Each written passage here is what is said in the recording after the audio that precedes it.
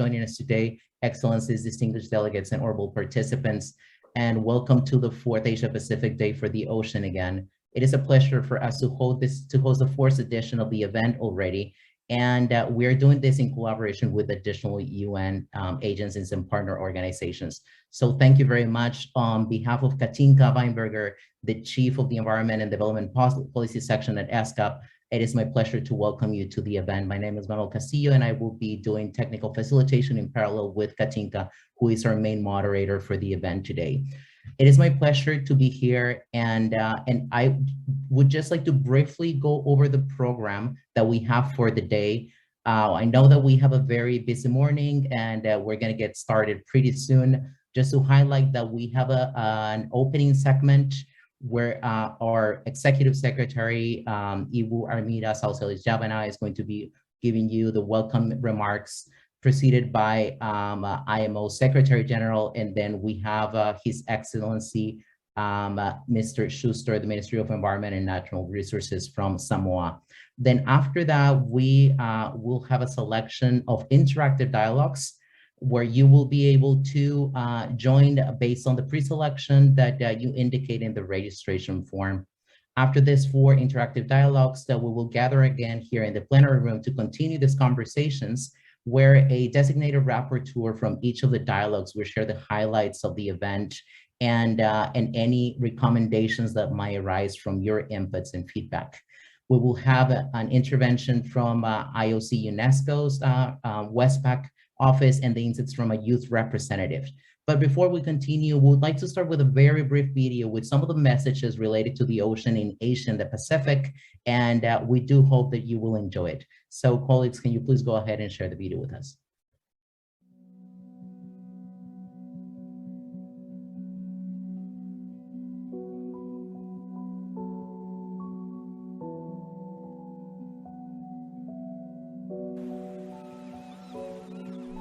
I love summer holidays at the beach because I get to build sandcastles. What's your favorite thing about the beach? I love the ocean because it creates half the oxygen for the whole world. It is the main source of food for more than 1 billion people and also keeps the economy going. Over 3 billion people wouldn't have work without the ocean. Okay. Look! I finished my sandcastle. Cool. Maybe I can be the king of the sandcastle and you can be the queen. Okay. Honey, it's time for lunch. Finish your tuna sandwich and then we've got to catch the ferry back home. Coming, Mom. I hope your ferry is operating in a sustainable way. Shipping and general connectivity across the ocean is super important for tourism, fishing, and transport, but it can be really damaging to the ocean. Yeah, I heard some boats use very old engines that use fuel and pollute the water when they leak. We need more electric boats. Anyway, I had a great summer holiday with you. And before I go, I want to give you the starfish as a goodbye gift. You can't give that to me, silly. He lives here in the sea. The ocean already has enough problems with overfishing and illegal fishing. It's actually one of the biggest issues facing the ocean today. But I like fish. I'm gonna have tuna for lunch.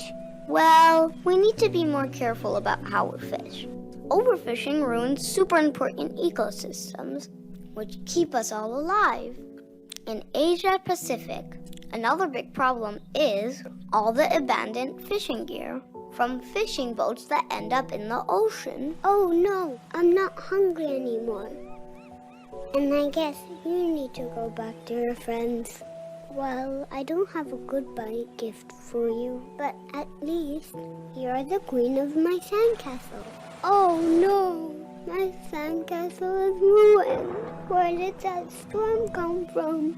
It must be what grown-ups call climate change. Yep, the warming also causes rising sea levels and extreme weather, which is especially unsafe for people living near the water. Like the people living nearby in the Pacific Islands, they've seen coral reefs dying, fish and food disappearing, and people in danger due to dangerous storms and cyclones. This could be a problem all over the region. I would mean loads of people having to leave their home and move to safer places, which would cause even more issues. Also, since the pandemic, I have found many disposable face masks on the beach.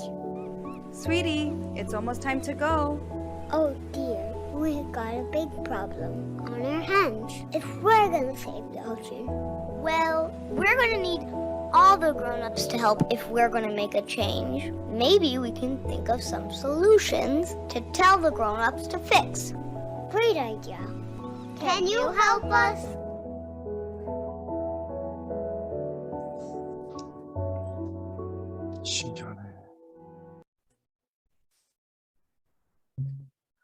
Well, we do hope you have enjoyed this very brief video and that today during your discussions, you will be able to identify some concrete solutions to address the issues discussed in this video as well. So now it is my pleasure to invite Ms. Armida Salcialis-Javana, Under-Secretary General of the United Nations and Executive Secretary of ESCAP, to deliver her welcome address. Ivo Armida, the floor is yours. Thank you very much, Manuel. Very good morning, good afternoon, good evening. His Excellency Mr. Toe Ole Sulusulu Cedric Salesapose Schuster, Minister of Natural Resources and Environment, and Samoa Tourism Authority, Mr. Kitaklim, Secretary General of International Maritime Organization, Ambassador Peter Thompson, Excellencies, distinguished delegates and participants. I would like to welcome you all to the 4th Asia-Pacific Day for the Ocean, the 6th assessment report of the Intergovernmental Panel on Climate Change unequivocally highlights that human influence has warmed the atmosphere, the ocean, and land. If scenarios with increasing CO2 emissions materialize, the ocean and land carbon sinks will be less effective at slowing the accumulation of CO2 in the atmosphere. Many changes due to past and future greenhouse gas emissions are already irreversible, in particular changes in the ocean, ice sheets, and sea levels. Our coastal communities have further witnessed increased vulnerability in face of the COVID-19 pandemic in the region. Furthermore, the 2021 SDG Progress Report for Asia and Pacific shows that the region is regressing on the delivery of Sustainable Development Goals 14, which is life below water. The region is currently not on track to reach key targets, including those dealing with marine pollution, the conservation of coastal areas and marine resources for small island developing states and least developed countries. In this context, ESCAP Resolution 76/1 on strengthening cooperation to promote the conservation and sustainable use of the oceans, seas, and marine resources for sustainable development in Asia and the Pacific provided a framework to scale up policy responses. Please allow me to highlight a few critical challenges that our oceans are facing today. The problem of marine pollution continues to intensify. During the pandemic, many cities experienced an increase in single-use plastic waste generated mainly by takeaway and home delivery meals. Some studies have recently reported that up to 1.56 billion face masks may have entered the ocean last year. Maritime connectivity in Asia and the Pacific is a key piece for regional and global development. Nonetheless, persisting connectivity gaps affecting our countries in the Pacific remain one of our most pressing regional challenges. Furthermore, the sector has significant opportunities to contribute to carbon neutrality through greener vessels and shipping practices, including port operations. The data needed to facilitate better policies for the ocean environment are varied, right? Ranging from the biology and dynamics of fisheries to the intricacies of ocean chemistry and diversity in their sources, from the government to academia to the private sector. Many data have been collected on ocean environments. Still, these data are not evenly distributed globally and are not necessarily collected in a uniform and systematic method. Gaps, therefore, remain in our scientific understanding of oceans. Human-induced climate change is affecting the ocean and the marine life therein. The latest evidence underscores human influence on a wider range of climate variables, including weather and climate extremes, as noted in the 6th assessment report. The ocean-based economies and societies are being impacted with long-term changes in the human-induced climate changes, especially related to ocean acidification. Excellencies, I'm pleased to inform you that ESCAP's work program is addressing these challenges with several innovative solutions through programming and partnership activities. We have begun to support regional, sub-regional, and national activities to accelerate policymaking on, for example, more efficient waste management systems, maritime transport to reduce the environmental impact of shipping and port activities, ocean accounting through co-chairing the Global Ocean Accounts Partnership, and the development of national pilot activities and nature-based solutions to mitigate the stress on marine ecosystems. In particular, ESCAP, in collaboration with other UN agencies, has developed a regional decade program to support the implementation of the UN Decade of Ocean Science for Sustainable Development in Asia and Pacific. The Decade program will engage a variety of key stakeholders, including governments, civil society, the youth, private sector, academia, and the scientific community to support the development of the science that is essential for the ocean we want in Asia and the Pacific. ESCAP will continue to provide a regional platform on the Asia-Pacific Day for the Ocean. We sincerely hope to receive your contributions throughout the Ocean Decade to facilitate constructive dialogue that will promote the protection of the ocean in all parts of our region. I'm confident that member states can accelerate actions on the delivery of SDG 14 and to build back better and bluer. Have a great day for the ocean. Thank you very much. Thank you very much, Iwarmita, for highlighting the commitment of ESCAP in the work on the ocean. And also, now that you mentioned Resolution 76-1, I think the fact that we have several member states from across all sub-regions in Asia and the Pacific is testimony to the commitment of member states and also the willingness of ESCAP to support them in the realization of Sustainable Development Goal 14.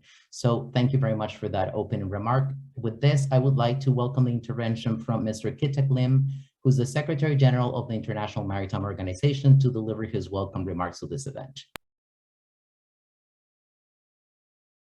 Excellencies, distinguished participants, it is my honor to address you all at the opening of the 4th Asia-Pacific Ocean Day. The Asia-Pacific region will continue to contribute substantially to global economic growth in the coming years. The ocean and the blue economy will play an important part in this growth. This opportunity for the region to come together to deliberate on key issues affecting the ocean is timely. Given the existential challenges of our time, including the climate change and the pandemic, causing profound impact on jobs, health, and environment. It is clear that no country or agency can overcome this crisis alone. It is imperative that we all come together and collectively address this global emergency. As a matter of priority for humankind in the months ahead, the global community is coming together with many high-level events this and next year, like COP26, the United Nations Environment Assembly, or COP15 on biological diversity. These global engagements are key, and the high-level statement will direct action in this regard in the near future. The challenge that remains is to transition from discussion and commitment to tangible and urgent action. The maritime sector is playing a central part in the area of concrete actions. We are supporting the battle against climate change directly by reducing greenhouse gas emissions. IMO has already developed and adopted a mandatory measure to improve ships' energy efficiency and cut emissions from ships. And we are working on new measures to go further toward the decarbonization of shipping. We are also, among others, supporting member states embrace digitalization of the maritime sector to empower women in the maritime industry and to unlock the potential of a truly blue economy. The pandemic has clearly shown our reliance on shipping to keep global supply chain moving. That is why I maintain that shipping is critical in ensuring global post-COVID economic recovery and achieving sustainable growth. Sustainable maritime transport also plays a pivotal role in the governance of our ocean, as shipping is one of the primary users of the ocean space. I'm therefore very pleased to be part of this fourth Asia Pacific Day for the Oceans, and I'm certain that the region will be central to the transformation of the industry as it becomes even more safe, green, and secure, and remain at the forefront of action toward our common goals for the sustainable growth with healthy oceans. I wish you a very successful day and very fruitful discussions. Thank you. Thank you very much. We really appreciate these remarks from Secretary General of IMO. And we do reiterate ESCAP's commitment to a close collaboration with IMO in the implementation of the Regional Decade Program that our Executive Secretary was just talking about. They are and they will continue to be a strategic partner, and this will be shown in Interactive Dialogue D, where some of the colleagues will explore some of these projects together. So after these welcome remarks, it is now my honor to greet His Excellency Honorable Sulusu Cedric Salesa Posa Schuster, who's the Minister for the Ministry of Natural Resources and Environment and Samoa Tourism Authority. He will deliver a keynote speech. So Excellency, the floor is yours.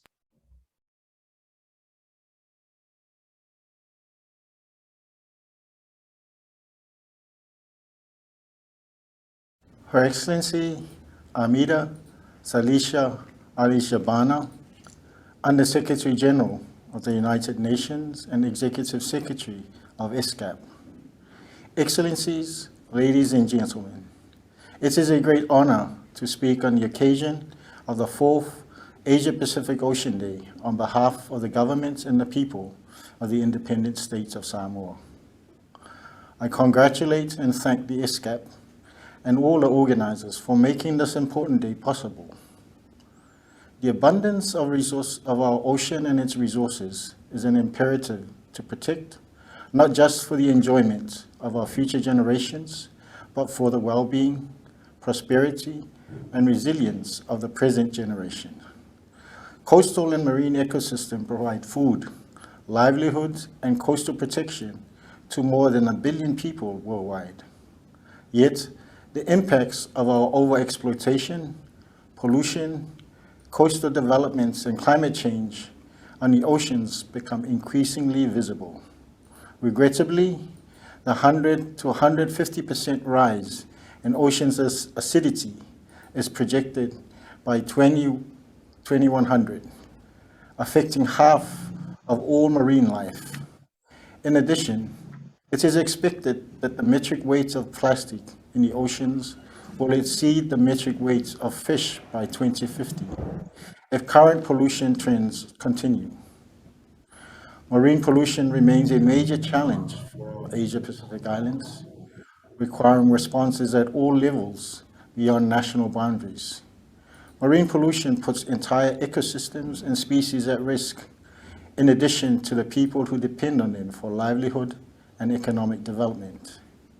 Globally, we hear the incessant call for effective implementations of the SDG, particularly SDG 14. Plastic pollution is a planetary threat affecting nearly every marine and freshwater ecosystem globally. Guided by the long-term ambition of eliminating all discharge of plastic litter into the ocean, we support a global agreement on plastic pollution to address this issue in an integrated manner. As a large ocean island state, Samoa is part of a network of large island ocean states spanning the Pacific and interconnected by the ocean. The ocean defines our way of life, underpins our livelihoods, and defines who we are as a people and culture. Samoa's Ocean Strategy 2020 to 2030 underscores the importance of integrated management of our oceans and seas to sustaining livelihoods, providing food security, transportation, and an important source of economic growth through commercial fishing, marine transportation, and tourism. With tourism as the main driver of the national economy, our oceans and marine environments play a critical role in sustainable tourism developments. Our work on oceans and marine pollution is gaining momentum and are focused on the implementation of Samoa's National Waste Management Strategy 2019 to 2023, in line with Pacific Regional Integrated Waste and Pollution Management Strategy 2016 to 2025, both of which aim to improve waste management on land and to reduce ocean pollution through integrated management of municipal waste, marine debris, including microplastic and ship-sourced pollution, including oil spills, recyclables such as PET bottles and chemicals, and so forth.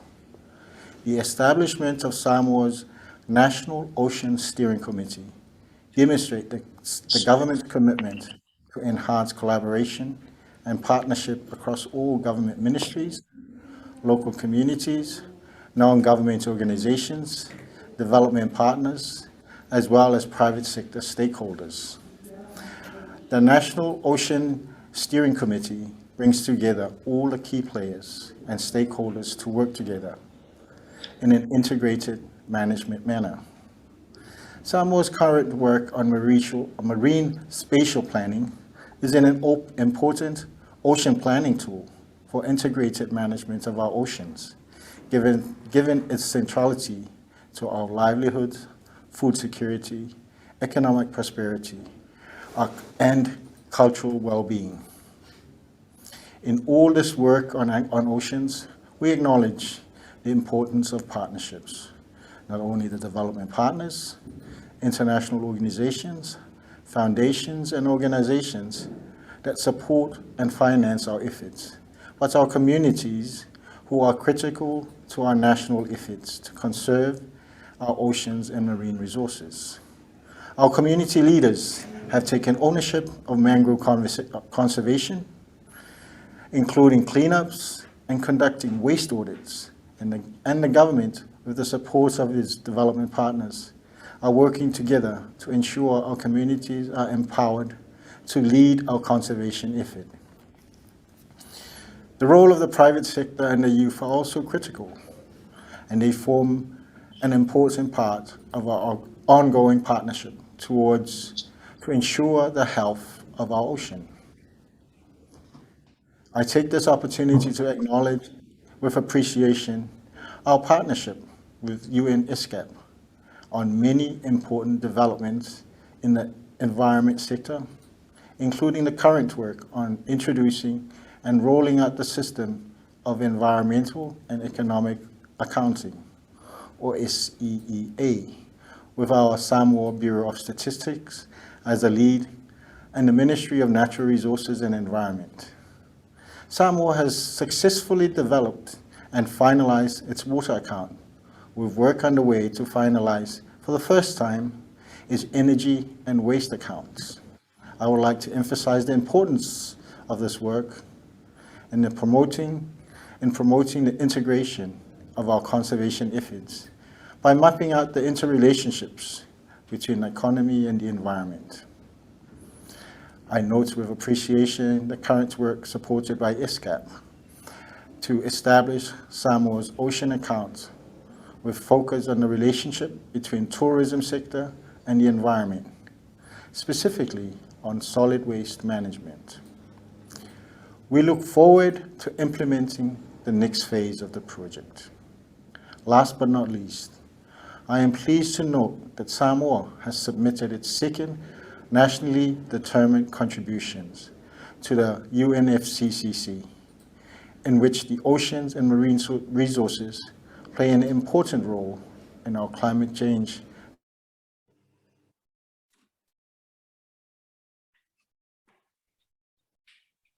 set to be launched this year as part of our National Environment Week 2021. I reiterate that we can only achieve our goals by working together.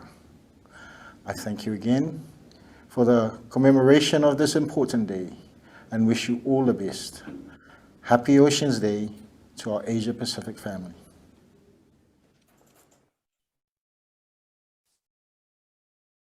Thank you very much, Excellency, for those remarks. I think it was a great keynote speech that we got from Samoa, and we really appreciate these insights as the minister has touched on several issues that we will be discussing today, highlighting the ocean accounts work, highlighting marine pollution, and important issues such as climate change.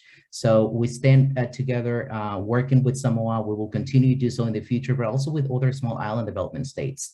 And it is great that today different organizations for the Pacific are joining us, like SPREP, the Secretary of the Pacific Community, too, because we can build partnerships together to support the Pacific communities also. So with this, I would like to thank again the government of Samoa for this keynote remarks and the previous speakers in this opening segment.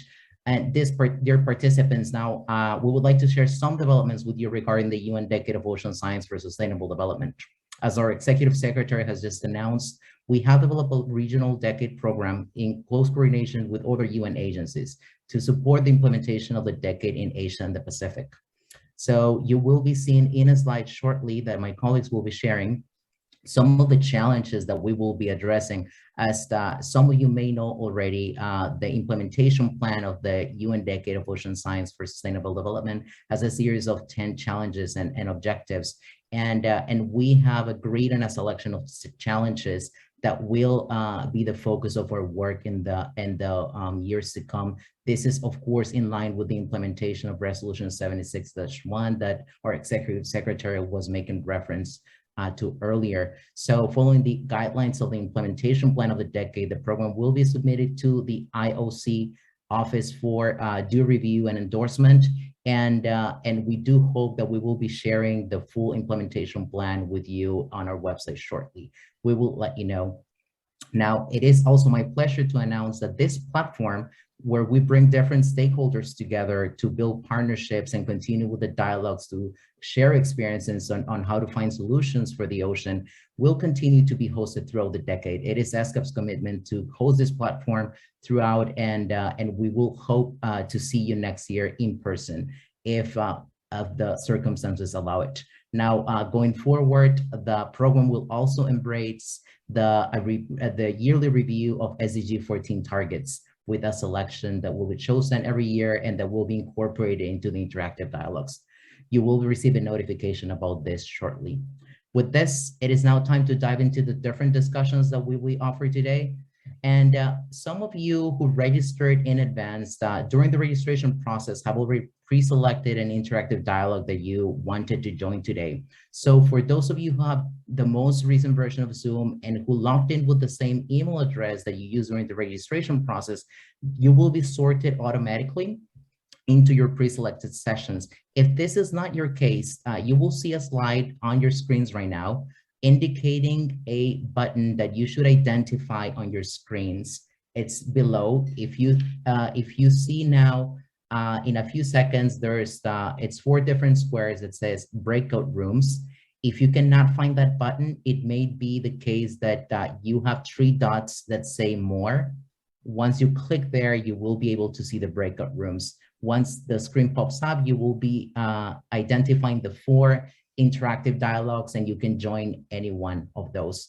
Now, if you're not sorted out automatically, you can stay here in the plenary room, and we will support you in this process. We will guide you to the corresponding interactive dialogue. This can be indicated to us in the chat box, or also if you rename your username as it appears on the screen, indicating the dialogue that you want to join. For instance, we have a user whose name is Ben, then he can indicate B and then space or dash Ben, and then we know that we need to redirect that speaker to dialogue B, or the same for other speakers like Camille. If Camille wants to join dialogue A, then she can rename to A dash Camille, and we will direct her to dialogue A.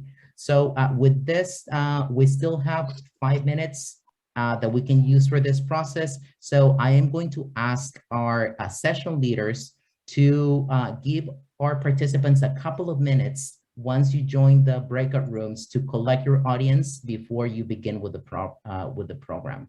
And we will all meet back here in the plenary in 90 minutes after you finish this interactive dialogues, and we will be very happy to hear the highlights from your sessions. And then we will continue with the rest of our program at that point. So may I now ask our technical facilitators to distribute the audience, please.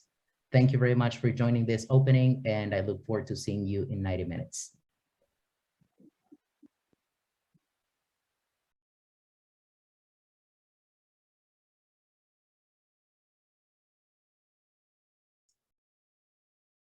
Welcome everyone who's joining in the session A. I'm just going to give everyone a chance to join in. There's still quite a few people in the main plenary, so we'll start shortly.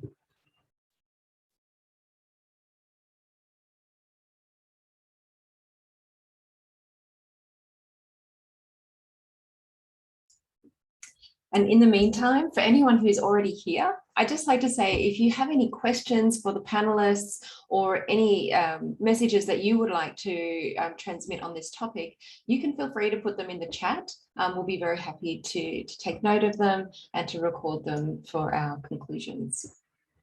And feel free to also introduce yourselves in the chat as well, if you'd like.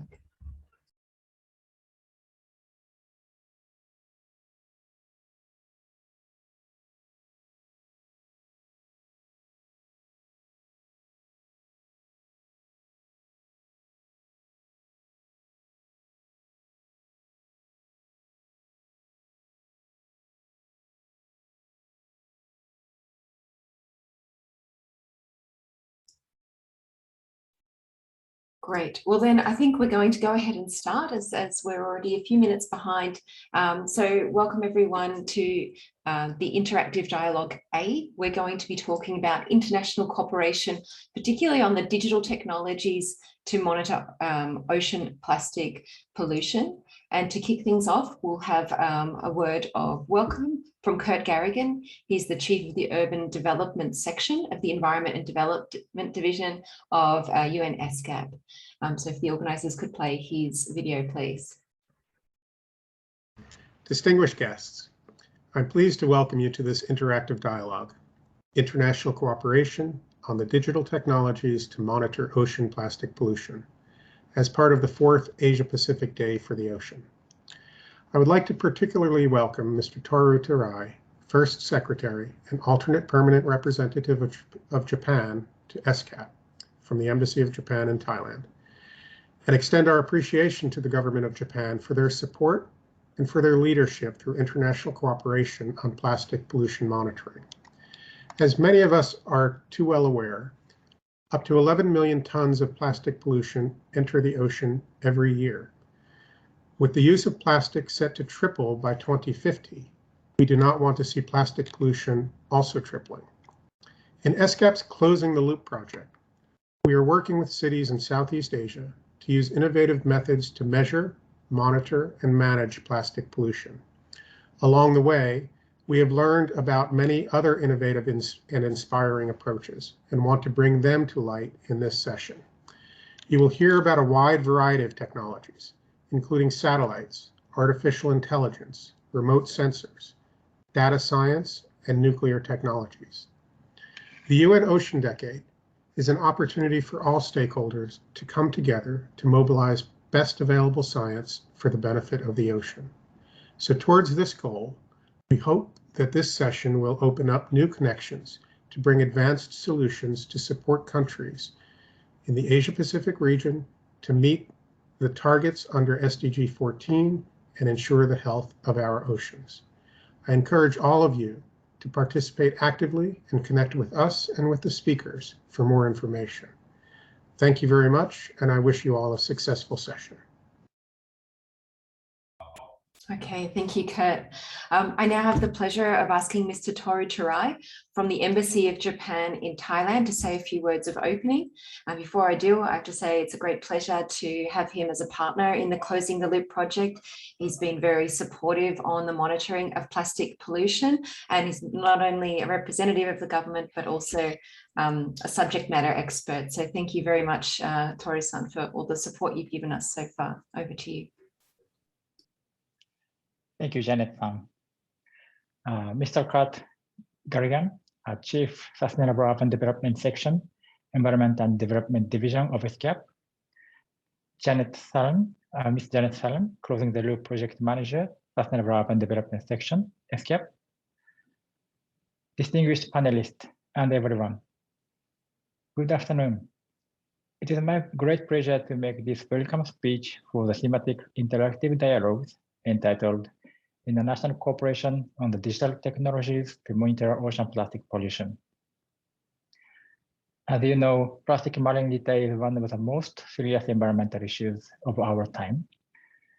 Plastic waste, if they are not collected and treated properly, remain in the natural environment, producing long-lasting adverse effects on marine and land ecosystems. The international community is now more aware of the seriousness of this issue. When Japan hosted the G20 summit in Osaka in 2019, the leaders shared a common global vision called the Osaka Blue Ocean Vision, which aims to reduce additional pollution by plastic marine litter to zero by 2050.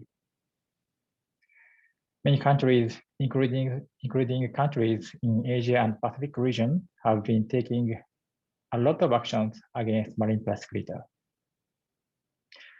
Japan is also one of those countries.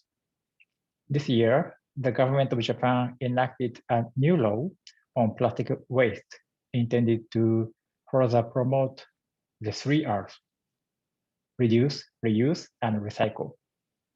We will be able to work much more effectively against plastic waste.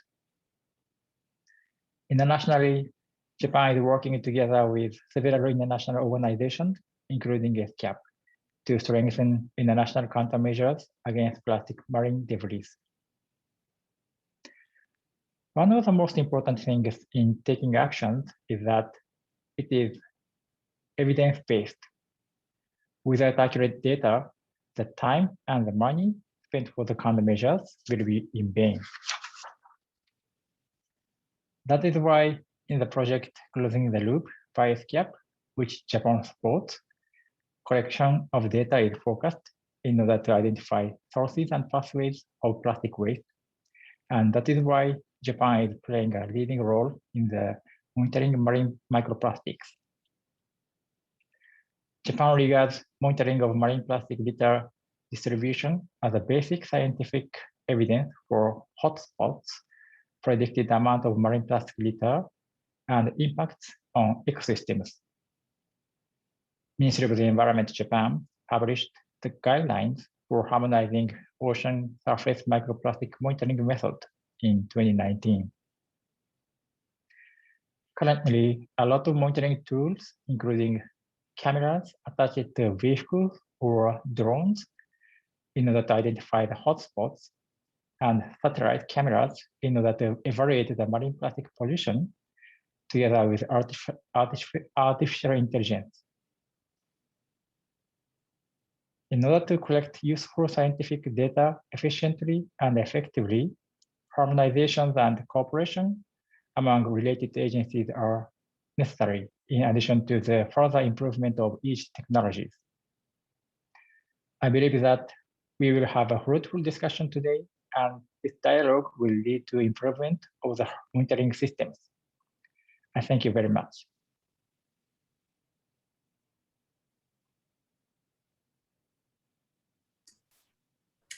Thank you very much, Toru-san, for your opening remarks. It's now my pleasure to start to kick off the presentations. Now, I'm going to talk about the Closing the Loop project, which is focused on the monitoring of plastic pollution. I'm just going to pull up my screen, and hopefully can I get a confirmation that we are that I'm sharing the correct screen?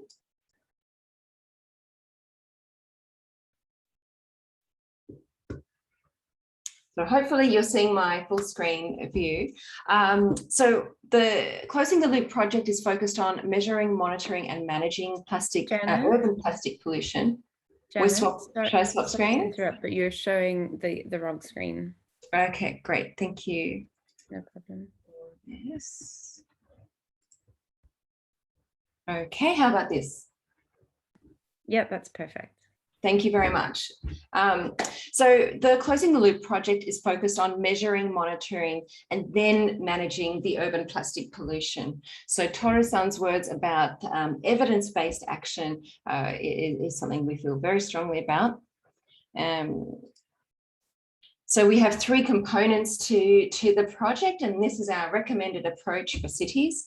The first one is to measure plastic pollution, and I'll talk about how that is different from monitoring in a second. In the measurement component of the project, we're doing a baseline assessment. It's very in-depth and involves a lot of primary data collection, as well as a qualitative assessment. So we try to answer questions here, like what is the source of plastic pollution? Which products are they that are actually ending up in the water? And that can be very different from which products are the majority of plastic waste. Then we also try to answer the question of where are those leakage points, not only geographically where are they located, but where in that waste management process did the leakage from the waste management into the environment occur? Was it when they were waiting for collection, or was there a lack of collection entirely, or did they make it onto a truck or a landfill but then they leaked out during a flooding or wind or another reason? Now, on the qualitative side, we're looking at, well, what are those policy environments? What's the institutional environment already like? What is the local capacity like? And who are the different stakeholders that are very important, and what are their roles? Now, that is already enough information and evidence to create the city level action plan. But what we also do in this project is we establish a monitoring system so that while that action plan is in process, the city can monitor the plastic pollution over time in between these massive baseline assessments, so they can see, is the level of plastic pollution going up or down? And is it moving? Has it moved from one location to another? So to do that, we've set up a digital mapping tool. We make use of different remote sensing technologies like satellites, sensors, but also mobile phone-based crowdsourced data, so citizen science. Now, all that data comes in and then it has to get processed through machine learning to detect that plastic, and then we have those maps of plastic pollution hotspots. Now, with those two processes in place, we can also move to the city action plan. So from that baseline assessment, knowing the answer to those questions that I've outlined makes it very straightforward to then decide, what are those policy intervention priorities? Is it the plastic bags? Is it the collection process or the separation process? Or is a particular district an area of interest? And with the information from the qualitative side, we can determine what the local action plan should be and what the strategies to invest should be. So not every solution is one size fits all. Based on just the numbers, we have to take into account that institutional and stakeholder context to know what would really work. We also have developed an e-learning course for cities so that they can also develop their capacity for this topic and know how things are going. And I'll show you a little bit about that shortly. Another message we have on plastic pollution monitoring is it's really a partnership activity. So just in our project, we have many partners, some or most of which are here. The key partners being the city governments themselves. So we find that it's very important to translate national policies down to city level action plans and to empower those that level of government to take action. The actual project itself is managed by ESCAP, but we partner with IGES, the Institute for Global Environmental Strategies, and our digital tool partner is Japan Space Systems. And then we have a lot of knowledge partners, IUCN, Urbanize in Malaysia, ITS in Surabaya, and Mahidol University here in Thailand. But we also have a project advisory committee with many important partners here, including the government of Japan, and they provide us strategic governance advice, and they also share information about what they're doing. And so we also found there's a lot of overlapping activities where in the future we'd like to synergize more. So I'll just give you a little image of that baseline assessment. So to do that, you actually need a lot of data and a little bit of modeling. Each one of these blocks in here represents a data set that we collect in each city to determine 4 key things. One is how much waste is generated, and we find out how much of that is plastic. The second one is what does the waste management system look like? So we find out about source separation, types and sizes of container, frequency of collection, waste storage, transport distance, all of those things. That's the well-managed waste. There's also unmanaged waste. Here we've called it dumping of uncollected waste. So we also collect data on that. And then we also collect data on how much waste is going to the environment with a bit of primary data collection. And then all together, we also take some topographic information and weather information. We can model how much of the plastic that is generated ends up in the waterways in each city. Now, what about this monitoring tool? So as I said, we really depend here on remote sensing. We need eyes on the ground, or sometimes eyes from space. Lauren, who will be also speaking in the panel, is an expert on this. So we use satellites, cameras, and citizen science as our eyes. But we luckily don't have to look at the images. We use artificial intelligence to do that. And they use different algorithms depending on if they're seeing images from satellites, where they have a much wider range of light that they can have a look at. Lauren will talk about that. And there's different algorithms to if you're using cameras or photos or video, that's then looking at image recognition, shape recognition. And again, we don't want cities or stakeholders looking into this. We want them just to see the third step, which is a hotspot map where they can see where those collections of plastic pollution are aggregating in their cities. So they can monitor it, they can also take action, but it's mostly to inform, is that city action plan working or not? This is just for your info. This is what our sampling plan looks like in Da Nang. We have to work out areas of interest for the different types of technology, and then we merge them together. Then for each city, we develop a workflow. Again, I won't show you the details, but it's just to show you, we start with the policy questions, such as where does plastic litter enter the river system? And then working backwards, we then see how the monitoring works to answer that particular question.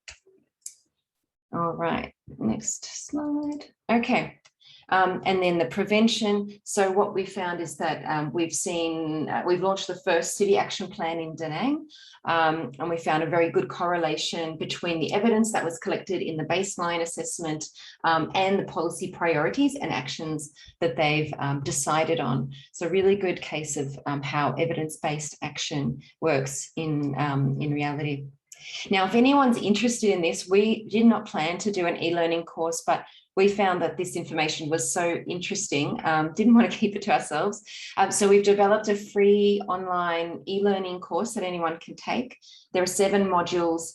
It will take about 15 hours in total, but each module is just an hour or 2 long. And it's based on videos and very light content. So it's quite entertaining to take. Free of charge, self-paced, you can take it any time. And I encourage anyone who's interested in this topic to take the course. Very interesting. So I'll stop there and thank you very much for your attention on what we're doing. Again, if you have any questions, you can feel free to put them in the chat. Okay, so now we come to the panel discussion, which I'll have the honor of moderating. We have invited 5 experts. I think we have most online, but I would like to start with Lauren. Lauren, are you with us? Yeah, absolutely. Let me get my slides up. Give me a sec. Okay. So Lauren Bierman is from Plymouth Marine Lab. And she's also the task force leader in the International Ocean Color Coordinating Group Task Force on Remote Sensing of Marine Debris. I do think we need a shorter name for that one. But Lauren has been kind enough to join us to give us an overview of where do we stand on remote sensing and the use of AI to help us detect marine debris. And Lauren is also the trainer in the e-learning course that I've just presented, Module 4, on detecting plastic debris from land and space. She takes you on a lovely tour of hunting for plastic. So Lauren, when you're ready. Let me share my screen. Hopefully that's showing. Janet, can you see it? Yes, that's showing really well. Over to you. Excellent. Okay, so I'm just going to take hopefully no more than sort of several minutes to take you through exactly as Janet described, some of the work that I do using satellites for detection and potentially future monitoring of marine debris, and the tantalizing role of machine learning and AI. Now, it's actually detection of floating plastics from satellite is actually an incredibly new technology. In fact, it was only last year for the first time that it was demonstrated to the scientific community and further that satellites could be used for this process. And even though that's really, really exciting because satellite technology sits between existing technologies that, are on very different scales. So these very big ocean circulation models that tell us where plastics are ending up on sort of gyre scales or global scales, all the way down to people who are working really, really hard to measure plastics in nets or in water samples. And sort of satellite remote sensing sits in the middle, but specifically what it can see has limitations. So first of all, in the literature, when we talk about macroplastics, we're talking about items or fragments that are bigger than 5 millimeters. Now, if you look at your hand right now and imagine a fragment of 5 millimeters, that's something that can fit into the palm of your hand. But really, when I talk about macroplastics from satellites, I'm either talking about patches of those small fragments, but more specifically, items that you would instantly recognize, like water bottles, the polystyrene container that your lunch comes in, objects that are so big that you can hold them in your hand without them being so small. Specifically, also, the work that we published was specifically in coastal waters. Now, that's not necessarily a bad thing because most of plastic leakage does come from land, but it is a limitation. And finally, importantly, we know that plastics that float on the surface of the water only make up a fraction of all plastics entering our systems. but below surface debris is undetectable using satellites. Now, despite these limitations, I will say that the technology does fill a niche, and also the incentive to keep using it is high, because as we know, if plastics entering coastal waters are not recirculated onto beaches, and if they're then not removed through cleanup operations, then they will enter the open ocean, where it becomes a factor harder to clean up. But also there's a danger there that plastics will do the things we don't want them to do. They will harm marine life and inevitably eventually break down into microplastics. And then we're really going to struggle to remove them. Now, there are a lot of satellites out there. In fact, the lineup of satellites that can potentially be used for this kind of work is quite extensive. But actually, I'm just going to take you through some of the top contenders for this type of work and tell you why we pick one over the other. In this lineup that you see over here, I've specifically focused on the Copernicus program satellites, and there's one over here from Maxar. Sentinel-1, 2, and 3 collect data that is freely available to any user under the Copernicus program. Whereas Maxar Worldview data, it is absolutely excellent, but it is commercial. In other words, your project needs to have budget in order to buy satellite data, which is often very expensive. The benefit, of course, is that you're collecting data at very, very high spatial resolution. But if you're like me, you don't really have money for satellite data, Maxar Worldview data is perhaps not available. Sentinel-3 is another excellent candidate. The data are collected across 21 bands. The problem is the spatial resolution is 300 meters. And that is enormous. And so we're hopefully never going to be able to detect plastic at 300-meter resolution. Then we get to radar data. This is an excellent idea because radar satellites can see through cloud. The problem is we've never really, we see that optical data is our best bet so far for plastic detection. So that leaves us with Sentinel-2. Now this is a satellite that collects data in 12 bands at 10-meter resolution, but I'm not going to expect you to understand what that means. I'm just going to say that Sentinel-2 has excellent eyes, and I'm going to show you what that means. And I love this part of my work because I love taking people through this sort of imagery. Now, this is a typical Sentinel-2 scene taken off Da Nang. You can see it's quite hazy straight away. I hope you notice straight away it's quite hazy. But what you're seeing over here is when I talk about bands, I'm talking about light. So what we've asked Sentinel-2 to recreate a true color image where it has taken light in the red, the green, and the blue. So those 3 bands to create an image.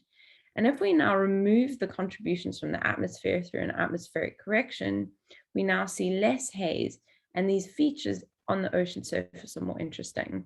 And as beautiful as they are, we're not actually interested in them. What we're interested in are things floating on the surface of the water. And the best way to see that is to move from the visible into the near infrared, because water absorbs really strongly in the near infrared, and anything floating on the surface of the water is going to reflect. I'm going to ask you to focus on these 4 areas over here. If you look at them in the RGB or in this true color image, you just see that there's seawater underneath. And maybe in this one, you can see that there are a few dots. If I move into the near infrared now, suddenly those dots become very clear, but things that were almost completely invisible to us in the other circles, we can see that floating on the surface of the water, there's a lot going on. This doesn't necessarily mean it's debris. And in fact, if we take a look with that commercial data I told you about Worldview, and we focus on this circle over here, the things that are floating on the surface of the water there are aquaculture cages. And you can see teeny tiny boats over here. So what is true for aquaculture cages is true for boats, and it is also true for floating debris. What we need in order to make the debris visible is features in the ocean that occur naturally, like fronts, because it gathers material, and it is gathering over here. As you can see, these plastics are very bright and reflective, and this is about the size of a Sentinel-2 pixel over here. So it is filled with water, it is filled with natural debris, it's also filled with a swimmer, but most importantly, it has a lot of plastic, and that plastic is probably going to be clear as long as we use the different bands, particularly the near infrared, like I just showed you. Now, moving on to this tantalizing AI and machine learning, I will say that the ocean is very empty until it is not. And so in order to be able to detect plastics, but then also quickly discriminate plastics from other floating things that occur naturally on the ocean surface, we need to first train machine learning algorithms. And for that to happen, the algorithms also need to be intelligent enough to be able to see plastics even when they're mixed in with natural sources of debris like sea foam or seawood, and particularly driftwood. There's also often natural, there are also often animals or things like pumice that can be mixed in with plastics. Now, I have an example here of the spectral signature of some of these types of debris. And I will say that when I started this work, we had exactly 9 perfect pixels of plastic in the world. This is still at about 20 pixels in the world. And in order to train machine learning libraries, traditionally, scientists will use tens of thousands, if not hundreds of thousands of detections in order to train their machine learning approaches. And this is why the process that we have at the moment is still highly manual and time consuming, and full automation of the process from start to finish is still tricky. However, I will say that the machine learning that we are using for classification and discrimination is incredibly important. And this is where AI really has its strength at discriminating plastics from other types of materials. But we're still working really hard on automating this full process using machine learning and AI. Until we're able to roll that out to create near real-time global maps of hotspots of plastic pollution, we are still working really hard at detecting point measurements of plastic entering the open ocean. And I like this map because it shows you that not only are plastics entering the waters from sort of certain countries, it is global. We're seeing plastics entering the water in Canada and in the UK and in Italy, in the Med, as well as from places like Ghana and Vietnam. So these global oceans are all interconnected, and we all need to work just as hard as other countries at keeping control of our plastic footprint. Now, the next steps are not just up to me, and I absolutely love all the people that I work with, particularly ESCAP, because it's going to take a village to solve this problem. But loads of scientists are working on this problem, and since we published in 2020, there have been amazing papers published, so everyone is trying to look at this. I will highlight one paper very quickly that was published by Paolo Tasseron last year. And the work that he's doing here is he took the floating debris index we created at PML and the NDVI, and he shows how well it does at picking up plastics and also other floating debris, whereas other indices only pick up plants. But the work that he's doing is specific for future sensors, because it's not just machine learning, it's also future technologies that we're relying on, because we need future satellites to have the right bands to not only detect floating debris, but to also discriminate natural materials from plastics on board, not just with machine learning once we have the data. Something that is really progressing this work is the IOCCG task force on the remote sensing of marine litter and debris. And Janet is right, we should shorten that. Those core topics include specifically technologies, the algorithms and applications, data sets, and the interdisciplinary aspects, I apologize, in order to have a central place where we can share and learn and disseminate information in order to progress this field, not just from a technological perspective, but also from a machine learning and AI perspective. And I would highly recommend going to the website, because the other thing that we have there is absolutely every project, we hope we have them all now, that is being funded, that has been funded and is ongoing, which is looking at this problem. And as you can see, there are a lot of things that are happening out there. It's all really exciting. And we have contact people and the websites for all of these projects. So if you're interested in different aspects of this, we highly recommend that you visit the website. I'm going to end with this slide just to remind everyone, just with COP happening a week away or starting very soon, actually just in a few days, that the plastic pollution problem is also a climate change issue. And by solving this one, we are also tackling a serious climate change issue. So that's me. Thank you, Janet, so much for having me, and you and ESCAP, as always, for being our greatest advocates and pushing the marine plastics issue towards a monitoring solution. Thank you very much, Lauren, for the presentation. It's always exciting to see how a completely different topic like satellites can interact with something like marine debris. So I get the pleasure of having a short moment of Q&A with you, but all the participants in the group, please, if you have any questions, put them in the chat, and I think I'm pointing this way, and then we will put them to Lauren. Lauren, just a question. Can we in the future think of a sort of digital twin of the ocean where we can see plastic pollution through these technologies without having to send a boat out? We've been seeing wonderful images of the collection of the plastic from the Great Ocean Cleanup, but can we go and see the plastic waste in the future digitally? I think that's possible. I think the only thing holding us back at the moment is a failure of imagination. So for those, you know, it's definitely something that is achievable. And I think the things that I mentioned are solvable, certainly from a technological perspective. ESA are already working on the idea of new satellites that can be used specifically to detect floating debris.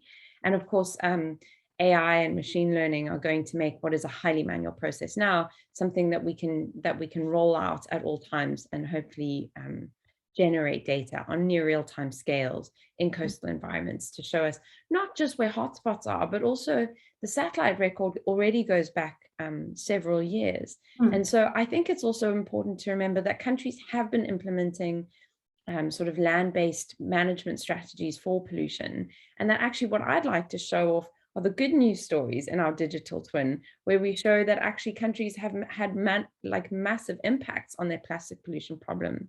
And we can show those off as well through the digital twin. So I think it's more than possible, and we're working towards that constantly.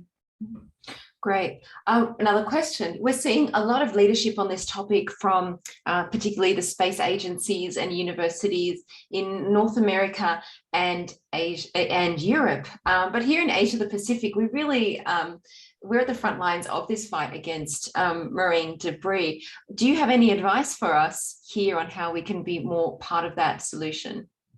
Yeah, I mean, absolutely. I think so I don't see it that way, because a lot of the teaching that I do, a lot of my students are from Southeast Asia, and some of the best work that I've seen is actually coming from Southeast Asia. Just like my mind is blown by just how much interest and sort of invigoration of the field is actually coming from there. And so I think possibly, hopefully I become completely redundant, and I wouldn't be surprised at all if someone from a Southeast Asian country came up with that digital twin, has been working on it and perfecting it.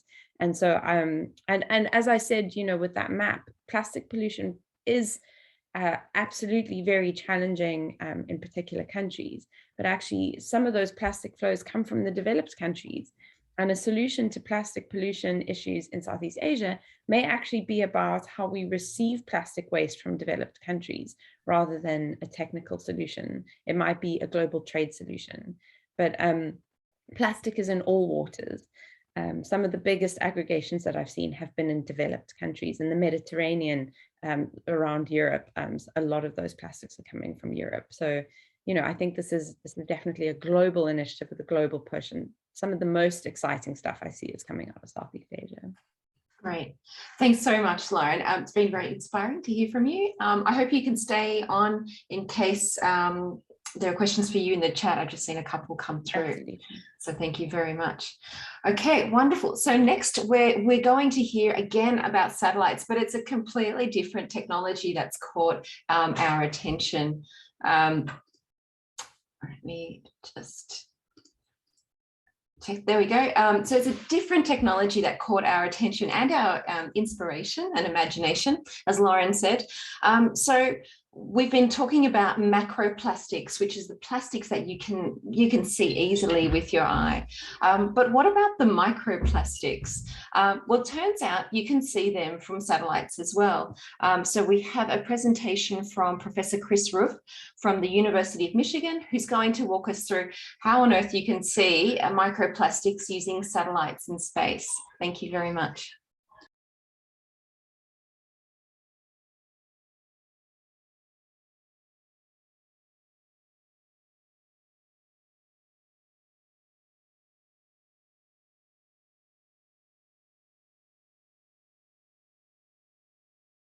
Hello, I'm Chris Ruff at the University of Michigan. First, I'd like to thank you for inviting me to present some of our work at the Asia Pacific Day for the Ocean in the Plastic Pollution Monitoring session. Today, I'll be presenting recent results monitoring microplastics from space. In summary, our technique uses satellite radar observations of ocean surface roughness and looks at anomalies in the roughness where the ocean is not as rough as expected, and we've found that those anomalies are highly correlated with the presence of ocean microplastics. The radar that we've been using, it's actually a family of radars, are flying on the NASA Cygnus mission, Cyclone Global Navigation Satellite System. Notably, the MSS, mean square slope, is highly correlated with the wind blowing on the ocean.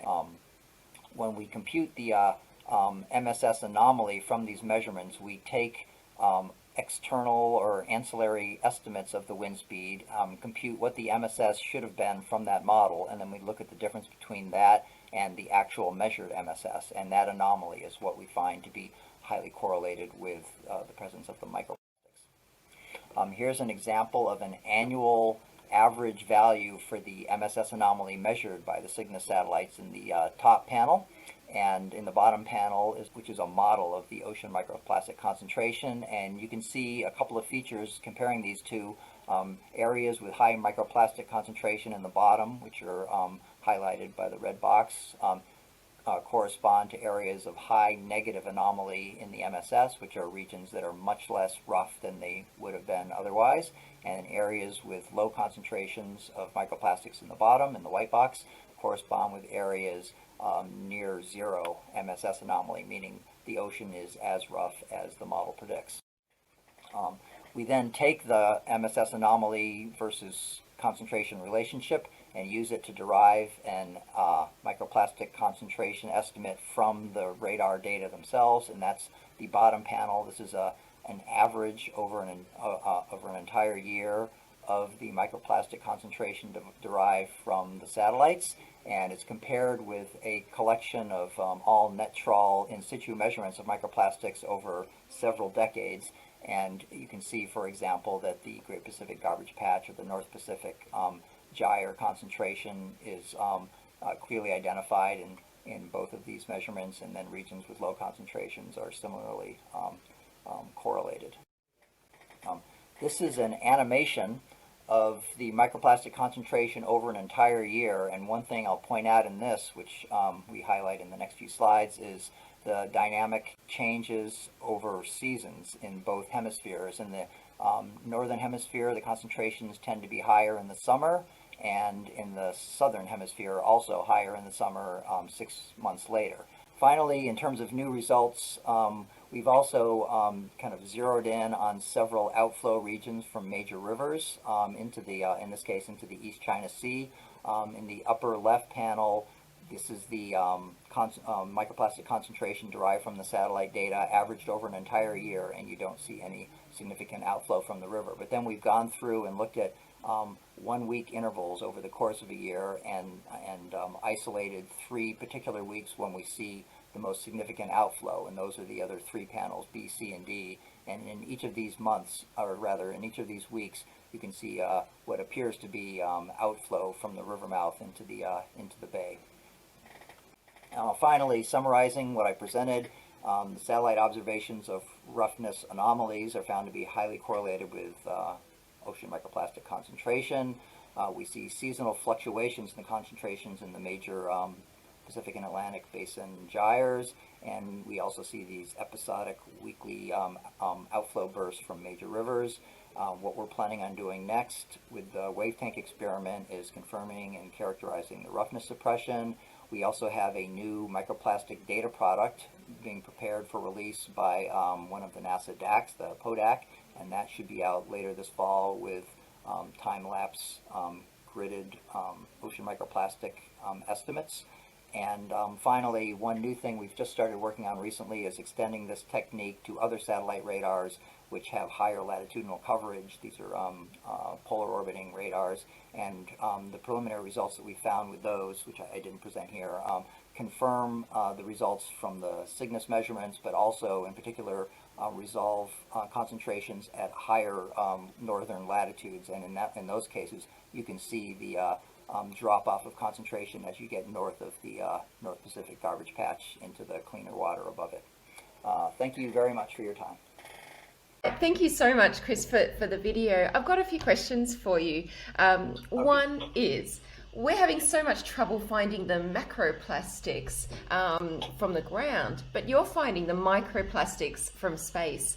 How did you even think of being able to do that? Right. Well, I got the idea from a previous remote sensing project I had worked on, imaging oil slicks after oil spills using satellite radars, a different type of radar, but it's a similar type of physical process where the oil suppresses the roughening of the ocean from wind. And so I thought maybe that would work with the microplastics as well. So we gave it a try, and there is that signal is there. It's quite amazing. In the animations we saw in your presentation, you've got such good coverage of the world, particularly those zones where we know there's a high concentration of the plastics. But what was surprising was the seasonal variability. So do those microplastics chase the summer? Do they go to where it's warmer for some reason? Or is it just that the methodology works better in the summer? Right. Well, we don't really know the answer to that. I mean, what we see is the empirical evidence of the variations in the plastic concentration from summer to winter. We see it in both the Atlantic and the Pacific, and also in both the northern hemisphere and the southern hemisphere in their respective summers and winters.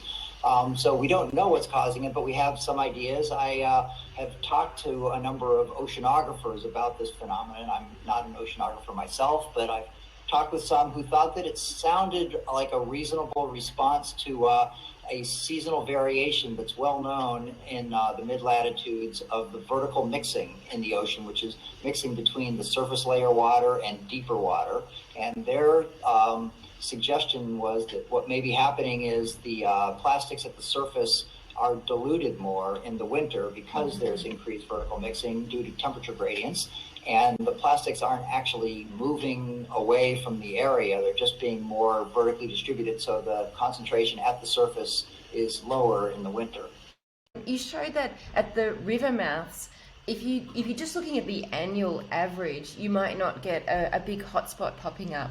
But sometimes there's a week here or there where you do get that hotspot of microplastic pollution. My question is, if there are cities here in Asia Pacific that are curious to know, well, what about at the mouth of the river in my city? Are they able to access this kind of information? Are they able to use your methodology or tap into your system somehow? Right, absolutely. So the well, first of all, with our data product, we kind of methodically went through all the major rivers that we can measure in our coverage zone from about 38 north to 38 south latitude, and we saw this behavior occurring in all of the major rivers, but some much more so than others. And so we see it in the data. The data product itself is something that we're in the process of arranging with a NASA data distribution system called the PODAC, which has a public-facing web file server, and when it's posted, which should be within the next month or so, it'll be available to everyone and anyone in the world who wants to come and work with our data files. So they'll be able to check for themselves on a particular region of interest or a particular river. And just lastly, is there any way that governments or any other stakeholders in the Asia Pacific can help you with ground sourcing or ground truthing or any other kind of cooperation that could support your work? Well, yeah, I think there's several ways. Ground truthing our data would be fantastic. You know, it's very empirically based, the retrievals, and we could use, you know, all the validation data that we get, in particular validation of these episodic bursts of outflow from rivers when there is and isn't outflow to compare with our measurements, and then seasonal measurements over the major ocean gyres to see if what we see of variations from winter to summer are actually borne out by the in situ measurements. Those would be very helpful for us. Wonderful. Great. Well, thank you so much again, Chris. Really, really excited to see that this is possible, and very excited to see the results of your work in a month or so. Yeah, well, thank you very much for your interest, and yeah, we're really looking forward to having, you know, as many people as possible work with this data when it comes out.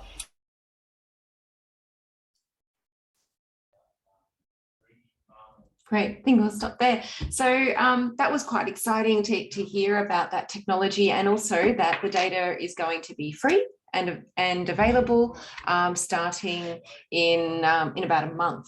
So we'd like to get some engagement or encourage engagement with this kind of data so that we can see how it integrates with other types of plastic monitoring activities in the region.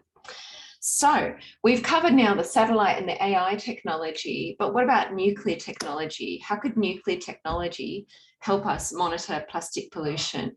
And so we're very happy that Mark Metienne from the International Atomic Energy Agency's Radio Ecology Laboratory is joining us today about their new tech program and the technologies they are exploring in the monitoring of plastic pollution. So Mark, let's see if you can pop on your camera. And yeah, good morning. Great. All right. You can go ahead and turn on your camera, or you can go straight to your presentation as you prefer. Yeah, good morning, everyone. My pleasure to join this this session. Yeah, I will give you a few slides, and then if you have any question, let me know. So I'll try to share my presentation. Here we go.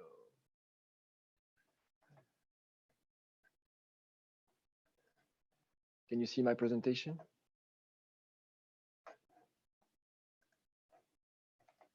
Hello? We can see your presentation, but it's not in full screen. Exactly. Okay. I'll try to do my best. Maybe I should stop this one. I think you just have to start the presentation mode. Okay. But I think it's another screen. It doesn't matter. Can you see it anyway, or you at least? No, we can't see anything now. You stopped sharing. Not at the moment. Yeah. Okay. Sometimes when you put it into the two screen, there's a little thing that says swap screens. Oh, that looks good. Better like Great. this? Yeah. All right. Yeah. Thank you for inviting me to participate to this talk, this session. Yeah. So I will go into detail. Basically, we saw amazing presentation before by my colleagues. The IEA is working closely with member states for developing this to tackle this huge problem of the microplastics. So I will go to just general information about what we're doing. I don't know if it works. Yeah, okay. So the nuclear and isotopic tools can address the marine plastic pollution in different way. So when we talk about this special day about ocean, we can definitely try to understand with these techniques where it's happened, when it's happened, what and how. So we're trying with our techniques to address knowledge of gaps. So optimizing monitoring strategy. We saw some strategy before. I'll go more into detail after. We can characterize microplastic and tracking also the fate and the transfer. And this is in the context of not just increasing the knowledge, but also enhance member state capacity. So sharing and build capacity among member states. First of all, when we talk about monitoring, you have to know we can go on the field counting. We saw that on satellites we can characterize plastic, but if you go on the field and basically you collect some samples and you want to go into details because you know that you have macroplastic and then you go in microplastic, and then you know it's breaking down to really little piece. And so the techniques that we are using, it's not really known as nuclear annotative technique, but it's used everywhere for when we talk about monitoring plastic. So for example, FTIR with Fourier transfer infrared spectroscopy or laser direct microscopy. These techniques are considered nuclear techniques. So basically, as soon as you go to a certain level and you want to go to characterize as much as possible the plastic pollution, basically you go into these techniques. And this is widely used around the world, and it's more and more. And what we're doing here in the agency is to try to equip and train scientists into member states.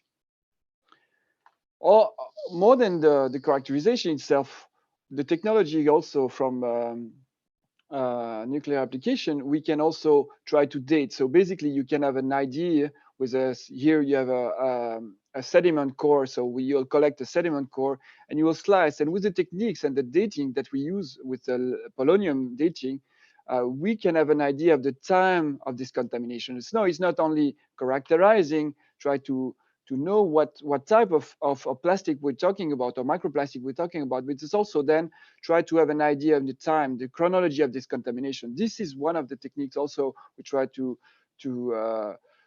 share with our member states. The other and the last part of the technology is also to try to assess the impact of this microplastic into marine organisms. So the question is basically, is health of the organism affected by microplastic?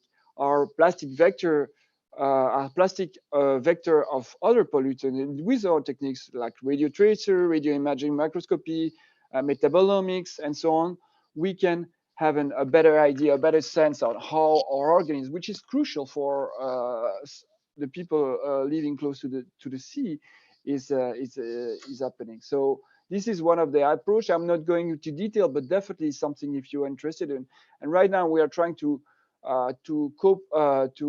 use some of the new technology to try to also go into detail about the way it's affecting our organisms. So using, for example, radioplastic. This is a project ongoing and is not developed well, but we have some example in other universities that is working pretty well. And also we can use isotopic enriched plastic to try to track into, for example, a traffic web that is recreated into a mesocosm.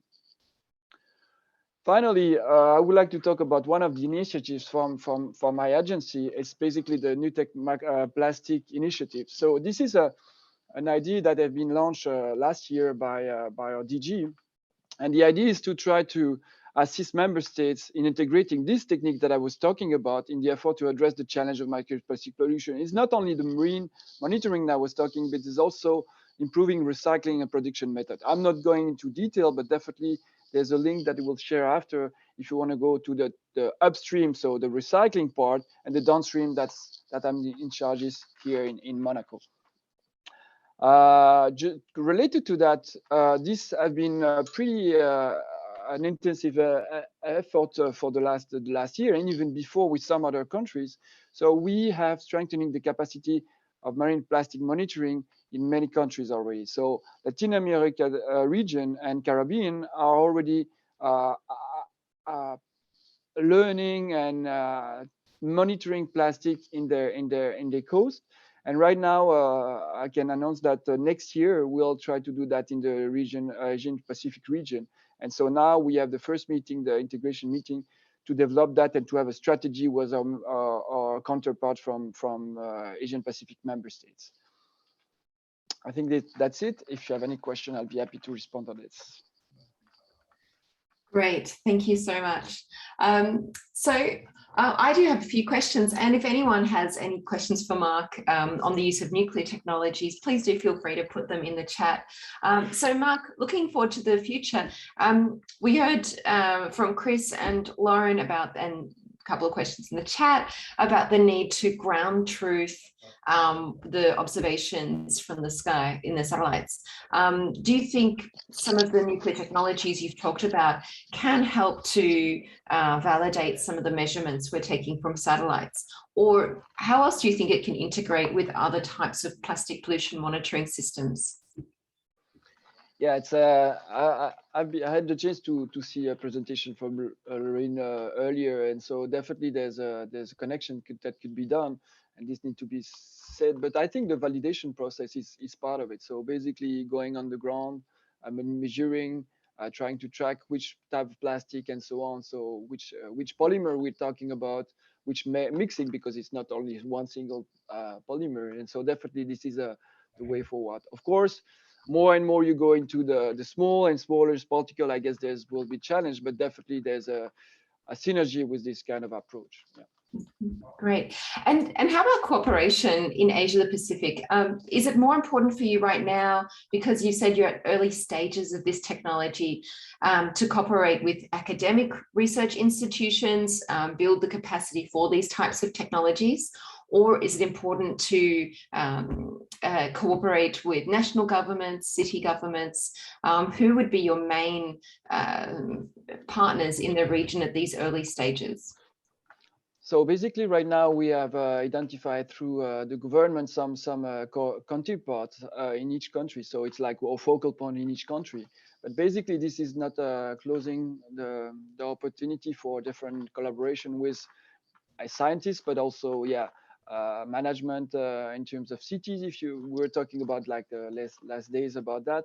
But this is something that we are keen on. So we have a focal point, and we are hoping to have like a sustainability of this project by collaborating at the national level. So definitely this is something we are looking forward, and we'll try to facilitate that.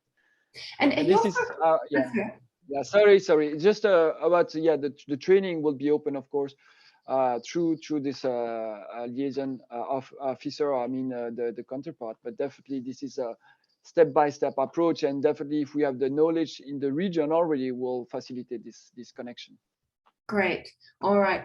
Thank you so much, Mark, for joining us today. And please stay on in case there's any questions in the chat. I really hope to connect more, bring more of your results in to our events in the region as the methodology and the project advances. It's really exciting stuff. Thank you. Yeah, my pleasure. Thank you, Daniel. Okay, great. Now we've talked a lot about different techniques to monitor plastic pollution, but where does this data then go? Is there a way to bring it all together in one? And there's a group that is thinking about this called the Alliance to End Plastic Waste. And so we have the pleasure of having Sabina Stranab from the Alliance to End Plastic Waste to talk about their efforts to bring together all of this information on plastic pollution. So Sabina, over to you. Thank you very much, Janet. Thank you for the invitation, being with you. It's really a big pleasure hearing all these great presentations. And I'm very happy now to present our project. It's currently in the beta version. It's a database in order to host and monitor the progress on plastic waste. It provides, so hopefully, yeah, now everything is working. Thank you. So we have created this database because there are so many data points around, and it's very hard to track the different data. So what we did is to build up two parts in this database. On the one hand, to have a kind of an overview to see how does it look globally in terms of different aspects like the plastic consumption, the municipal solid waste generation, plastic waste generation, the municipal solid waste collection or plastic waste collection, the mismanaged waste and infrastructure. And if you are now a user, for example, and you are looking for, I use now one example for the heat map, if you would like to go to Vietnam, and then you see a short snapshot right now what we have processed on data about the different plastic consumption. Currently, we are looking mainly for packaging and single-use plastic, although we are prepared in the second phase then to expand to all the long-duration plastic as well. So the consumer could, or the user could go then and say, okay, how does it look like? We have for municipal solid waste only one data point on a lower administration level. But if you go, for example, to the plastic waste generation, then the user would say, how does it look like around Vietnam in that respect? Here in the heat map, it's mainly the best available data reflected. What could be done in parallel on any of the heat maps to not only see what is happening in terms of plastic waste generation. In parallel, it would be the line of sight. What are the facilities in the next neighborhood in respect to, for example, open landfills, sorting lines, recycling facilities, and then it gives additional insights about what can be done. So this is only one side of the story.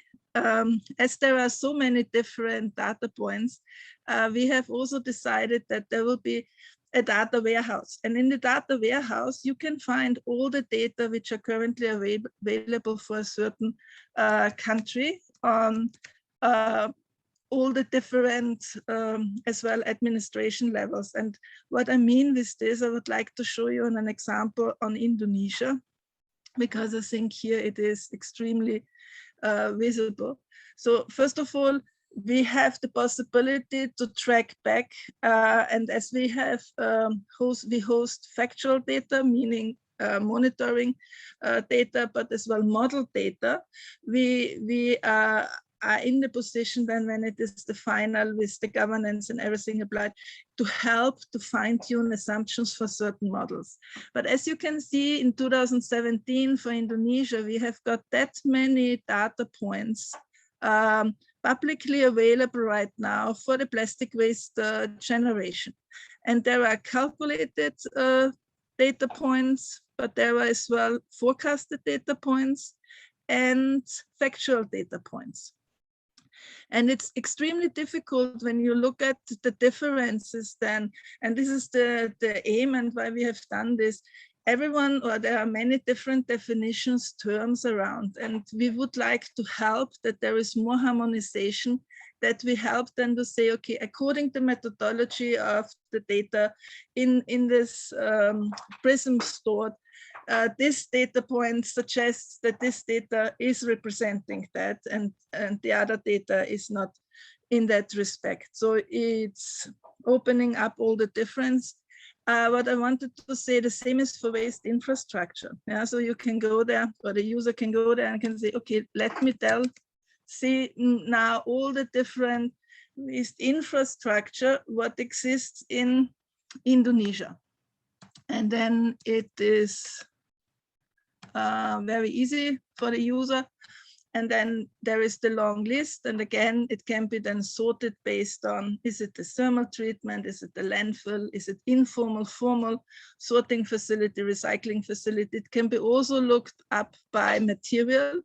So for example, to see what are the, I take now as an example, PET, what are the facilities available treating PET? And then the list appears. We are looking as well for capacity. So that would be, in a short, quick, an introduction. From a timeline, we are right now, as I mentioned before, in the beta version. And we are working with IBM to continue and implement to the full launch, and that is anticipated by early next year. Then we have implemented the full governance, and then there is a guidance as well about the quality of the data, meaning how robust is the data according to definition. Does it, is it the newest information? Is it verified? Is it vetted? So there are a couple of aspects, and that we are right now building in. With this said, I would like to give back to you, Jeanette, for any questions. Great, thank you so much, Sabina. And again, any questions in the chat would be most welcome. So I wanted to ask now, you've heard from the others about the different plastic waste or plastic pollution monitoring efforts.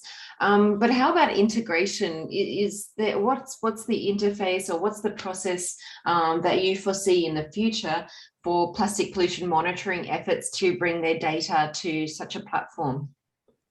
Yeah, I'm trying not to get out of the Freigabe unterbrechen. Sorry for that. So, and now I can start my video and then we see each other. So I think I'm now set. Yes, it is planned and it is forecasted that as soon we have everything done for the governance implementation, then there will be how I call it now, crowdsourcing of data. So user will be able to register and share the data and include the data into the database. And it's not only for country data, but as well for municipal, city data, district data, regional data. The aim is that we help to the users and the stakeholders to compare. Yeah, to give also some line of sight why in some areas there is more mismanaged or leakage of plastic waste, in other areas or in comparable geographies there is less. We have one element and I didn't show you yet because we are right now in the process of reformulating policy. So we have included EPI and single-use plastic policy. And with this said, we hope that we will first of all provide best practices. We are able to show certain interventions, how they will improve the situation on plastic and municipal solid waste collection, recycling, and hence what is not mismanaged and leaking. And with this, we are able to improve the current performance accordingly and learn what helps better and which intervention is not as impactful as maybe thought. Amazing. So you're not only looking at the plastic pollution monitoring data, but also the infrastructure, the policies. It's a sort of a one-stop map for the plastic pollution stakeholders globally, which is quite amazing to see. So again, just opening up in case anyone has any questions, please feel free to raise your hand. Unfortunately, we don't have a Q&A button, but you can raise your hand and I'll call on you before we're brought back in. I'd also like to invite the panelists who've already spoken. If you have any questions or comments on the presentations that you've heard, please feel free to raise your hands. But if not, I am then going to call on Lauren if she's still in. So Sabine, I think you can also stop the share of the screen, but I know that can be tricky. So Lauren, you're in this task force with multiple space agencies involved. To what extent do you think that these things are working in silos, and to what extent are they coming together to sort of integrate a monitoring system? I just want to note we did have Nikolai plan to join, but he hasn't been able to connect, unfortunately. But how do you see the bringing together of efforts? And I was wondering if you could reflect on the work of the Alliance to End Plastic Waste from their perspective to bring together this information. Yeah, I mean, I think obviously it's an imperative. I would say that from the remote sensing perspective, because it's all quite new, I think one of the nice things about the IOCCG task force is that that exists as a direct effort to already prevent siloing in an emerging brand new field. And for example, one of the core topics is interdisciplinary, because there's an encouragement there that it's explicit that it's not just about remote sensing of litter, it's about having a core topic that is specifically there for you and I, for example, to be able to communicate with policymakers, people who are working on the ground. And I think there's so much more that we can do. I know, for example, I think it's not a case of not wanting to. It's also just a case of there's so much information out there. The ICCG task force does sort of centralize it for scientists, for remote sensing scientists. But what is amazing is I'm sitting here and I've heard from two people I haven't heard speak before, and I've learned so much this morning. And so it's a case of attending stuff like this, having Janet continue to create platforms like this so that I can learn about the amazing stuff that's going on and go, oh, I want to work with you. This looks amazing. So it's an ongoing effort. And I think there's always more that we can do, right? Yeah, absolutely. Mark, maybe I could call on you. I mean, this is the first time we've brought you into our regional events. If you're still able to join us, Mark. Yes. Yeah, I was just wondering if you could reflect on the other presentations. How do you see linkages between your work and perhaps some of the satellite work, the AI work, or the data platform work? How could that help or support the efforts of the IAEA? I think this is a great session, because you can see that even there seems to be a part. There's a clear connection for me, because you need, as I said earlier, you can use the ground data from monitoring to validate some data from some remote sensing. You can also report this data with when we characterize the specific plastic, and report that with the database we were talking about earlier. So definitely there's connection, and they are totally complementary. So that's how I see it. And in the future, this is something we have to work on, really developing this connection between the different approach that for me definitely is useful for tackling this challenge of marine plastic pollution, or plastic pollution in general. Yeah. Absolutely. And what about partners? I mean, in the region, you talked about your focal points. Are your focal points actually in the nuclear technology, academic world, and parts of government? And do you see the potential to bridge over into the waste management branches of academia and government? Definitely. This is how we see it, and even private partner are welcome to join this task. And basically, it's the counterpart that have been chosen by the government, and then after, from this starting point, we develop this collaboration. And ideally, what we want is a global network. So we start at the national level, try to see if there's partners interested, other organization, regional organization, and then we try to connect. So it's starting. So definitely we are not there, but we saw that with other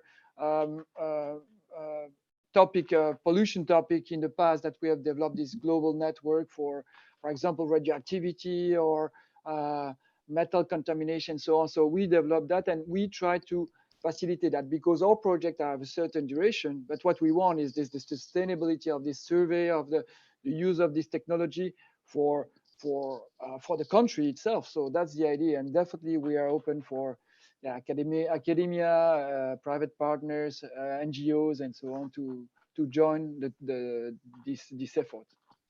You mentioned private partners. I would be interested if you could elaborate on that. What role could the private sector play in supporting some of your work or engaging in your work? I mean, the first one is the easiest one is the funding. Basically, we are looking for that kind of thing, because but also the idea is also to have this partnership that could help, for example, identifying. So when we identify something, that the information could be provided to them. Also the technology, to develop the technology, because there's right now for example, 5 years ago, we were able to go determine the particles that were not below 40 on the monitoring, 40 micrometer for the monitoring. Now we're going down and down, and with the development of the technology and the private partners that are involved in this development of analytical tools, that could be also possible. Mm-hmm. But there's opportunities are open, and so definitely we're not closing any doors on that, because I think this is part of the science and the action. It needs to be like a synergy. So definitely it's open for that. And Sabina, the Alliance to End Plastic Waste is the NGO that's been put together by an enormous amount of private sector companies that are involved in production of plastic products and materials. From your perspective, do you have any insights you can share on how they would like to support plastic pollution monitoring, apart from what's happening here, what you've presented, which is that home for all the data to help us all see what the data the others have collected, but how do they see efforts to support the actual monitoring itself?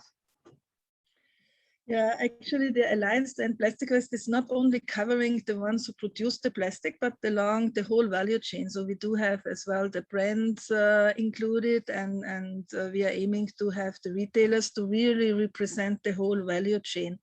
And one of the key areas is to close the data gap.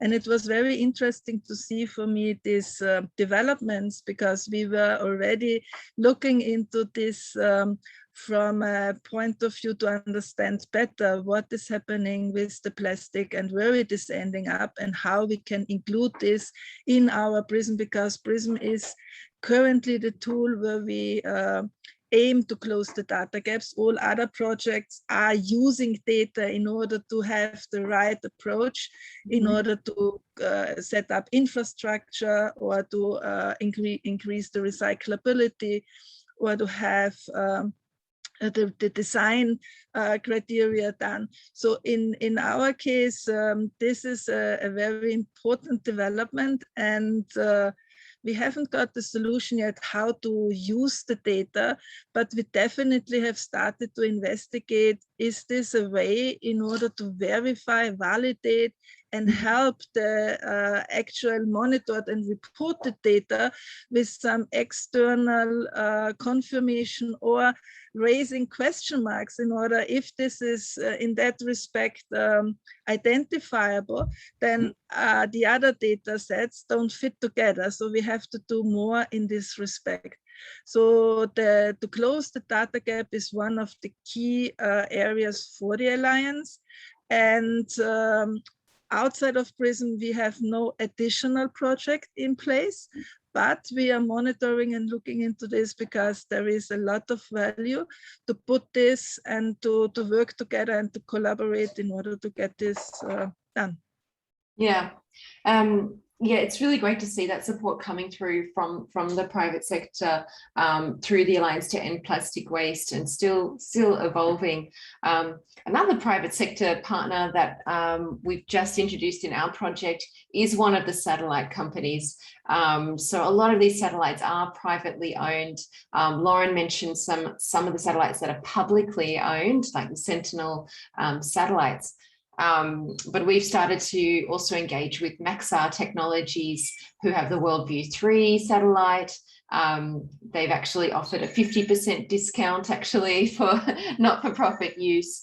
But I'm curious, Sabina, like, given that there's so much investment now on having this map of plastic pollution data, do you foresee engagement between the Alliance to End Plastic Waste and satellite companies in the private sector, or other national space agencies? Yeah, this is, as there is no ready-made project and approval, so that I can say, yes, we will start in the next couple of weeks and we will get on that. But there are works, because we need also to understand how we process the data and bring it into the PRISM. So in that respect, yes, all that work has done, and we are ready to outline and develop a kind of a proof of concept in order to identify which quality and quantity of data will be available, and to identify the right process to make this data point to an information, and complement and drive the right interventions and knowledge and developments. And this is where we are. On that level, it's definitely high on as an interesting aspect, and the proof of concept is, yeah, I would say outlined, but we need to get in our working conditions so to make it true. Yeah, but we are not like, yes, we will do this by January 2022, because then we are ready with release 2. So this is not the decision level yet. Right. Yeah. I mean, I think this is a really good potential, because as Lauren said, there is a lot of historic data in those satellites, and the methodology to read the data coming from those satellites to find the plastic pollution, that can also work for the archive data. So it would be wonderful to see that kind of moving or evolving map of the plastic pollution overlaid on some of your maps, which contain a lot of collected data. Great. So I'd like to thank you for being very active panelists and to engage in the Q&A. We're going to be transferred to the main room at any moment. So I'd just like to wrap up and summarize, starting with the government of Japan, who said that we needed to have evidence base for the actions that we make to tackle plastic pollution. And that's very important. That's something we believe in as well. And we do believe that there is a place for on-the-ground plastic measurement using, for instance, the plastic pollution calculator that I went through. But in between, you really need to automate the monitoring of plastic pollution using the digital technologies that we have on hand. And it's been really valuable to see that the national space agencies are actually way ahead of the game. They're very, very engaged in it. They're looking at how they can use both publicly available satellite data, privately owned satellite data. We heard from Chris about using the satellites to measure microplastics with this great hack of seeing how the surface of the ocean water changes from what should be expected when it's windy, and how extraordinarily those tiny microplastics make enough of a change to be able to be detected by a satellite with, I think, Lauren, you said it had a 200-meter wide pixel. So quite incredible that in a 200-meter wide pixel, you can pick up microplastics. We didn't hear from Nikolai about the integrated marine debris observation system, but there is a push by these agencies to bring it all together, which is very exciting. And hopefully we can then, see that digital twin of the ocean. Great to see also that nuclear technologies are being applied. As a practitioner in this area, I'm very relieved to see the work of Sabina in the Alliance to Plastic Waste to bring it all together on a platform so we can see each other's data. So I'd like to thank you all for being part of this interactive discussion, and I will see you all in the plenary session.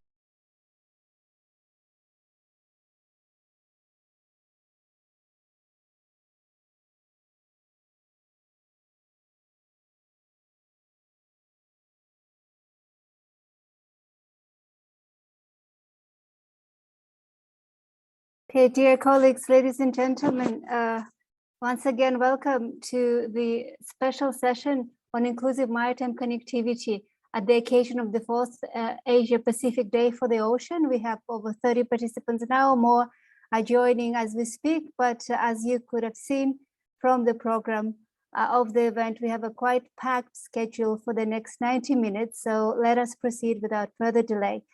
Again, on behalf of ESCAP Secretariat, from the Transport Division in particular, we would like to welcome you to the special session on inclusive maritime connectivity.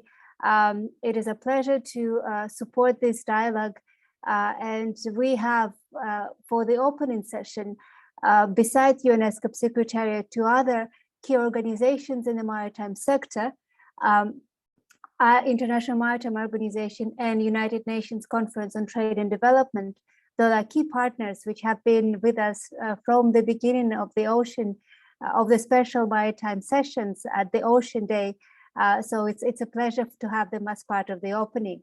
So with that, let me give the floor to the first speaker of this opening session, Mr. Weimin Ren, who is the director of ESCAP Transport Division, for his welcoming remark. Dear Mr. Ren, the floor is yours.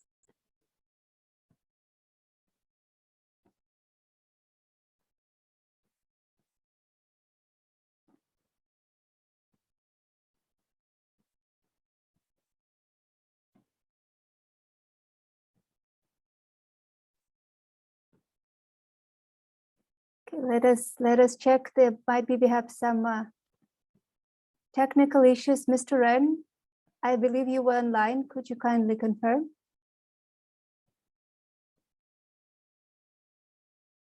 Okay, unfortunately he lost the connection. It's connecting back again. So Mr. Raymond, when you're ready, Mr. Ren, when you're ready, please go ahead. I can already see you on the call.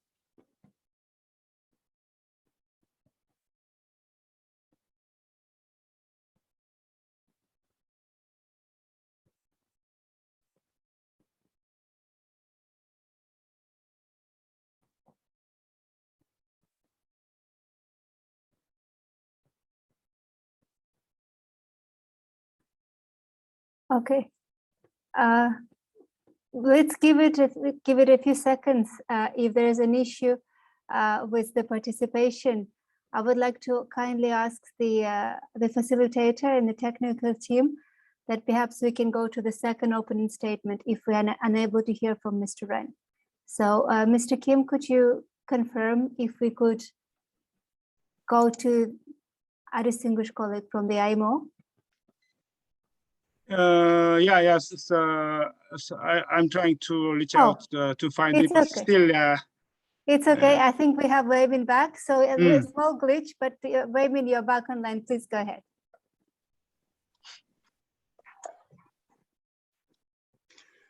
Thank you, Aza. Distinguished delegates, ladies and gentlemen. It's my great pleasure to extend a warm welcome to all participants of this interactive dialogue on inclusive maritime connectivity for building back better, especially our special guests, Ms. Shamika Siriman, Director from UNCTAD, and Mr. Xiaojie Zhang, Director from IMO, and all speakers. So dear participants, the main purpose of our special session today is to discuss the ways and means to enhance inclusive maritime connectivity in the regional decade program, accelerating the delivery of SDG 14 in Asia and the Pacific.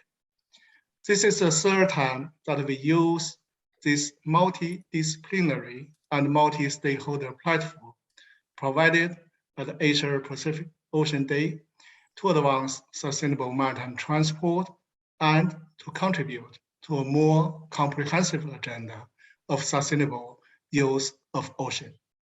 It's not an exaggeration to state that without the transition towards a more inclusive transport system, regionally and globally, we will not achieve most, if not all, sustainable development goals. Maritime transport is of paramount importance, especially in the Asia-Pacific region, as it occupies an absolute position, not only in economic growth, environment protection, and social development, but also in integration with the world. Of increasing importance are the issues pertaining to social dimension of transport and the formidable challenges to make our maritime connectivity more inclusive in terms of both connecting countries and addressing the social implications of shipping and port activities. The COVID-19 pandemic has made the link between preserving and enhancing maritime connectivity and achieving sustainable development even more vital than before. The disruptions to the global maritime connectivity caused by COVID-19 pandemic flag the continued and multi-level vulnerabilities of our countries and the need to enhance the synergies between economic sectors, foster innovation, and strengthen regional cooperation in response to and preparation for disruptive events. The pandemic experience underscored the crucial challenge of inclusive maritime connectivity, be it in terms of access to affordable and reliable maritime services, or in terms of social and labor requirements for keeping ships and ports operational. So in this context, I'm very pleased with this opportunity of reassessing the role and responsibility of maritime transport in sustainable development from the inclusiveness angle. The relevant SDG goals and targets require fundamental improvements in accessibility and inclusiveness of maritime services. So bearing that in mind, our session today will cover the issues of women in maritime, welfare and safety of seafarers, and regional cooperation to strengthen maritime connectivity in our region.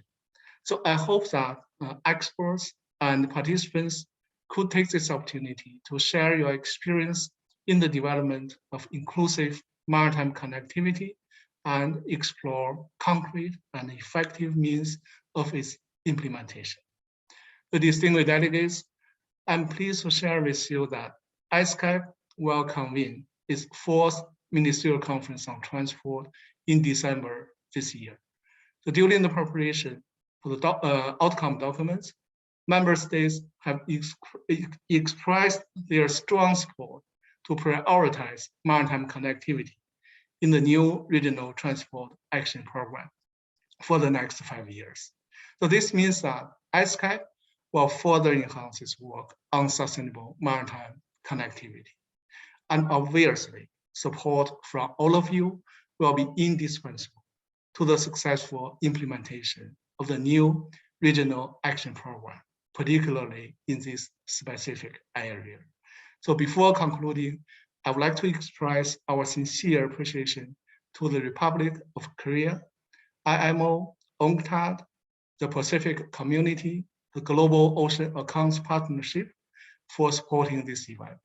So my deep gratitude also goes to all of you for your active participation, as well as for your past and future cooperation. I wish you all productive and fruitful deliberations. I thank you. Thank you very much, Mr. Ren, for this opening remarks. And now I'm very pleased to pass the floor to our distinguished colleague, Director of Transport Cooperation Division of International Maritime Organization, Mr. Zhang, for his opening remarks. Please, Mr. Zhang, the floor is yours.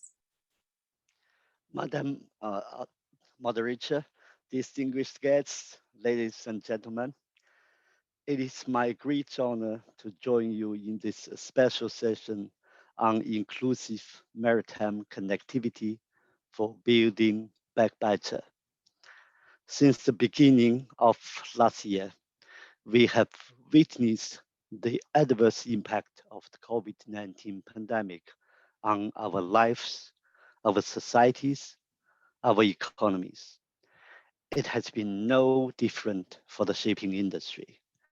We have seen a heavy toll on seafarers who have been faced with extended contracts at sea or the inability to join ships to start contracts due to restrictions on transit and travel. With the suspension of official travel, traditional technical cooperation has largely been suspended since February 2020. However, IMO Secretariat has taken the opportunity to adapt its working practices to meet the new challenges and to develop new methodologies. We have continued to provide technical assistance to member states, particularly developing countries, to enhance the implementation of IMO instruments, albeit through virtual modalities. Shaping and sustainable maritime connectivity is critical to our global economic recovery. In these difficult times, the ability of shipping services and the seafarers to deliver what we need to keep our economies running can only be achieved through cooperation and collaboration among all maritime stakeholders. Ensuring maritime safety, the protection of marine environment, and a greater push toward digital digitalization are key. Maritime will be the foundation for the recovery. Shipping has continued to deliver vital goods during the pandemic. We have seen the professionalism and the sacrifice of the world's 2 million seafarers who continued with their services during these unprecedented times to transport more than 80% of the world trade. IMO, together with ILO and other UN agencies and the social partners, such as the International Chamber of Shipping and the International Transport Federation, worked hard to protect seafarers and ensuring their safety and well-being during these challenging times with the support of member states. However, those efforts have not been turned into full practice around the globe in the field. The challenges are still there, and we need to do more to resolve the crude exchange and the repatriation issue. Going back to normal after the pandemic, at least for the maritime industry, may not be reliable. Recovery from the pandemic needs to lead to a greener and more sustainable world. In the maritime sector, this means ever more focus is on the stricter application of the technical requirements of marine environmental conventions, which are applicable to ships, including those regulating operational pollution from oil, hazardous and noxious substances in bulk and package form, garbage, sewage, and air pollution, the dumping of land-sourced waste into the sea, the management of discharges of ballast water, and the control of the spread of harmful aquatic organisms. IMO will work to support the implementation of the initial IMO strategy on reduction of GHG emissions from ships and the IMO action plan to address marine plastic litter from ships in full cooperation with member states, industry, and international organizations. Recovery policy also need to encourage investments in better and safer shipping. This means not just the international fleet, but also for the domestic fleet. We continue to work with ESCAP and with countries in the region to address domestic ferry safety, to support economic and social connectivity and the inclusion of these communities. This session focuses on ocean. This means assessing the work at hand to support our global economy recovery, assist our island, archipelagic, and coastal communities, ensure the availability of shipping services, protect our seafarers, address climate change, and protect our oceans from further biodiversity loss. We have an opportunity here to review of how far we have gone in addressing the issue affecting the sustainable use of our oceans and how much more we need to do collectively in the coming years to accelerate our delivery of the UN 2030 Agenda for Sustainable Development and the Sustainable Development Goals. Specifically, we need to assess how far we have come.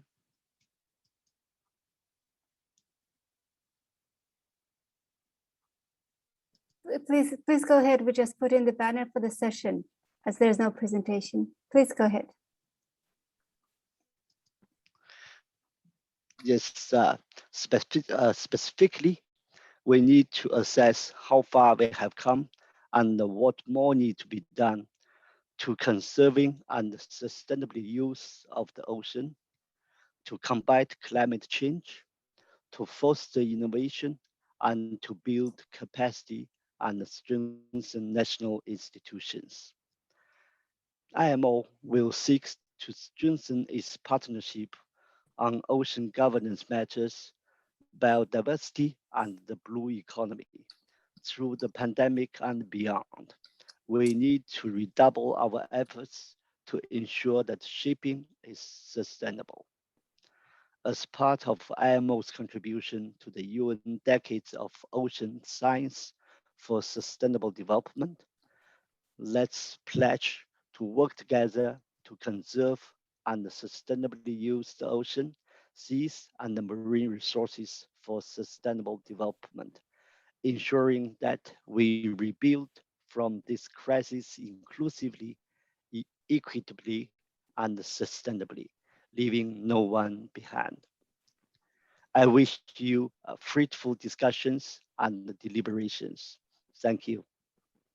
Thank you. Thank you very much, our distinguished colleague from the International Maritime Organization. It was a pleasure to hear your very insightful thoughts and to hear about the work of IMO, our very valued partner. And we look forward to our cooperation in the future, building on what we have accomplished so far. Thank you very much, Mr. Zhang. And with that, it's my pleasure to give the floor to Ms. Shamika Shiriban, who's the Director of the Division of Technology and Logistics of UNCTAD, who is also, I would say, this the third pillar of our cooperation on the maritime. So we have a few words by way of opening remarks from Ms. Shamika. Please, technicians, please kindly display the message. Thank you.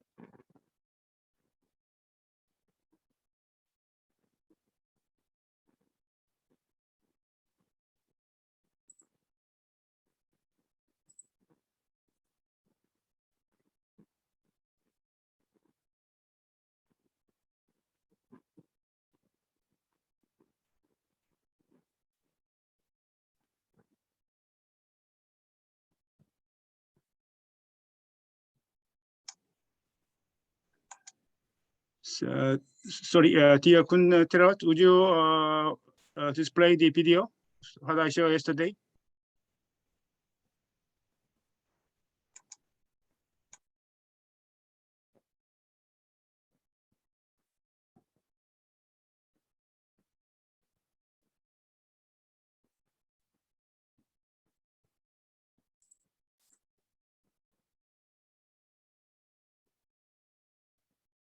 A very warm welcome to the 4th Asia Pacific Day for the Ocean.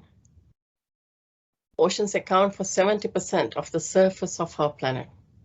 According to our estimates at UNCTAD, exports of oceans-based goods and services amount to about $2.5 trillion per year. The ocean also connects us with over 80% of global trade carried by ships. This important role played by the maritime sector makes its sustainability and resilience a critical factor for achieving ocean sustainability, effective SDG 14 implementation, and the alignment with the UN Decade of Ocean Science for Sustainable Development, which started in January 2021.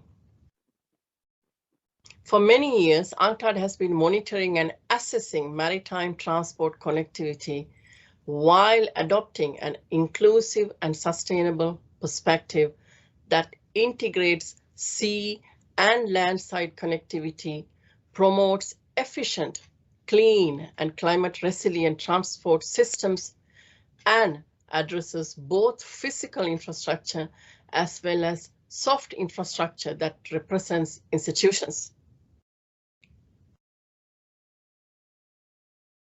Maritime transport connectivity is a crucial determinant of countries' trade-led growth. Our data shows that since 2004, improvements in China's liner shipping connectivity index are associated with about 30% increase in manufactured imports and a 40% increase in exports. Lacking a direct maritime connection with a trade partner reduces the value of exports by an estimated 42 to 55%. And any additional transshipment required to connect two countries would lower export values by 20 to 25%. In fact, in 2001, based on UNCTAD's Liner Shipping Index, the top 5 connected were in Asia. At the same time, it's a concern that small island developing nations, those surrounded by the ocean, remain among the least connected.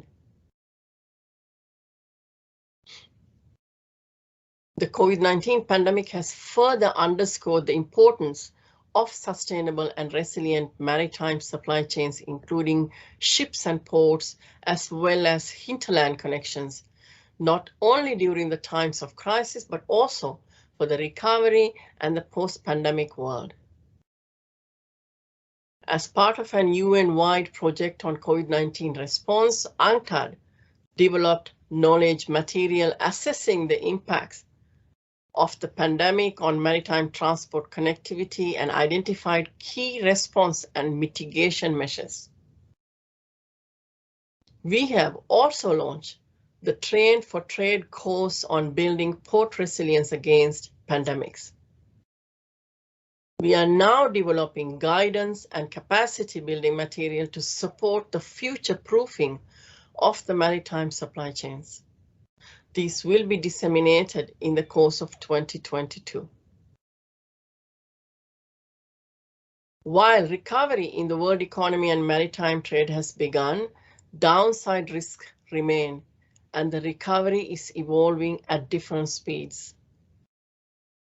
Maritime transport connectivity is being challenged by overstrained supply chains, port congestion, soaring freight rates, and temporary lockdowns. Meanwhile, the sector is increasingly required to help build better and ensure that it can effectively manage risks and cope with disruptions and become greener, smarter, and more inclusive. Our new mandate, Bridgetown Covenant, adopted earlier this month, sharpened the focus on priorities such as sustainability, resilience, and climate action.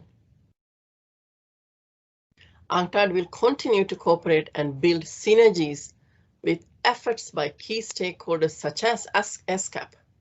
And today's event provides an opportunity to reinforce and explore new partnerships and collaboration. So going forward, ensuring an inclusive and sustainable maritime transport requires some pertinent actions in 4 areas. 1, wider vaccination, with vaccination plans for seafarers topping the priority list.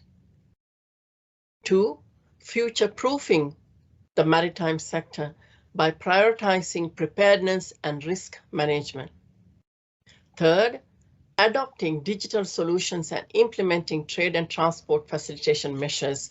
And here, UNCTAD is actively promoting this agenda by partnering with member states, industry partners, and the research community, and drawing upon our own trade facilitation program, customs automation program, ASICUDA, and also our work on e-commerce and the digital economy.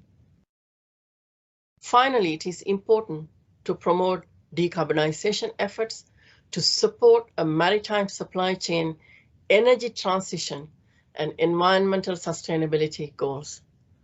Thank you. Thank you very much. Thank you very much, distinguished colleagues from IMO, UNCTAD, and of course from ESCAP. With that, we're finishing the round of the opening remarks. So we appreciate your insightful introductory words. And we are now starting with the panel discussion, as you can see in our program, which is centered around the theme of inclusivity.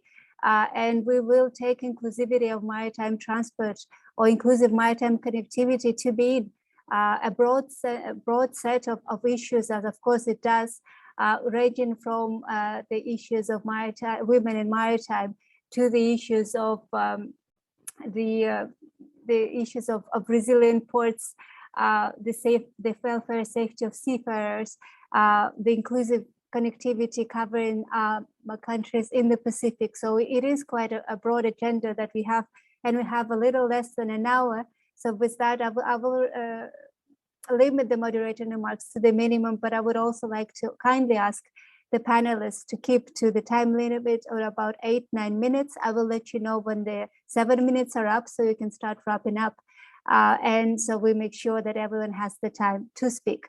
So with that, let me give the floor to our first speaker, Ms. Sanjam Sahi Gupta, who is the director of Sitara Shipping Ltd, who will talk to us today about women in maritime leading the change and opportunity for inclusive maritime transport.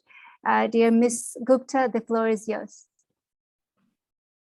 Thank you so much. It's indeed a pleasure to be here today, and namaste from India.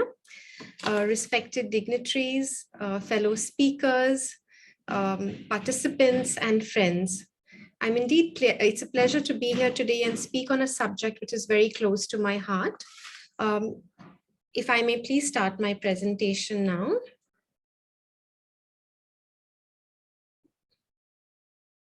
Okay.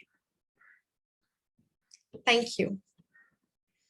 So as we all are part of this wonderful sector, we know that the sector is male dominant, and irrespective of the fact that it does have female participant, and there's a presence of strong women within the sector. Gender equality doesn't mean promoting women for the name's sake. Irrespective of talent, we believe that women have all the power and the talent to survive in the industry, provided they get the appropriate ecosystem. Could I have the next slide, please? It's very important for businesses to understand that diversity matters, with the objective to empower women alone, but not from the objective of to empower women alone, but also from a business profitability perspective, and to make use of all the human capital that we have in our society today. This presentation aims to emphasize the business case of advocating why diversity matters. The maritime sector, though male-dominated within its various folds of subsectors and surrounding elements, has many opportunities for deserving women to be involved and highlight the business case for diversity and make organizations think in the direction of diversity. We need to attract more and more women in the workforce.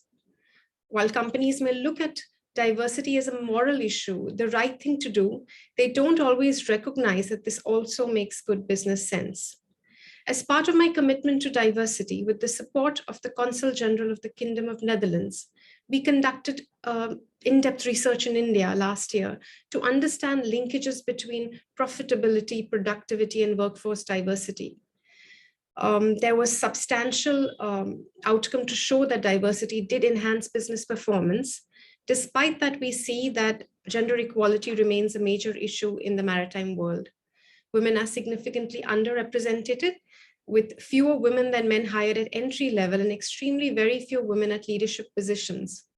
We, the maritime industry, need a concrete plan for supporting and advancing women, because I believe diversity and sustainability go hand in hand. This requires a shift in the mindsets and the image of the maritime industry.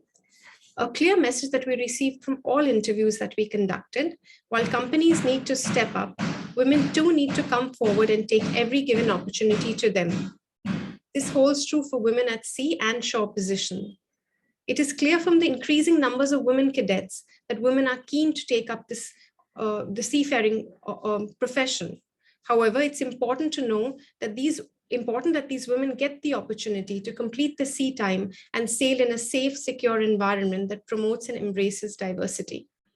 We're still at a place where talking about the first woman pilot, the first woman. Clearly, we shouldn't be at this place in 2021. We shouldn't be having a woman-only panel at conferences. We need to have women present across the board at conferences. And yes, companies need to recruit and promote the right person for the job rather than the right man for the job. Can I have the next slide, please?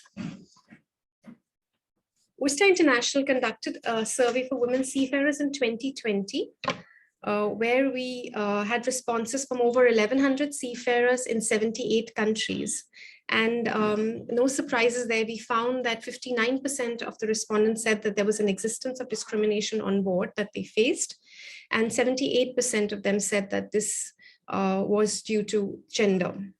I think these are important statistics to look at because these are alarming, and we as an industry need to do something to change that. We need to make our ships safer for women to go on board. The next slide, please. We believe that there should be a four-pronged strategy to encourage more women to seafaring. While we need to encourage women to get into maritime training, and it's only possible when we are able to communicate with them, we first need them to encourage them to join training. And once we get them into the training institutes, the second strategy would be to retain them. And this can only be done by providing seaboard training berths. This is another area where employers' bias comes into play. Therefore, a detailed strategy on providing shipboard berths for women. This is to ensure that women who have entered the industry are not denied even completion of basic things like their sea time and are retained. The third strategy relates to refocusing, because there will be a stage in the woman's career that she will have to take break for maternity or other purposes. And once she takes a break, the industry needs to provide her with an alternative career option for those 12, 18, or 24 odd months that she would not be in a position to go on the vessel. And the fourth strategy, most importantly, is to facilitate her role as a leader in the maritime industry. It's very vital that we have role models for all the young women out there. If we take care of these four stages with a definite strategy, I see no reason why participation of women in this industry cannot be increased over a period of time. We can offer equal opportunity. We are a glorious industry, and I know all of us want to do better. And what better way than to tap into this pool of wonderful women who want to join the industry? This cannot be achieved only by policy. This requires detailed deliberations within and outside our industry. Other than seafaring, there are so many professions and other options for women in the larger maritime community. We have possible roles for women as lawyers, financiers, recruiters, ship managers, classification society surveyors. All these jobs require that men and women who are professionally qualified be given equal opportunity. If there is a line of communication between all these segments of the maritime sector, then a proper career path can be designed for women who are joining sea. A defined career path will definitely encourage more and more women to come forward to join the maritime community. Next slide, please. So what can companies do? Companies can make diversity a strategic goal.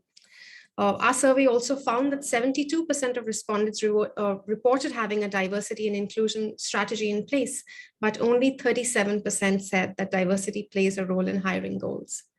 Therefore, to attract more female candidates, this has to change. Next slide, please. We need to give, COVID-19 has given new opportunities to women with given flexibility of work from home. This has proven to be a boon for a lot of women who could not travel or could work from home.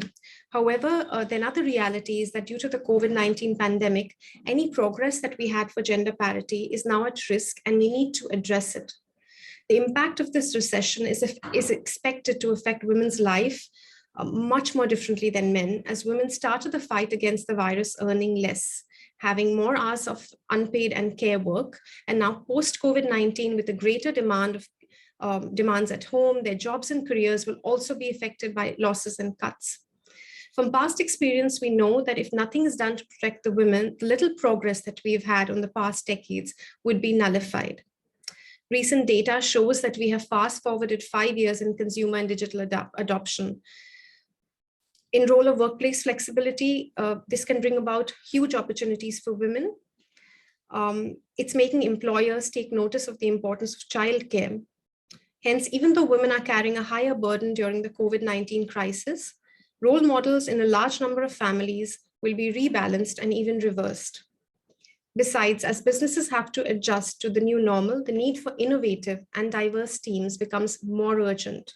And that can encourage the hire of women, where mobility, lack of connectivity, and social norms usually kept women out of the traditional employment market. From our side, what we can guarantee is that while the crisis is inevitable, the way we lead and the consequences are not. The right way we can do and is to lead is by engaging everyone towards a sustainable maritime industry. Thank you very much. Thank you very much, Ms. Gupta, perfectly on time and a very inspiring start to our session. And I believe you will pay careful attention to the rest of the discussion and you will be part of the plenary towards the end. So Ms. Gupta, it's a pleasure to have had you here. And let me confirm from you and ESCAP Secretariat that we take this matter very, very close to our heart. And there are several activities and projects sponsored and supported by our member countries that will look at the issue of gender as the concrete way of building back better for the maritime connectivity. So thank you, Ms. Gupta. It's a pleasure to have you. So let us now go to the next speaker, who is from the Ministry of Ocean and Fisheries of Republic of Korea. We have the honor to have with us Mr. Kim Chang-kyun, who is the Director General of Ports and Harbor Bureau, who will talk to us about sustainable and resilient port development strategies that contemplate leaving no one behind. So, Mr. Kim, I trust you're online and ready. Please go ahead and I will let you know your time limit if there's necessary. Please go ahead. Thank you very much. Good morning and good afternoon to all. I'm Kim Chang-kyun, Director General of Ports and Harbors Bureau of Korean Ministry of Oceans and Fisheries. I would like to express my sincere gratitude to staff at ESCAP for your hard work in preparing for 2021 Asia Pacific Day and to participants here today for your presence. I'm very glad to share a variety of knowledge on sustainable maritime connectivity for nations of Asia Pacific region today. The global community has focused on importance of globalization of spatial network based on connectivity. Building sustainable infrastructure have highlighted in the 5 strategic areas of ASEAN Connectivity Master Plan 2025. In ESCAP, the nations of Asia Pacific region have also proven their willingness for the strengthened connectivity to achieve UN SDGs. The era of connectivity has shed more light on the importance of ports and harbors, which account for 80% of international trade volume.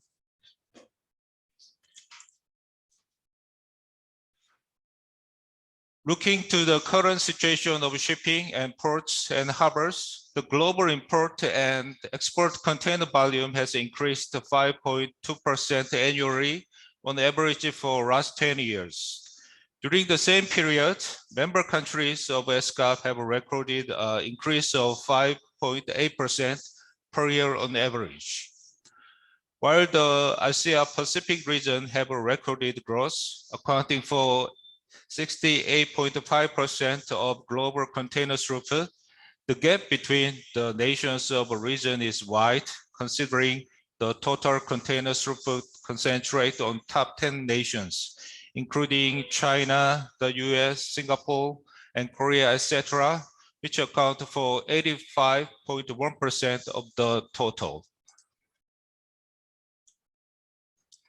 Meanwhile, the Pacific Island nations have had the benefit of the global shipping network, as their shipping and logistics service development is sluggish due to their smaller populations and economic size.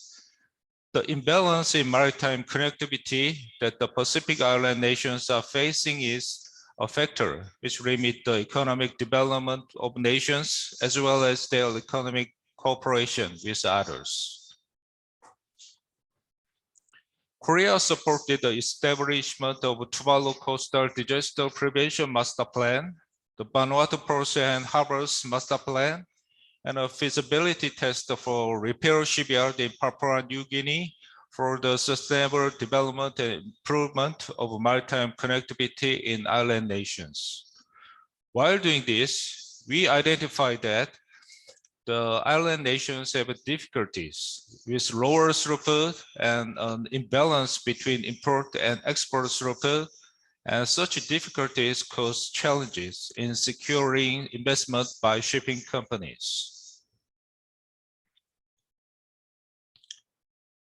Recently, status quo of shipping services have improved thanks to the input of large ships, mainly led by global shipping alliances. Still, the service is focused on profitability. However, shippers have found difficulties in providing stable services to the Pacific Island nations due to the imbalance between import and export of cargo and the small volume. Their investment in port and harbor development and operation is not robust due to the characteristic structure of small-size economies.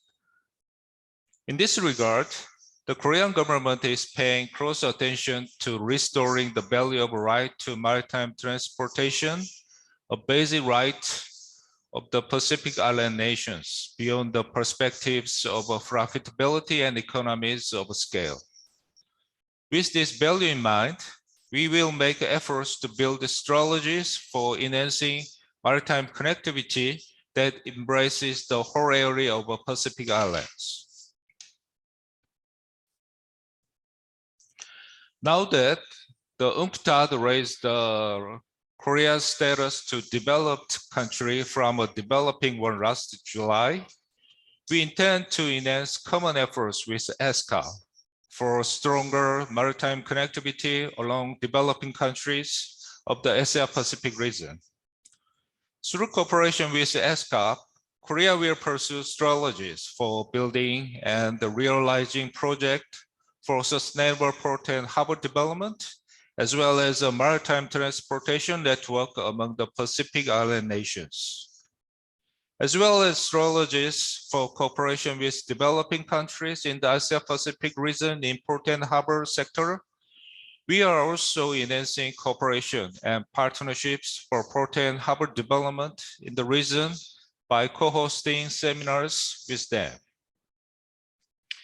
In particular, Korea appreciates that the improvement of maritime connectivity has been designated as one of the core agenda in the 5-year RAP for transportation, which ESCAP is preparing.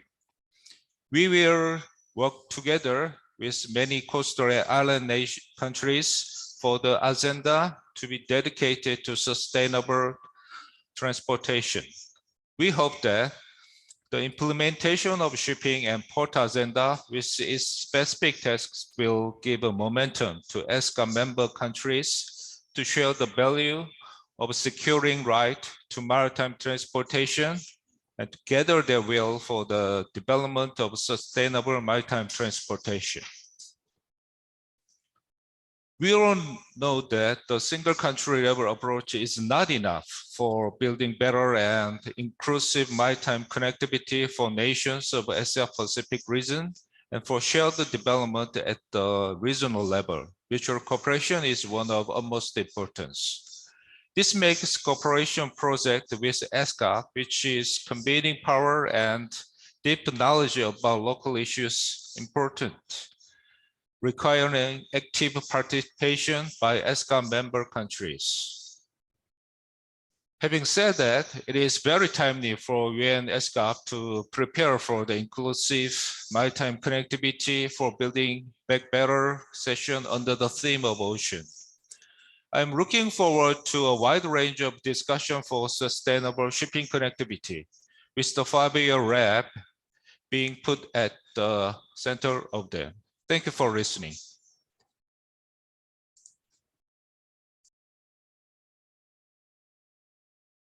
Very much for your excellent presentation, and thank you as well for the words of the about the cooperation between UNESCO Secretariat with the generous support from the Republic of Korea It has been indeed a pleasure for us to undertake a very ambitious program supported by the Republic of Korea, and for the Secretariat as well.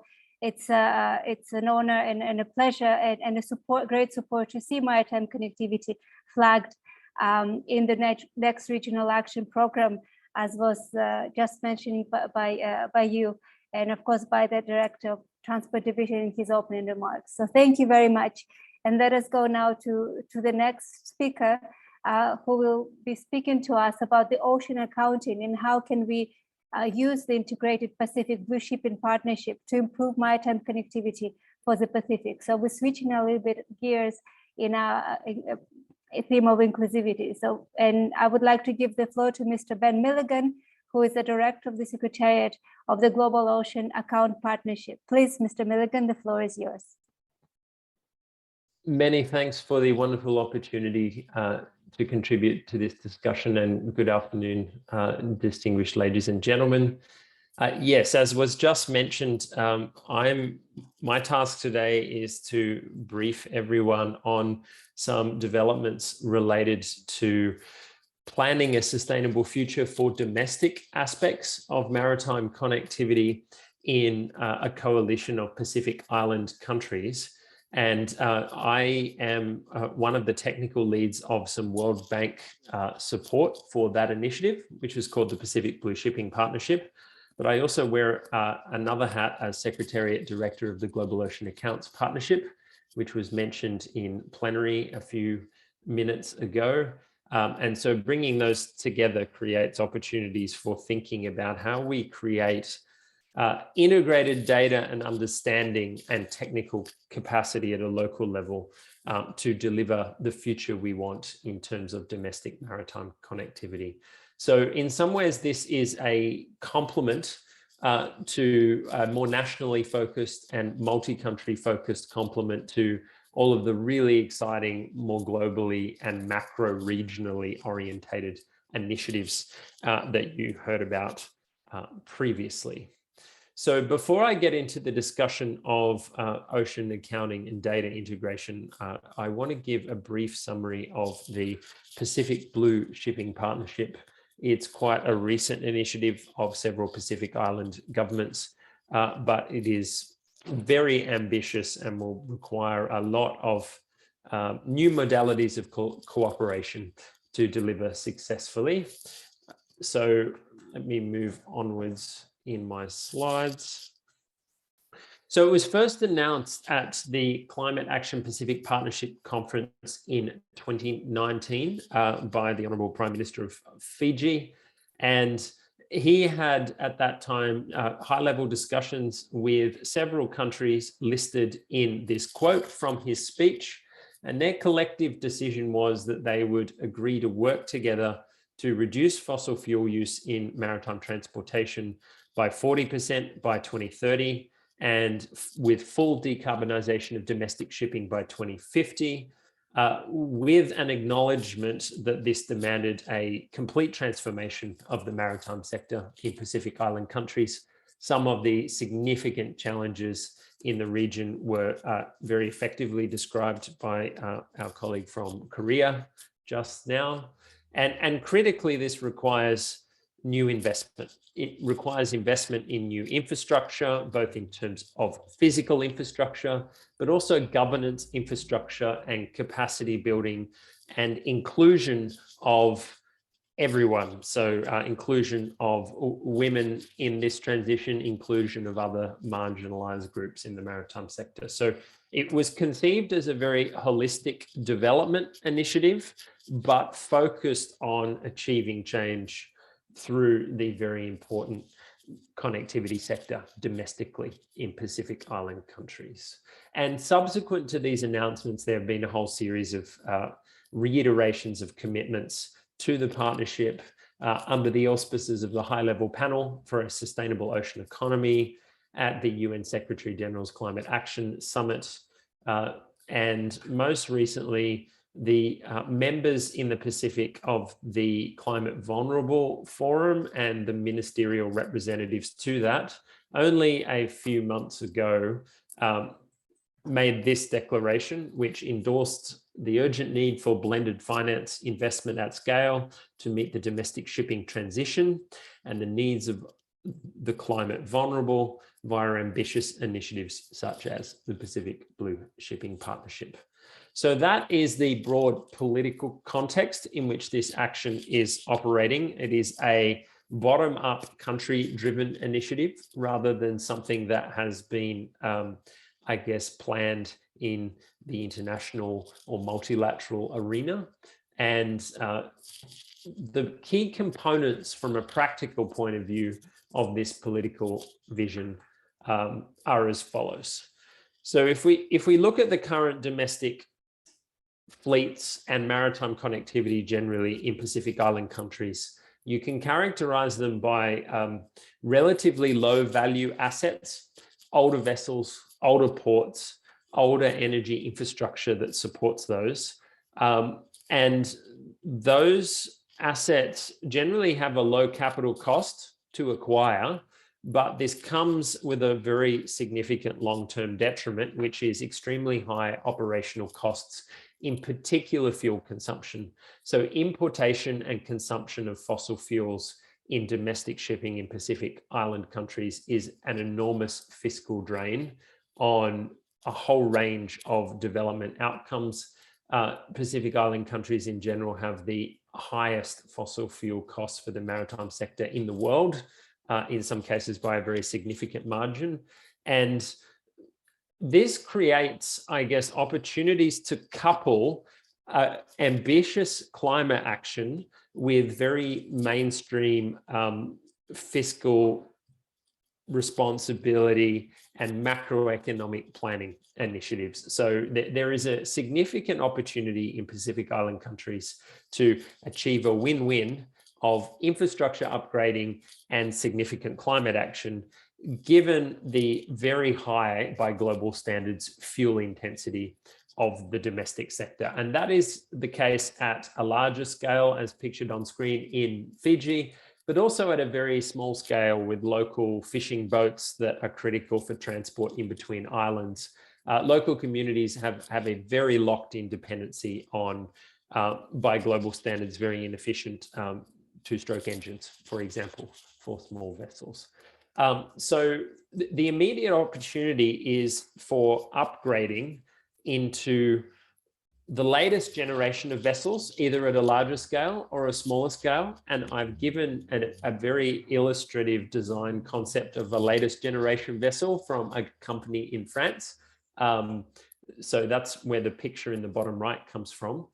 But these kinds of vessels, if deployed successfully, could, in a Pacific context, recent analysis suggests, dramatically lower the operational and year-on-year costs for the sector, in extreme cases by more than 80%. So more than an 80% operational saving on certain subsets of the domestic shipping sector by upgrading from current generation vessels, which are some of the world's least efficient, to latest generation at either a small or a large scale. And some of the technology options in that context are short haul, purely electrified sea transport linked to renewable energy generation strategies, diesel hybrid propulsion, combinations of sail and electric for outer island routes that are currently quite small in scale, and a range of other regionally bespoke technology opportunities.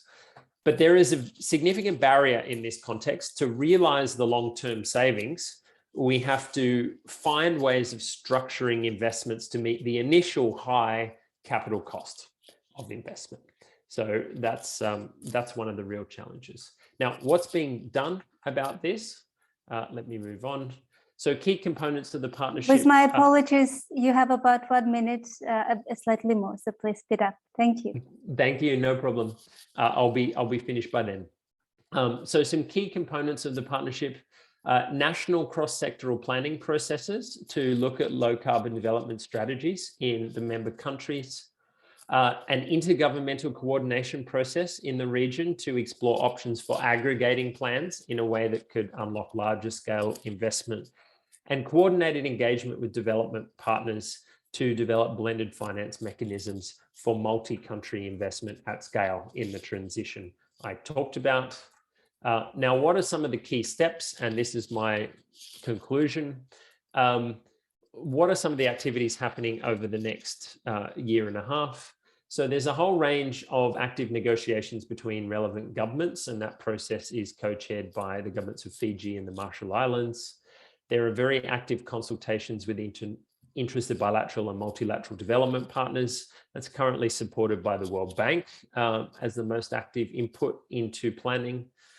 There are technical assistance processes related to developing baselines, blended finance strategies, and a range of development partners are engaged in that process. And finally, coming to accounting, and this is where I think a data legacy is really important. So all of this analytical work is going to be left in open formats that are available to use for all interested development partners in the region, because there are a lot.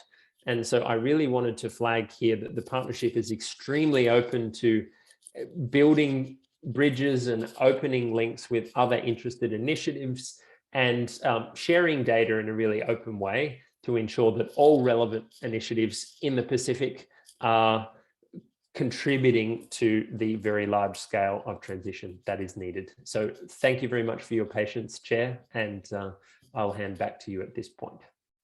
Thank you very much, Mr. Milligan. And I think you've really concluded on the key points. Of course, all the various activities that you've mentioned remain relevant, and ESCAP will support in as much as we can, especially when it comes to cross-sectoral coordination. That's what the Asian Pacific Day for the Ocean is for, but hopefully many more meetings at the ESCAP platform. And of course, supporting intergovernmental processes and coordination.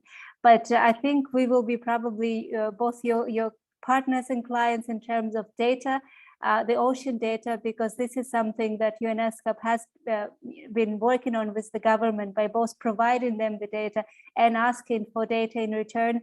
I think the idea of having it accessible, finding new ways of achieving the information we need for good transport policies is key. And I very much look forward to see what the next steps will bring us as results. So thank you very much for this presentation. And it gives us a very good way to welcome the next speaker, who is Jens Kruger, Deputy Director of Oceans and Maritime Program, Geoscience, Energy and Maritime Division from the Pacific Community. It's a pleasure to have you with us, Jens, again. Please, we look forward to your presentation. Thank you. Okay, thank you. And I assume you can see my slide. Yes, we can. Okay, so great. So it's a pleasure to be here in Bula from the Fiji Islands. Thank you for allowing me the time to speak on inclusive maritime connectivity for the Pacific. I am going to start with this map. Because we often forget about the sheer size of the Pacific. We have thousands of islands. The majority of the Pacific Islanders of our population rely on maritime transport to, for example, bring their produce to market, get their children to school, and travel to the nearest hospital. We are, however, arguably, the least connected region on the globe, and this has often been described as the tyranny of distance. But I'd like to draw your attention to the sentence at the bottom right-hand corner of the slide. And this is from the leaders' ocean statement that was released earlier this year. And it says that the leaders call for the sustainable and resilient development of the maritime industry. What this shows is that the maritime connectivity receives the highest political attention in our Blue Pacific. And in my short talk, I will try to address how we may support this effort. And of course, it's a big region, and we have many countries and territories with limited capacity and a small resource base, and its actions are therefore supported by a number of regional agencies. So I just listed a few here on this slide, and these are the ones that support ocean governance, maritime affairs, and capacity building in general in the space. The mandate for maritime transport and connectivity, however, rests with the Pacific Community, or SPC, in the bottom left-hand corner. But we can never achieve the leaders' commitment I've mentioned, and that's why the regional collaboration in the Pacific is very strong. So we rely heavily on the partners here on the screen in the region, as well as international partners such as ESCAP, IMO, IFAN, New Zealand, the European Union, and many others. So how do we, I'd like to give you a better idea on how we approach maritime connectivity in the Pacific, and then share with you some examples briefly of recent impacts we've been able to achieve. So this slide outlines integrated approach to maritime connectivity. This approach is community-centered. It revolves around these 4 pillars, which are safe, green, accessible, and efficient maritime transport. So let's go clockwise from the top left. So we have safe oceans, and this is safety for all users, seafarers, operators, and the communities. And it includes like aids to navigation, like the infrastructure and hydrographic services, as in the charts, because many charts in our region are no longer fit for purpose. Moving on, we have green transport, and this is the shift away from fossil fuels in our region and the introduction of green technology, and Ben has just mentioned this in more detail. We have efficient maritime transport, and this is all around helping to improve energy efficiency, reducing costs, making operations more streamlined and productive, and generally modernizing shipping and port services. Then we have accessible services, or accessibility in the maritime sector is important, promoting active development of gender equality, but also supporting access to markets through shipping arrangements such as the Central Pacific Shipping Commission. So I'd like to give you briefly some examples for each of these areas. First, starting with safe shipping, we're working directly with ship operators, and they've been able to reduce safety-related incidents on domestic vessels from 9% to 2% in one of our member countries. Now, obviously, there are thousands of aging domestic vessels in the Pacific, and more work needs to be done here, purely for the reason to save or to reduce the loss of life at sea. Next, we have the green maritime transport. So here is an example of simple things making a big difference. The MTCC Pacific has installed solar panels for power generation on one vessel, and the operator of that vessel now saves 60,000 Australian dollars per year simply by turning off the diesel generator when the vessel is at anchor and using the power from the solar PV system. And that's more than 100 tons of CO2 that we are not emitting into the atmosphere. Third example on efficiency, we're helping ports to become more energy efficient by streamlining their operations. Again, simple things like installing energy saving appliances such as lights, but as I've said, streamlining operations. So we're currently working with on a GCF project together with UNIDO to replicate and upscale some of these early wins that I'm showing here. On accessibility, we've already heard about that we need to boost the participation of women. So we have in the Pacific 16,000 jobs in the maritime sector. Our statistics are slightly better than the world average of 2%. So we have 10% of the workforce are women.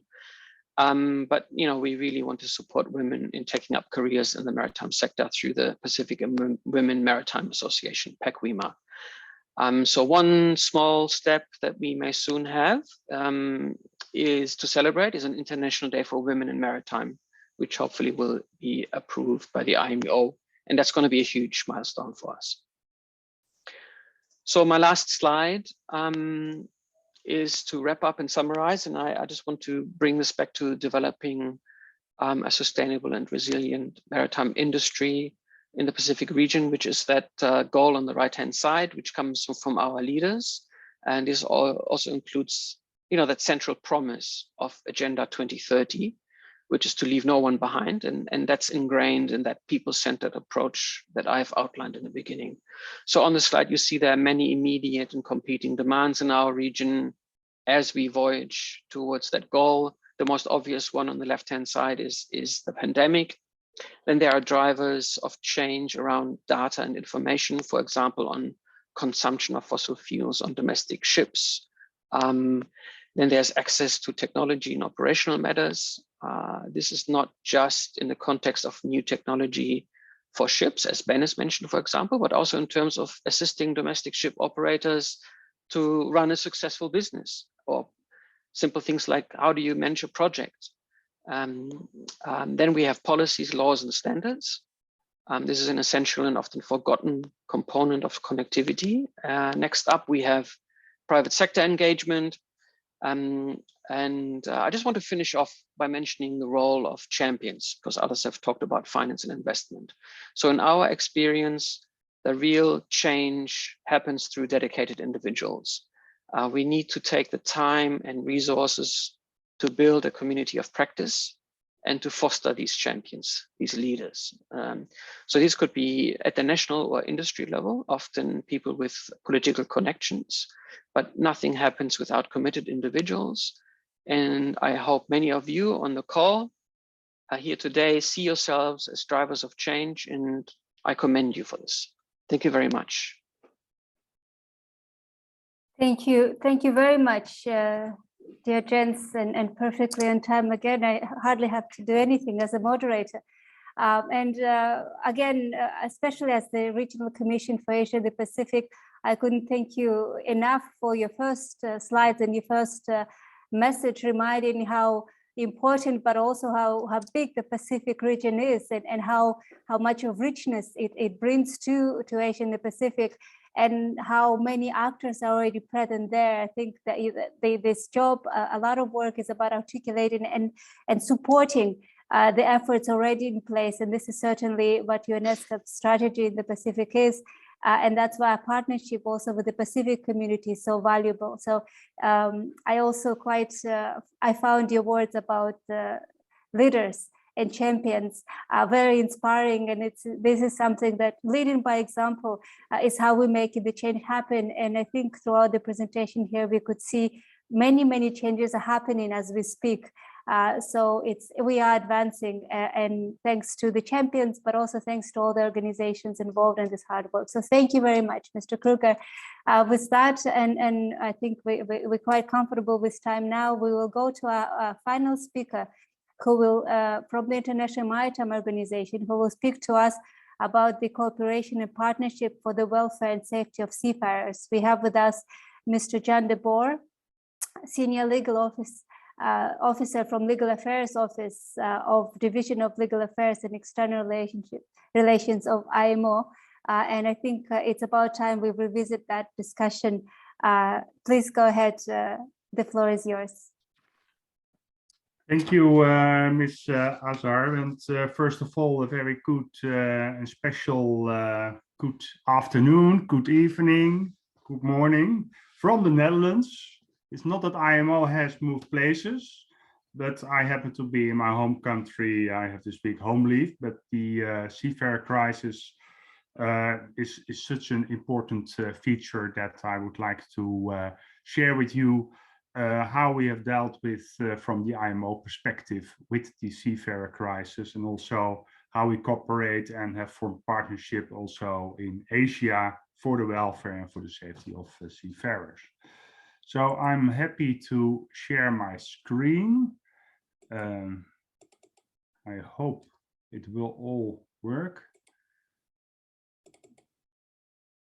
Can you confirm that you have we have your slides. They already started to change. Perfect, because I would like to highlight, and I do it in a short overview, about the impact that the COVID-19 pandemic had on the shipping industry and on the seafarers themselves. At the moment, there are between 200,000, 250,000 seafarers currently still on board worldwide ships that have problems actually of leaving their ships. Last year, in the summit of the crisis, it was about 400,000 seafarers that could not leave. So also 400,000 could not join, and it became even more. So 1 million seafarers at a certain time last year were actually being heavily affected. but it has somewhat become moderate. Still, it's a huge number. This also because there are travel restrictions through ports, airports, inland, which means that those thousands of seafarers cannot leave their ships, cannot be repatriated, or have crew changes. And also, sometimes it's very hard and also very inhuman when seafarers that are in urgent need for medical assistance cannot have that. And actually, we have established a special team, the Seafarer Crisis Action Team, to deal with those very urgent cases, but also with the crew change and all what comes on our desk. Many seafarers have also seen their contracts unilaterally terminated, or have even been quarantined on board ship for more than 14 days, and sometimes even without getting paid. So there are quite some difficulties for seafarers, which are not consistent also with the Maritime Labour Convention, which is providing for decent working conditions. Furthermore, COVID-19 related abandonment cases have increased dramatically over last year, but also this year we see huge numbers of abandoned ships. That means that the seafarers have severance of ties with the ship owner. It can be that there is no repatriation. It can be that the wages are not paid, but also can be that they just simply cannot leave their ships. So that has definitely exacerbated the crew change situation as well. Well, I already mentioned that also at the moment about 250,000 seafarers are still waiting to join ships, because when seafarers cannot leave, they can also not be replaced. So it's doubling up all the time. And actually, when seafarers cannot join the ships, they can also not work and are also not being paid. So it's toppling up in the crisis. So that has resulted in a crisis, which this was described by the IMO Secretary General as having 3 dimensions: humanitarian, affecting the seafarers themselves, but also it's compromising the safety of shipping, and it has definitely also economic consequences. Well, to counterfeit the crisis, IMO, International Labour Organization, the World Health Organization, International Civil Aviation Organizations, together with NGOs like International Transport Workers Federation, IGF, the International Chamber of Shipping, ICS, and the International Medical Health Association, IMHA. We are all working very closely and tirelessly together at all levels to find solutions and actually to engage ourselves, contacting the seafarers that have approached us. So we have a very close tie with the world of shipping on the ships during the crisis. From the start of the crisis, we have seen those difficulties. That's seafarers that needed the medical evacuation could not be helped. And so here, in April, May last year in Indonesia, we were able actually to evacuate a seafarer with a stroke, and it was thanks to the Indonesian governmental representation in London that we actually could achieve this. And you see also the fear of the persons assisting. There was little known about the effects of the COVID, and there was a lot of fear, I can tell you. But it was a very successful action already from the start. Many followed. So IMO has intervened promptly, and also by having a policy being adopted to urge the member states to designate seafarers as key workers, regardless of the nationality, when in their jurisdiction providing an essential service. But also it's very important to grant professional seafarers and marine personnel exemption from national travel or movement restriction, because when seafarers cannot transport through hubs to major airports, it's very difficult to accommodate the crew change. I don't know what's happening now, but I hope that I can continue. You see still my screen, because now I see that I'm being translated. I didn't ask for that. Anyway, the Secretary General supported the recommended framework of the protocols in a circular letter series. There were no meetings last year in the start of the crisis, so the Secretariat had really to act promptly without having the means of direct support from the member states. So he actually took an very audacious effort to get the policy in place. That was later on being adopted in a Maritime Safety Conference resolution, but then the Maritime Safety could not formally meet because there were virtual meetings which were not foreseen in our procedure. So it was really working on hand, but we got there. But finally, all this work has been formally approved. And yeah, the Seafarer Crisis Action Team is continuing to working around the clock, together with the representatives in London from the national governments, with NGOs, trade unions. And we try to orientate seafarers to the right organizations. Seafarers can directly contact IMO. We have a public accessible email address, info@imo.org. So that all helps actually to build on a good public relation with the seafarers. Another example of an effective diplomatic intervention in Thailand with a seafarer who had serious heart problems. Eventually, with the assistance of the Thai government, was able to evacuate the person. It looks all very innocent, but the person really needed immediately to hospitalized, and there were so many of these cases last year. So to conclude, Madam Chair, IMO is very much encouraged by the progress made in many countries to designate seafarers as key workers and to facilitate crew changes and repatriations. But still, we do call on the member states to actually to continue designating seafarers as key workers, because we have now about 60 member states that have officially declared that they have designated seafarers as key workers, but we have 175 member states, so it means that 115 at least should follow suit. I cannot stress that more. We remain very much concerned that there are still many restrictions in place, and that also counts in Asia. So we really would like to see that there is more transport possible for having crew changes being effectuated. And we still are not away from a further humanitarian crisis regarding the seafarers. It's really hard on ships, and I can tell you what we see. Kind of footage that's sent to us is quite really disturbing.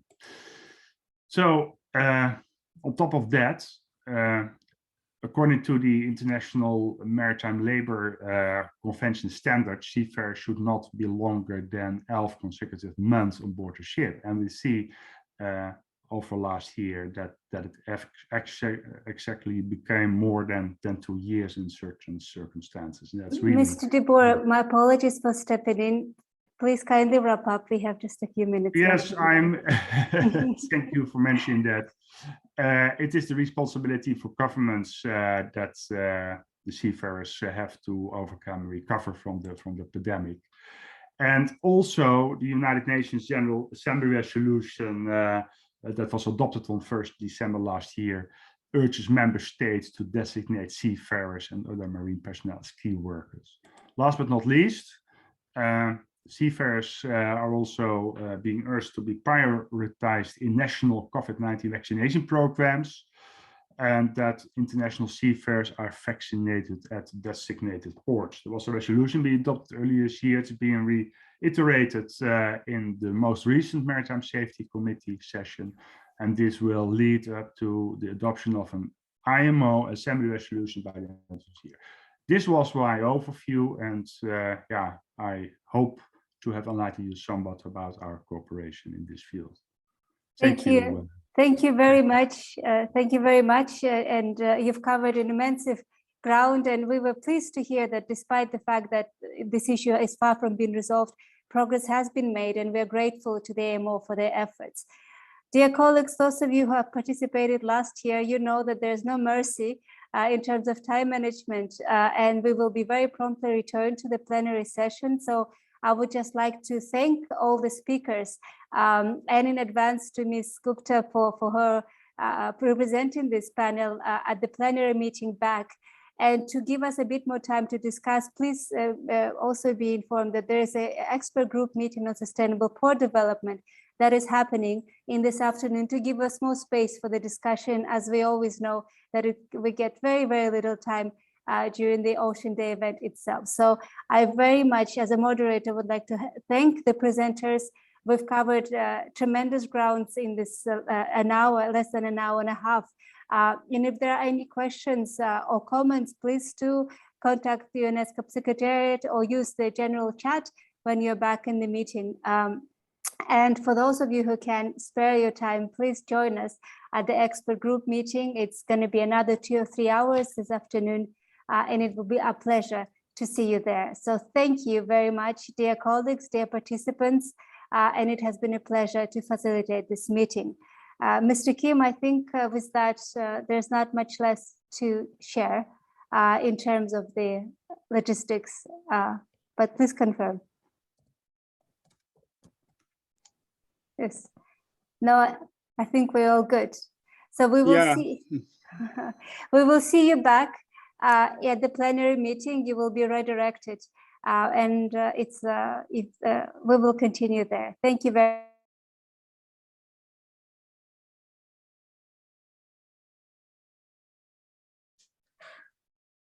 Hello, everyone. It's great to see the numbers in terms of participants in this dialogue. C is increasing steadily. Just want to let you all know that we will start in around 3 minutes. And as I can see that the room is still filling up. So I'll be back in 3 minutes or so. Yeah.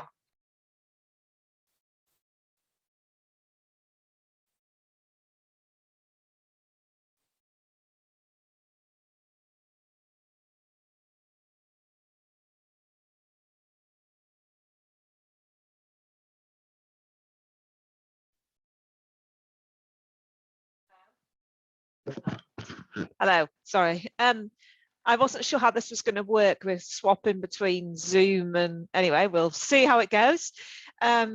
Yes, so sorry, I ended up, I've just been in meetings all day, and so it's a very brief email, but to be honest, it doesn't really matter at this stage because it's really a diary marker. So but yeah, it's the attendees that we just need to make sure that we've covered off on, and which I think is part of the benefit of us doing this, you know, like a contact list, so that we don't miss people off, because yeah, I can't quite remember who we need either. So but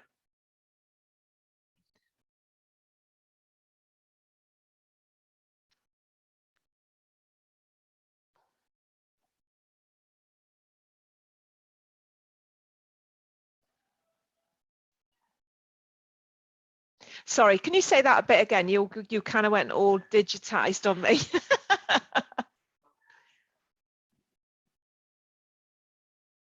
Okay, yeah.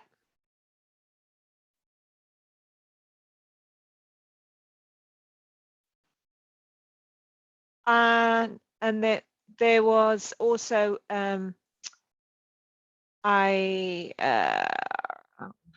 is it now? I haven't got it open now. Just a sec. I also included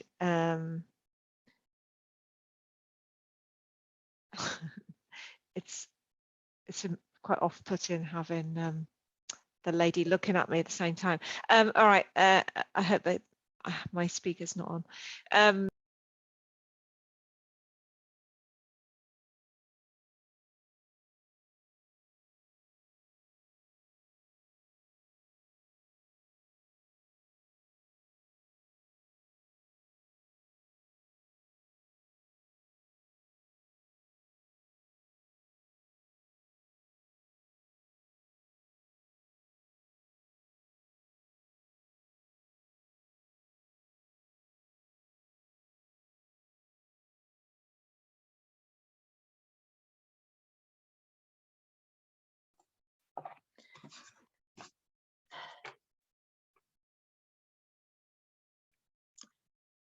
Hello, everyone, and welcome to Interactive Dialogue C on accounting for ocean and economy linkages, where we'll be looking at data integration to protect marine and coastal ecosystems. I am just doing a check if someone could let me know if you can all hear me clearly. Yes, very loud and clear, Rike. Oh, wonderful, Firdaus. Thank you. Thank you. Good. So then you also just got me introduced. My name is Rike, and it's a real pleasure for me to be the MC of our dialogue today. My name is Rike Munk Hansen, and I am currently in charge of the statistics division at ESCAP. But I am participating and facilitating the dialogue today wearing another hat, namely that as a co-chair of the Global Ocean Accounts Partnership, a partnership that was established just a little more than 2 years ago to facilitate, promote, experiment with accounting for the ocean, as we saw in almost every single policy discussion related to the sustainable development on the ocean, that the issue of data came up. The issue of lack of data particularly came up, and the issue of fragmented and non-integrated data came up over and over again. And since that, there has been a lot of activity, and we will have the chance during this dialogue to listen to some of them.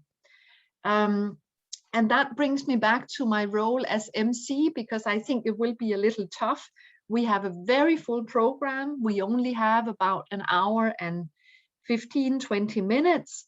And we will have the opportunity to hear from experts, from champions, from decision makers, from a very large number of countries and types of institutions from across the region of Asia Pacific and beyond. So I want to thank our resource persons from Australia, Canada, Fiji, India, Indonesia, Malaysia, Palau, Thailand, and Vietnam for all being with us and also being willing to contribute your vast experience to the benefit of the whole audience. I want to also thank the more than 100 people who signed up to participate in this dialogue. And I do trust and hope that we will have time for some exchanges so that we can also hear some inputs and views from the broader audience. So what I will do to make sure that we are on time, at least from the beginning here, is to cut my own remarks very short and move straight on to the first speaker of today. And that is a person who definitely falls into the category of an expert and a long-term ocean champion.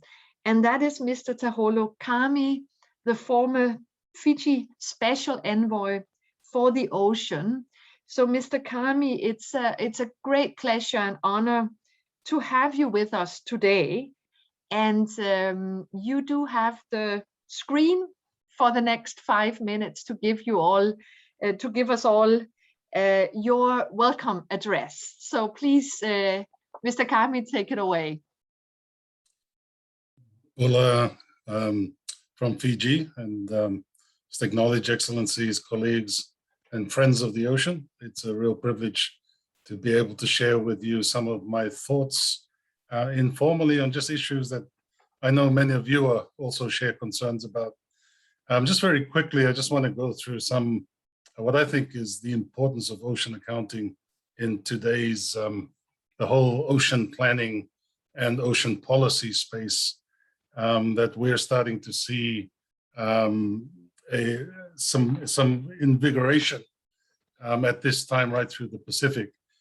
So with the Pacific Island countries, there's been this push for national ocean policies over the last 5 years that cover the whole of the EEZ.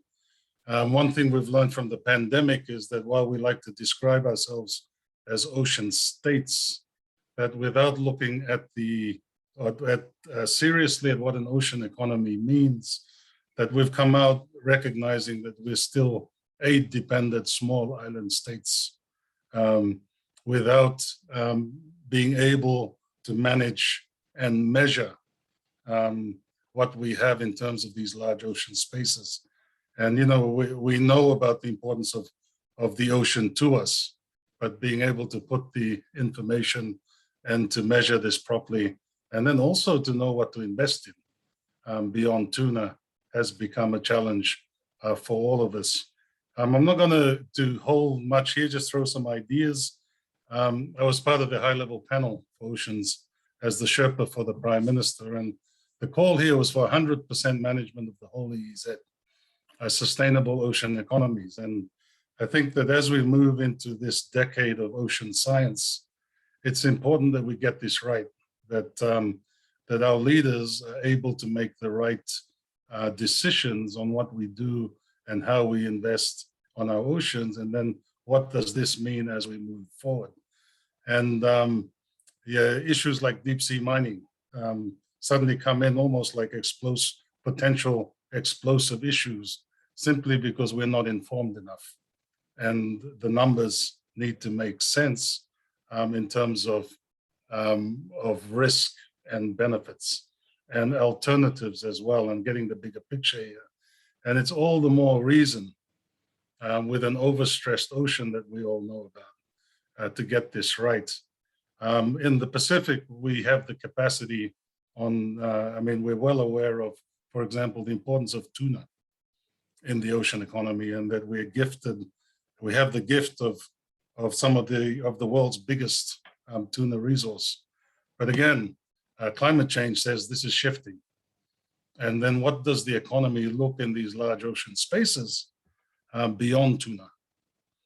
And how do we start to build an ocean economy where tuna is a part of it, but that we are taking into account all the other benefits of a healthy ocean and what that means to the economy beyond, say, tuna and tourism. And again, ocean accounting becomes important here. Decarbonization, climate. In the opening speeches, we heard a lot on shipping, connectivity, again, critical for all of us ocean states, or coastal ocean and coastal states. And again, in a era since independence for many of our Pacific countries, it's often the handoffs of second-hand, third-hand, fifth-hand boats that average 22 years old. For the first time, we can start to say, what does this look like under a climate lens and with a climate investment? And suddenly transformation becomes a reality. And unless we start to look at this in a holistic way, we're back to, it's almost like dealing with potholes on the highway rather than fixing problems.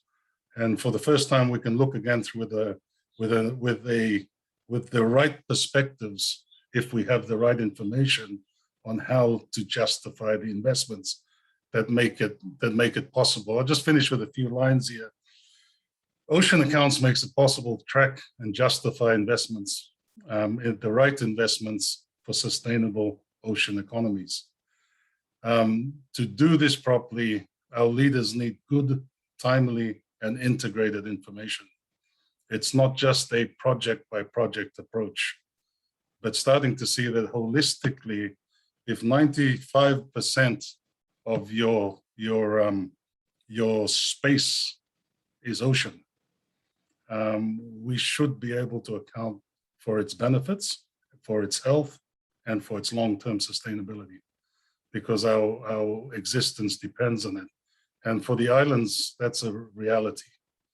It's a reality, and right now we are often, we're hanging on to what we know.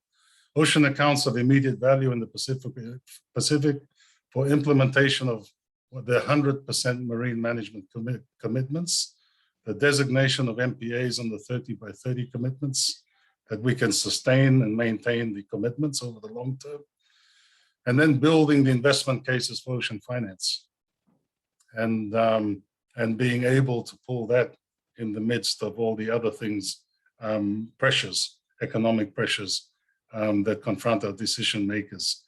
I want to finish with this: as if we get our EEZs right, and you put this in perspective of the global oceans, the EEZs are a buffer to the high seas. Everything that happens in the high seas has to come back to an EEZ or come from an EEZ. And the importance of getting these policies right and being able to justify them, as important as anything we're doing in terms of global policy in the high seas, is get those EEZs right. We know that with the port and state measures, ocean accounting goes together with planning that future. Finally, I just want to congratulate you and ESCAP in bringing again this issue to the fore, and over the past few years, other partners like the United Kingdom and key partners that have stepped up to make this a reality. I'm convinced that if we don't get this right, it's almost like we're walking again and feeling our way through the darkness. And I'm looking forward to this decade ahead of us, where ocean accounts has to be integrated into the ambition that many of our leaders have shown by demanding and calling for national ocean policies that cover the whole EEZ or the whole domain. Thank you. I'll stop there. Yeah, thank you, Vinaka, Mr. Kami, for the insights, and also especially for highlighting this interplay, the necessary interplay between policy and data and accounts, and also highlighting this ability to actually look beyond ad hoc measures, which is part of the advantages of getting the data right, and not least to shift investments towards sustainable development also beyond what we can all sort of see within a year or two. And that's indeed the motivator for many of us who are investing our time in the data part of the story.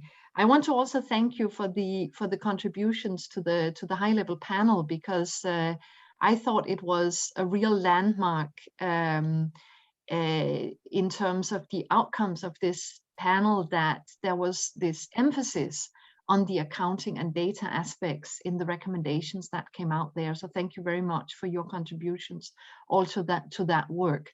It was a very unique setup with the panel, and I think it will have a long-term impact on our joint work going forward. So thank you again, Mr. Kami, for being with us today. I really appreciate that. And I think you've set us off to a very good start for the discussions over the next hour or so. So with that, let's move quickly into the next part of the program, which will give all of us an opportunity to just get some of the basics right in terms of what is ocean accounting about, what's going on right now, what's planned in the near future. And to help us with that, we have two experts lined up here to present to us. And one is Mr. Anthony de Vasquez, who is ESCAP's regional advisor on environment statistics, and Anthony is spending most of his time at the moment to provide technical assistance on ocean accounting pilots.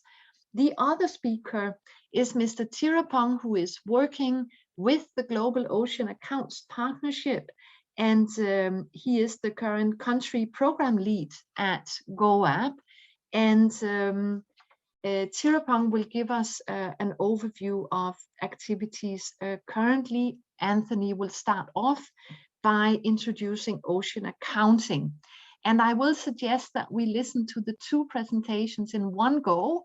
And then if there are any immediate questions, we should have a few minutes to take those immediately after the two presentations. So with that, let me give the floor to Anthony. Anthony, you have the floor, or you have the screen, I should say. Thanks very much, Rika, and I'll just share my slides.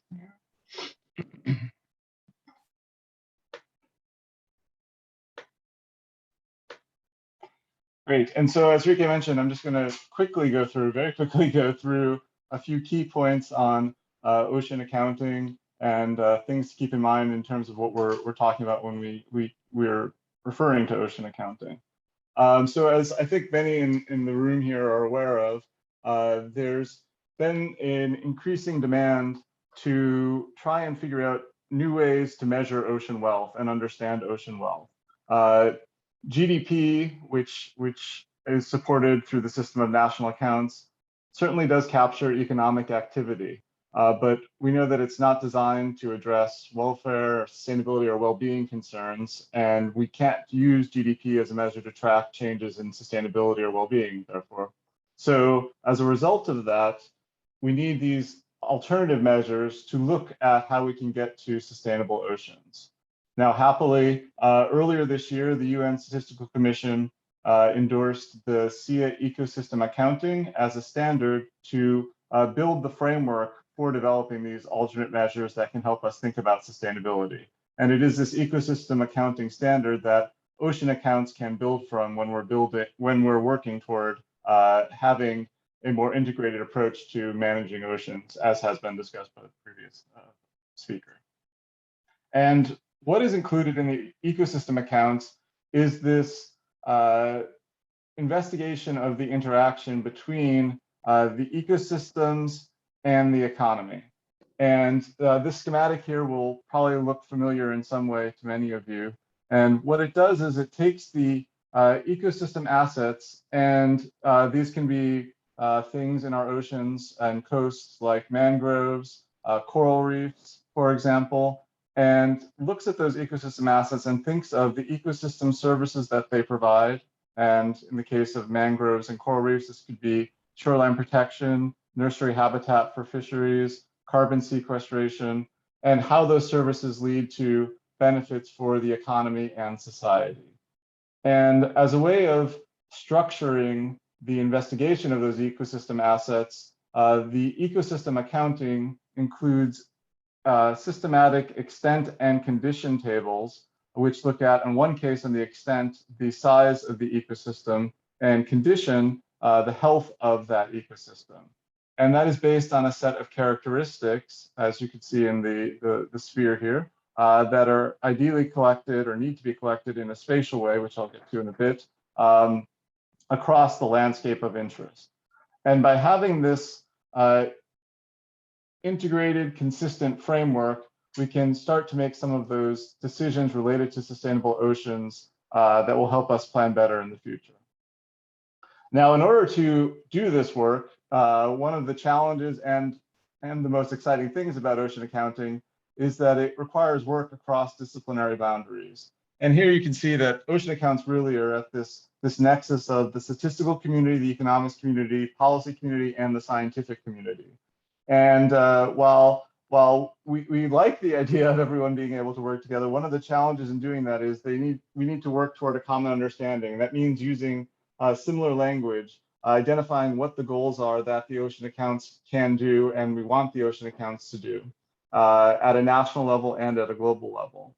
And speaking of the national level, what often happens as we're trying to implement those ocean accounts is that since it is working across a range of various thematic areas, there's a need to coordinate activities across ministries and develop strategies for sharing data and collaborating across ministries, which is a key and important step in developing these ocean accounts.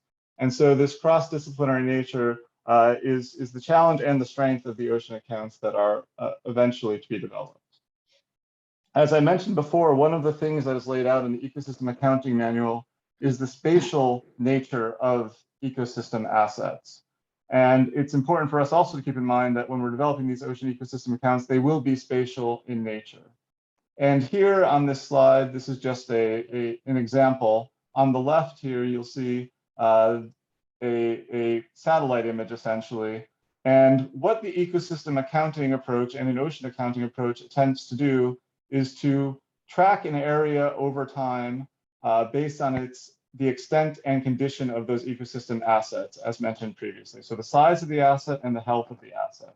So in this case, and again, this is just an example, we can imagine there's a protected area boundary that's been drawn, which is the white line that's shown. And within that protected area boundary, we have a variety of ecosystem assets. In this case, we have 4 ecosystem assets, and you can see they're labeled as EA1, EA2, EA3, and EA4. And those ecosystem assets are composed of various ecosystem types. And you can see, for example, ecosystem asset 1 is ecosystem type 1, and that is our intertidal forests, and otherwise known as mangroves in this case. And then ecosystems 2 and 4 would be what we would call photic corals, and ecosystem type 3 would be our pelagic surface waters. And now what's interesting about this, and we obviously can't get into detail in the few minutes I have here, but already you can see some of the challenges that come into play when we start to think about ecosystem accounts, which are drawing the boundaries between the various ecosystem assets. The boundaries are not necessarily going to be completely clean because there will be needs to make decision about what happens at the margins of each of the ecosystem assets. Also, for something like the ocean, we can see particularly related to ecosystem asset 3 here, while we're talking about the surface waters as an area, we know that underneath those waters, there also is the benthic habitat that would need to be considered itself as an ecosystem asset. So there's that three-dimensional asset that's all three-dimensional characteristic that's also important to consider. The other thing, and one of the things that we can do as we start to build these ocean accounts is to have a framework for tracking the human impacts on marine environments, as has been mentioned before. And as noted, the benefit of using a consistent approach is that it includes consistent classifications. And those of you who have worked with the system of national accounts will be familiar with some of these, which is that we have consistent classifications for industries, and those can be industries that are related to the oceans in this case, and products developed by industries which may or may not be related to the oceans, but may have impacts on the oceans. And we can think of plastic waste streams as one of these things that may be a concern.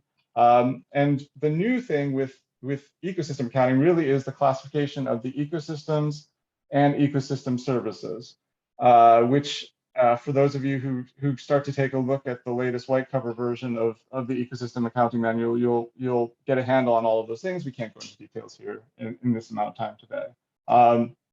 But as we build these accounts, what we really can get at is the relationship between the SNA-derived economic measures and the ecosystems that may be impacted by policy decisions, economic output, and how that interacts and flows back to society as a result of the impacts on those ecosystems. And on the right, I've just outlined a couple of general ideas about how this might work.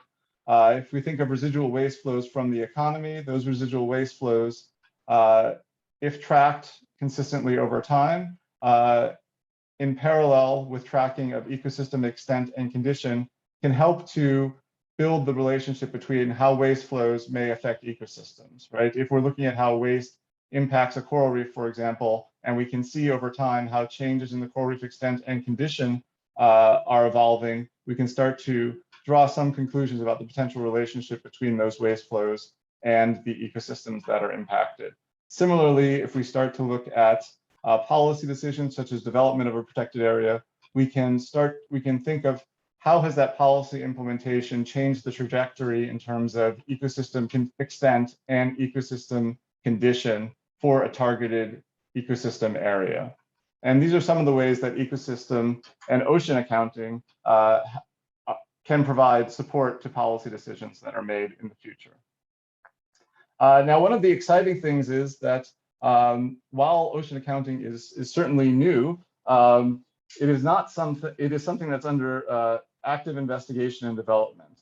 Many countries right now are looking at their local data sets and figuring out how to repurpose them for initial asset accounts. So that's something to remember. It's not starting necessarily from scratch when you're working on the ecosystem accounts. It's really, in many cases, taking the data that already exists and restructuring it to fit into the ecosystem extent and ecosystem condition tables, for example. And these can include data sets like monitoring data on target ecosystems, fish trawl data, reports that have been done by government or academia.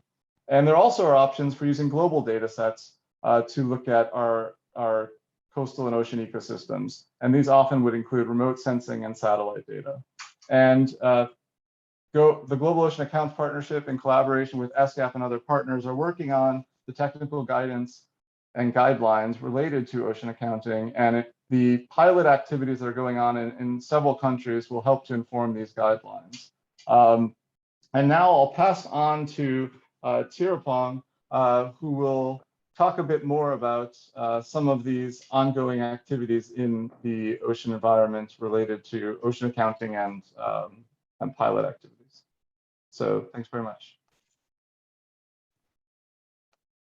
Thanks, Anthony. And let me try to share my screen. While I'm attempting to do that, just building on what Paulo and Anthony have been discussing, there might be some key questions that we might want to think about our mind. That when we think of linkages between the ocean environment ecosystem and ocean economy, we want to know what's the production in the ocean economy. So when it comes to the S&A calculation, we want to know which activities are ocean related, which are not.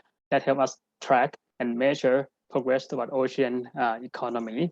We would also like to understand how sustainable is our ocean economy. Are we harnessing growth potential at risk of degrading or reducing ocean wealth for the next generations? And we also would like to understand who is benefiting or not benefiting from the ocean economy. So I think that and all different aspects of this question has been piloted in many countries in around the world. And I hope you can see the slide right now that that many countries has been piloting and experimenting ocean accounting. As Regis said, the GOAP was established slightly more than 2 years ago with 5 trailblazers in Asia Pacific.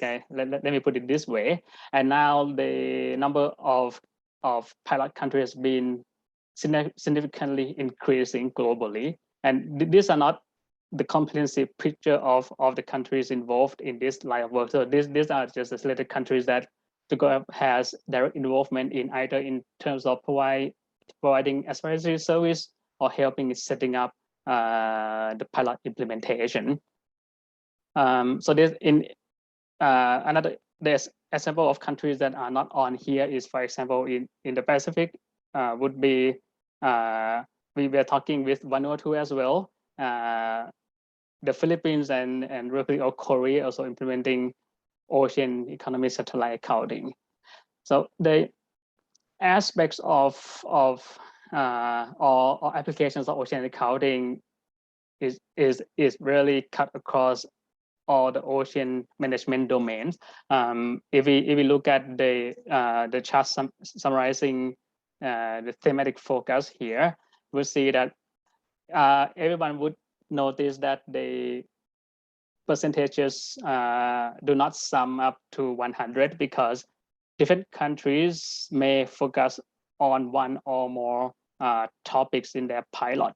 But most of the pilot countries would start the pilot implementation on accounting for ecosystem assets, that is 80% of them, then followed by land-based, marine-based pollution, marine management, including the MSP and MPA, ocean tourism nexus, blue carbon, ocean economy, ecosystem services, and sustainable fisheries. When we look at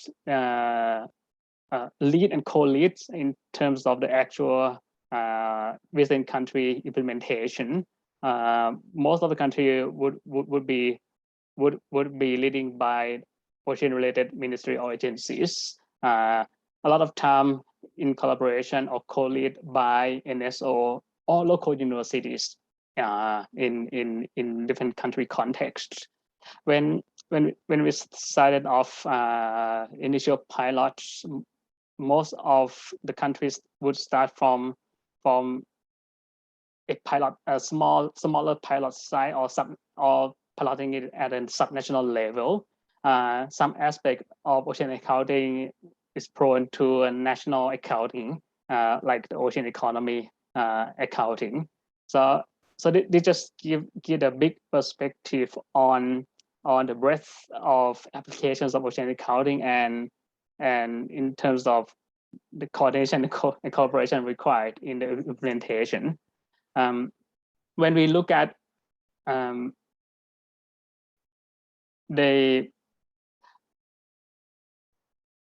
when we think of implementing new things, I think it's not necessarily on ocean accounting. It's always good to listen to experiences and lessons from previous countries who experienced the pilot implementation. And these are some of the key points and voices that I have received and collected from. Try to summarize them into a few bullet points. All country indicate that it's highly beneficial to begin the work with good scoping exercise. That is because issue about the ocean in different countries are vast. We can start from understanding ocean economy in terms of contribution to the GDP, down track to understanding ecosystem services, how to value them.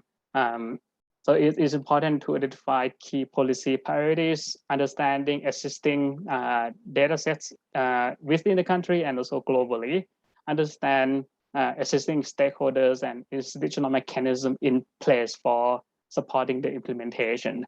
So those information would help us shaping what would be the scope of the initial pilot and set up the roadmap for implementation going forward.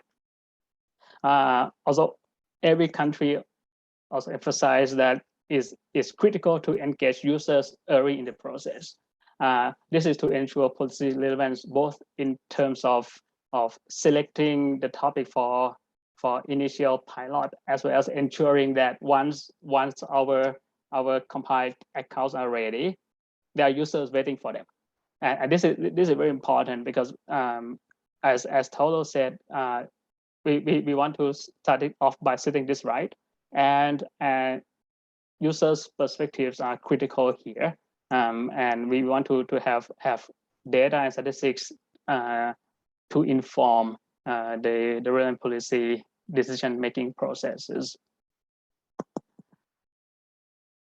If we look at experiences in Asia Pacific on central framework implementation, we would also see the same theme that implementing ocean accounts does not require complete information. Many countries started off by compiling partially account in terms of either focusing on one specific topic in the ocean accounts framework, or touch upon various accounting structure by filling best available data in the country, and the reflection always be. Tirapong? Yes. Tirapong, sorry for interrupting. Can you wrap up in a minute or so? Yeah, and this is my last slide. Oh, wonderful! Thank you. Yeah, and yeah. So the idea is that partially compiled accounts are very useful, not only informing users but also identifying gaps for further investment. And we should also communicate the results early to stakeholders. And I think last but not least, cooperation is key. Ocean accounts need to have expertise from various disciplines, and this has to be done through coordination and collaboration. We will be hearing from many countries after my presentation. So thank you very much and welcome any questions or comments. Okay, thank you so much, Tirapong. And as you could all hear, Tirapong has been involved in the since the very beginning of most of the pilot and experimentation with ocean accounting, the efforts that we've seen in the Asia and the Pacific region. So so we have a real expert here on our hands for today's session. And the presentations we've just heard from Anthony and Tirupong, I mean, we could probably fill up a whole session with these presentations. As they both mentioned, they're very happy to respond to questions, but I will ask those of you in the audience who have any questions or comments to the two presentations we've just heard, please put them in the chat, and then I'll ask our two presenters to respond in writing. Because in spite of my efforts, which are not really that successful so far, we've already managed to get a bit behind in our very packed program for today. So Anthony and Tirupong, thank you very much for your contributions. We will now move on to hearing from a number of country representatives who've been involved in some of the pilots and experiments that Tirupong and Anthony just pointed to. And we will do that in the format of a panel discussion. And I am very happy to have some excellent and expert support in terms of moderating this panel. So it is my pleasure to invite our moderator for the next 25 minutes or so, Dr. Mohammed Usir Mahideen. And Dr. Usir is the Chief Statistician of the Department of Statistics of Malaysia. And here we have a person who's been working in the Malaysian statistical systems for more than 30 years. And throughout the decade or so that I have had the pleasure to know Dr. Usir, he's been a very consistent champion of making sure that statistical offices are getting involved in environmental economic accounting broadly, and also specifically when we look at accounting for the oceans. So it's a great pleasure to have you with us today, Dr. Usir, and yes. I will hand the moderation over to you. Yes, so this, oh, wonderful to see you. You look so happy. Thank you. So, but you have a tough job on your hands there. Yeah. So what I will do in around 25 minutes from now, Dr. Usir, I'll just give you a little beep so that you know that it's time to wrap up. Yeah. Yeah.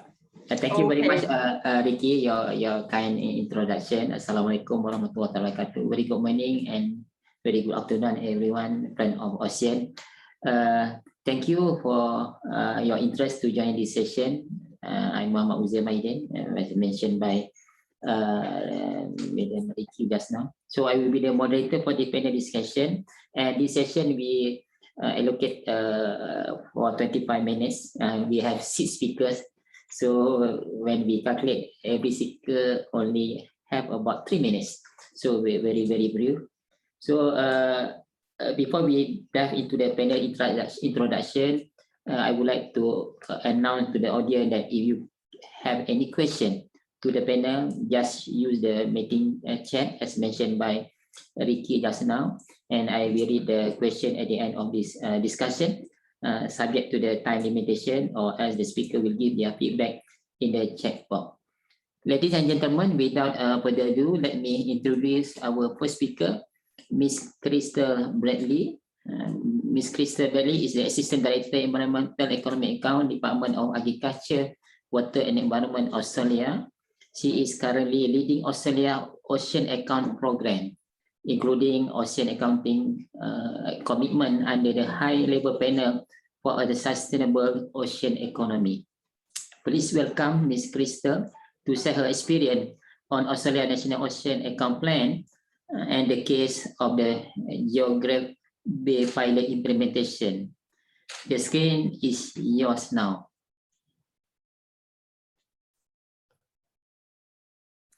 Thanks very much, Dr. Usir. Thank you for having me today.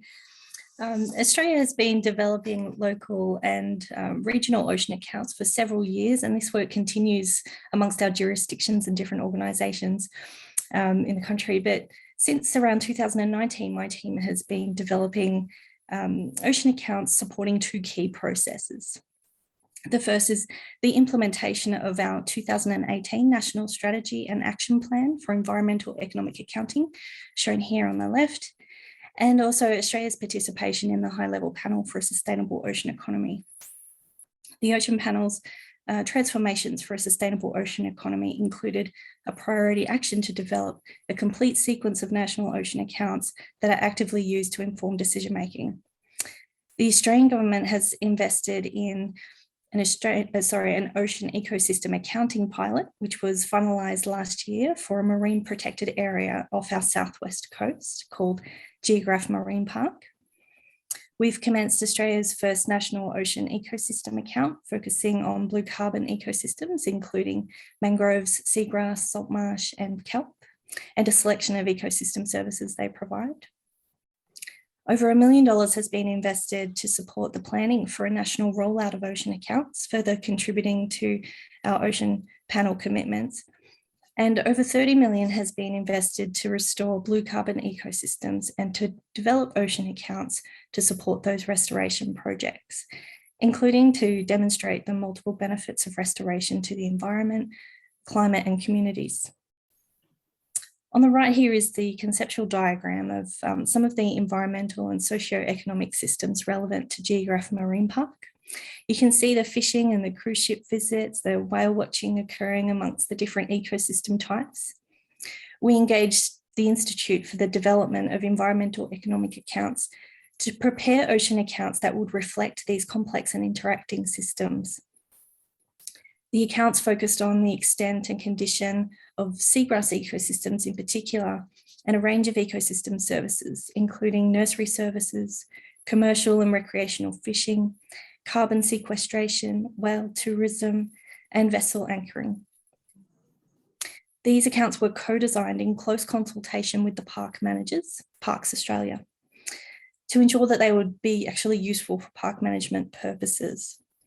Ultimately, that pilot project has informed the design of the National Monitoring, Evaluation, Reporting and Improvement System, the National Compliance Monitoring Risk Assessments, and improved the baseline understanding of the multiple values and pressures of this newly established marine park at a local level.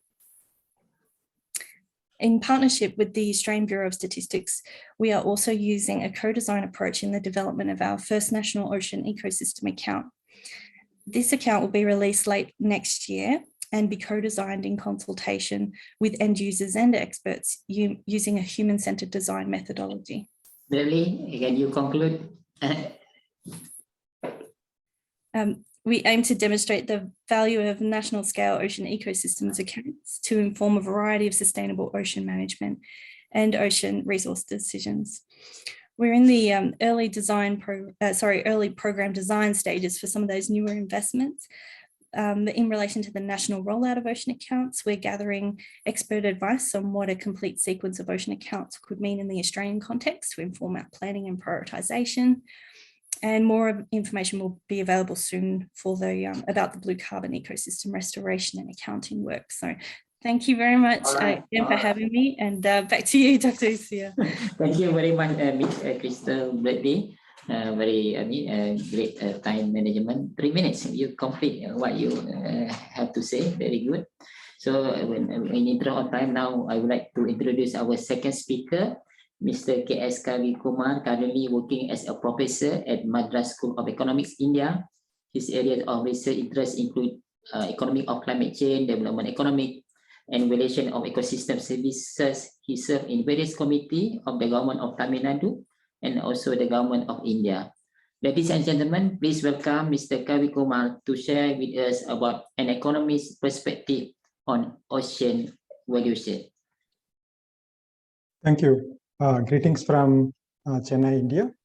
Thank you for giving me this opportunity to share some of my thoughts on this accounting for ocean and economy linkages as part of this fourth Asia Pacific Ocean Day. I must clarify that I'm here in my individual capacity as an economist working in the field of, in this particular field of ocean economy interlinkages. I'm, however, like to share some of the initiatives that are being undertaken in India on the blue economy front and also on the in the context of ocean accounting. So I think India has intends to make, I mean, it's trying to make its intention clear on the use of ocean accounts.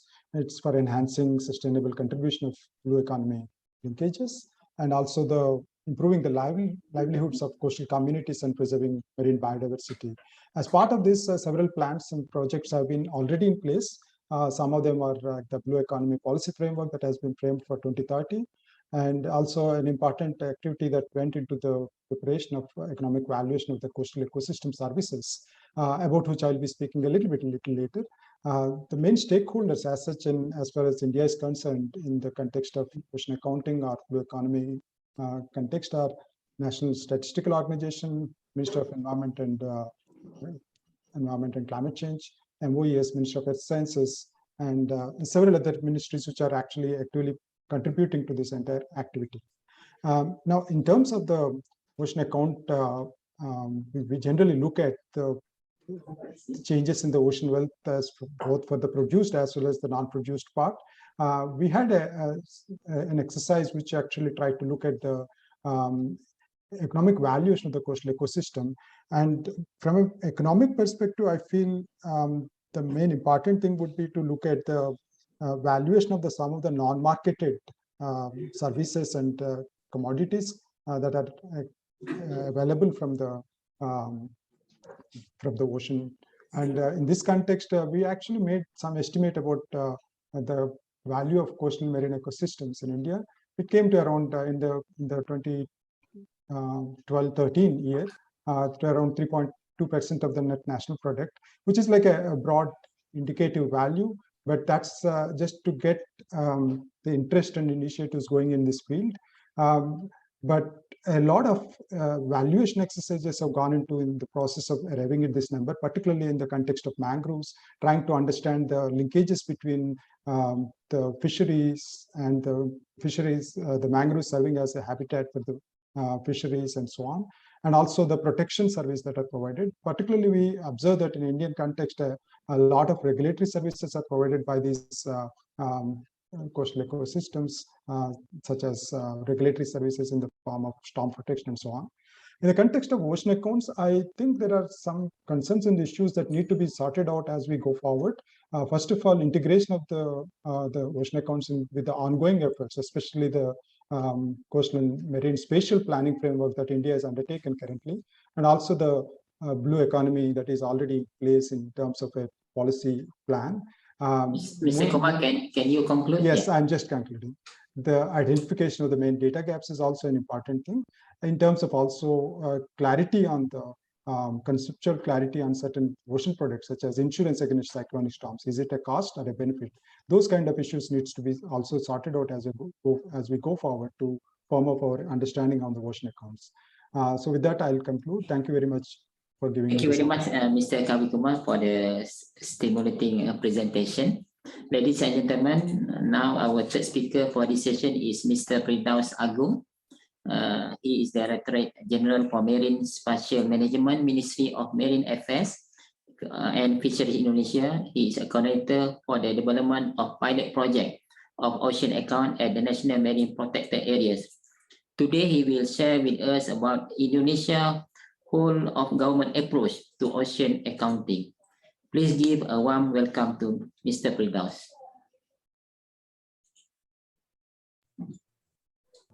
Thank you.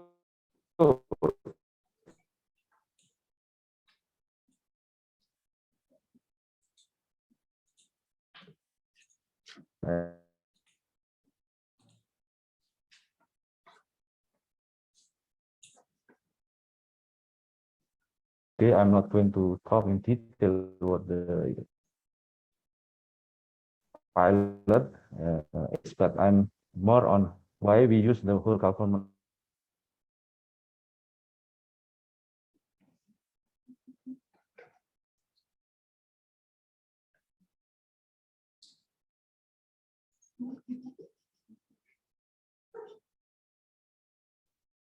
We have some technical now. Mr. Firdaus, can We can't hear you.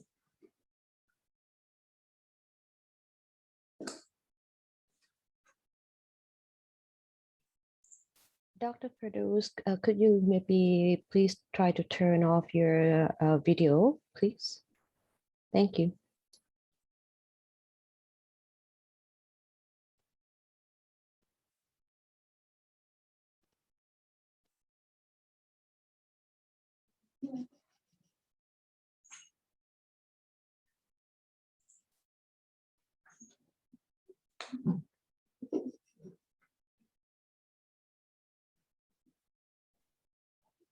Dr. Uzir, maybe while we have this technical issue with Dr. Firdaus. Yeah, we can continue with our next speaker.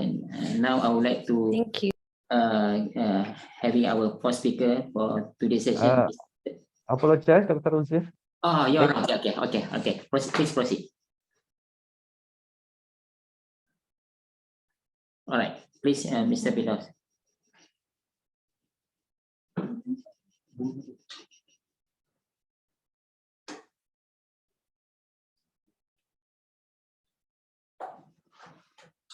No.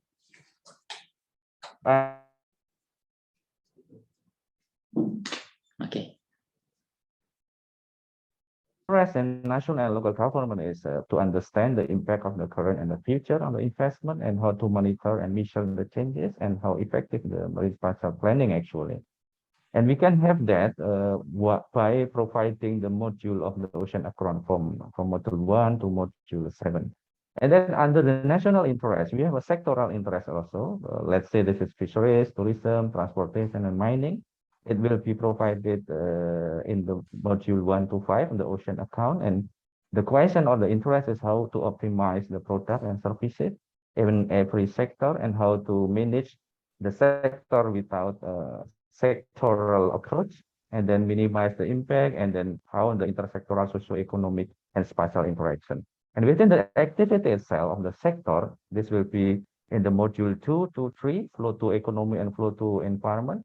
What kind of and how much of product services uses from natural resources and what kind of how much residual emission release back to environment.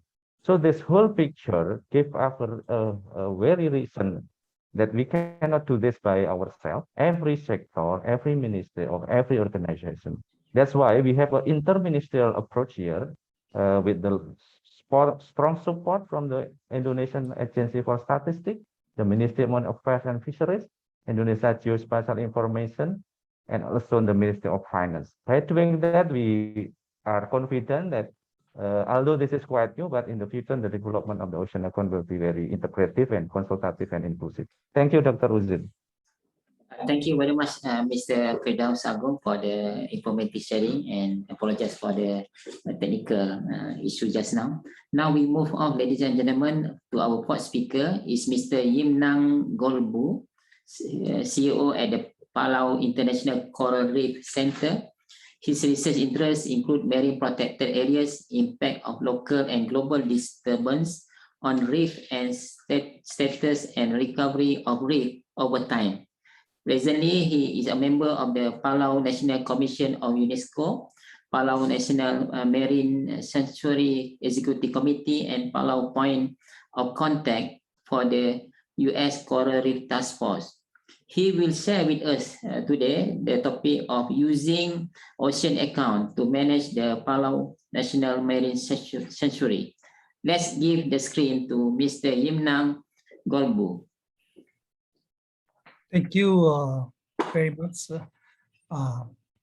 About 6 years ago, Palau passed the Palau National Marine Sanctuary Act.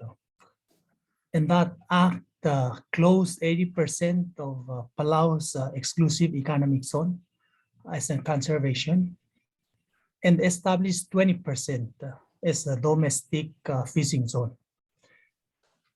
And there were several key objectives for establishing the Palau National Marine Sanctuary. The first one is conservation and sustainable management of our resources. The second one is contribution to our food security. And the third one is, how can we bring more economic benefits from our resources to the people of Palau? And then finally, how can we attract more environmentally and culturally conscious tourists to visit Palau? This Palau National Marine Sanctuary is a huge amount of area in Palau, and it requires adaptive management. And it requires research and studies on both ecological, socio-economic and cultural and economics in order for us to manage it to achieve the goals and the aspirations of establish these big protected areas. And beyond the Palau National Marine Sanctuary, Palau is also a member of the, the president of Palau is a member of the panel, a high-level panel on ocean, sustainable ocean economy. And so Palau, like other ocean panel members, is committed to the 100% ocean management. And so ocean account is also critical and important for us as we're developing our sustainable ocean plans for ocean management.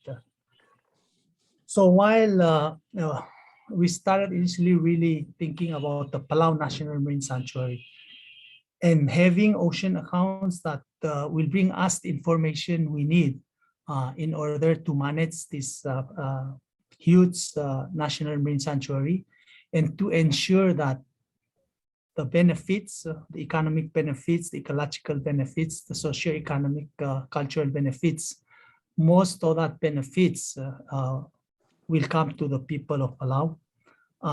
We also need it beyond our Palau National Marine Sanctuary to the whole exclusive economic zone of Palau. And so we're looking forward to working with Anthony and ESCAP and the other local agencies to establish this account and to help us with the management of our Palau National Marine Sanctuary and to our whole ocean. Thank you very much. All right. Thank you very much, Mr. Yamnam, for sharing your very valuable experience. So we move on to our next speaker is Ms. Kanjana Pumali. Ms. Kanjana is the Director of Statistical System Management Division, National Statistical Office, Thailand. She used to work in the Ocean Account Pilot Project with ESCAP in 2019 and worked as lead team in the NSO to deal with environment statistic development, including SEA. Today, she will share her knowledge on the application of ocean account in Thai context. Without further ado, I would like to invite Ms. Kanjana to share her experience, please. Hello, everyone, and thank you very much, and good afternoon, everyone. For Thailand, I would like to share about how we apply the ocean account in the Thai context. So once that we start to work, we have to look at the policy of our national how that they concerned about the ocean in our policy, and we found that in the national policy we also concerned about the environment, that they try to create the growth on the basis of quality of the life that is friendly to the environment, and we also apply the bio, circular and green economy in our policy. So, and we found that in this policy they want to emphasize on balancing the ocean economy and ocean health together, and they also use the ocean health index that used it as a tools for monitor and evaluated health of the ocean ecosystem by integrated the dimension of the social, economic and environmental indicator. Once that we want to work on data and statistics, we want to make sure that our data and statistics that we produce, that it fits for the policy need. And we use the ocean account as the important backbone to integrate the data and statistics about the environment among the many agencies. We found that that is the very good tools and very good framework to integrate the data, to collect the data, to answer the indicator that they want to monitor in their policy. And also we also use the ocean account to compile about the GIS data to support the maritime spatial planning about to work on the ocean as well. In the Thailand, we start to work on the ocean account in the pilot project in the Phang Nga Bay in this year. And we also we also apply the ocean account, we also apply the ocean health index at the local, how the ocean health index that can answer the local policy as well. And we also try to find the suitable statistics and data by using the ocean account that to collect the data to compile the data and indicator to support local strategy as well. And we hope that if we finish very good answer and very good result of our pilot this year, we also work together with the Department of the Marine and Coastal Resources to work and extend our scope, extend our area in the national level as well. That is the thing that the Thailand that use the ocean account in our context. Thank you.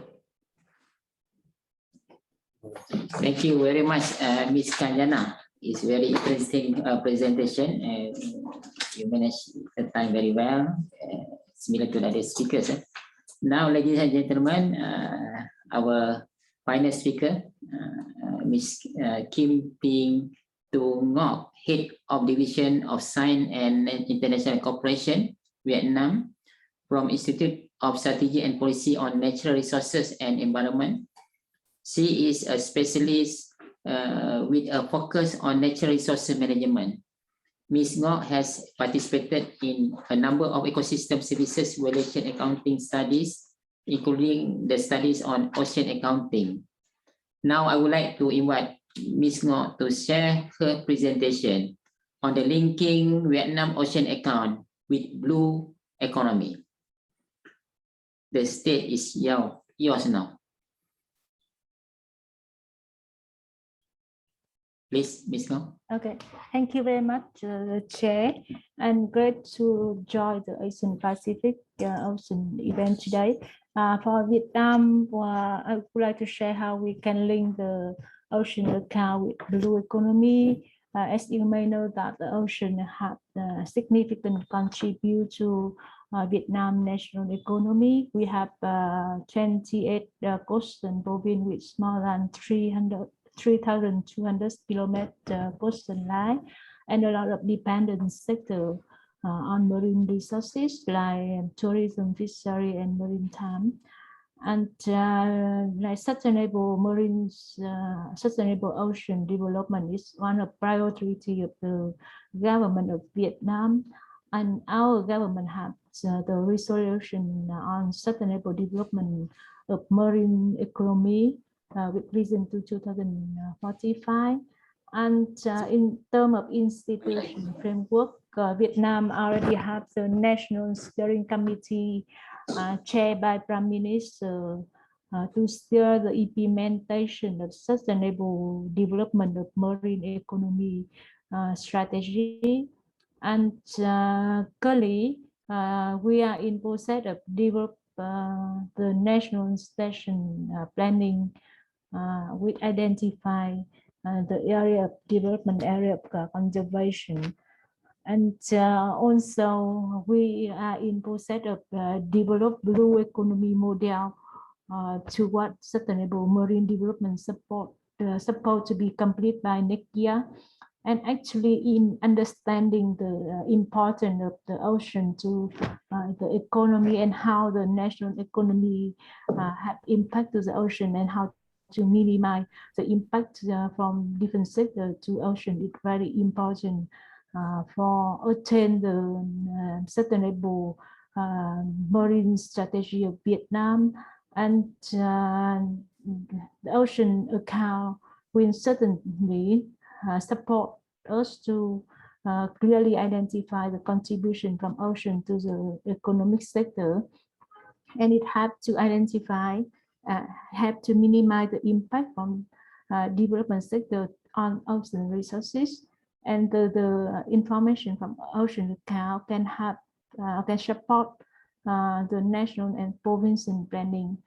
With the pilots, and Vietnam have some pilots ocean account in 2019, and we focus on the ethane account, and we assess the impact from sector to the ocean.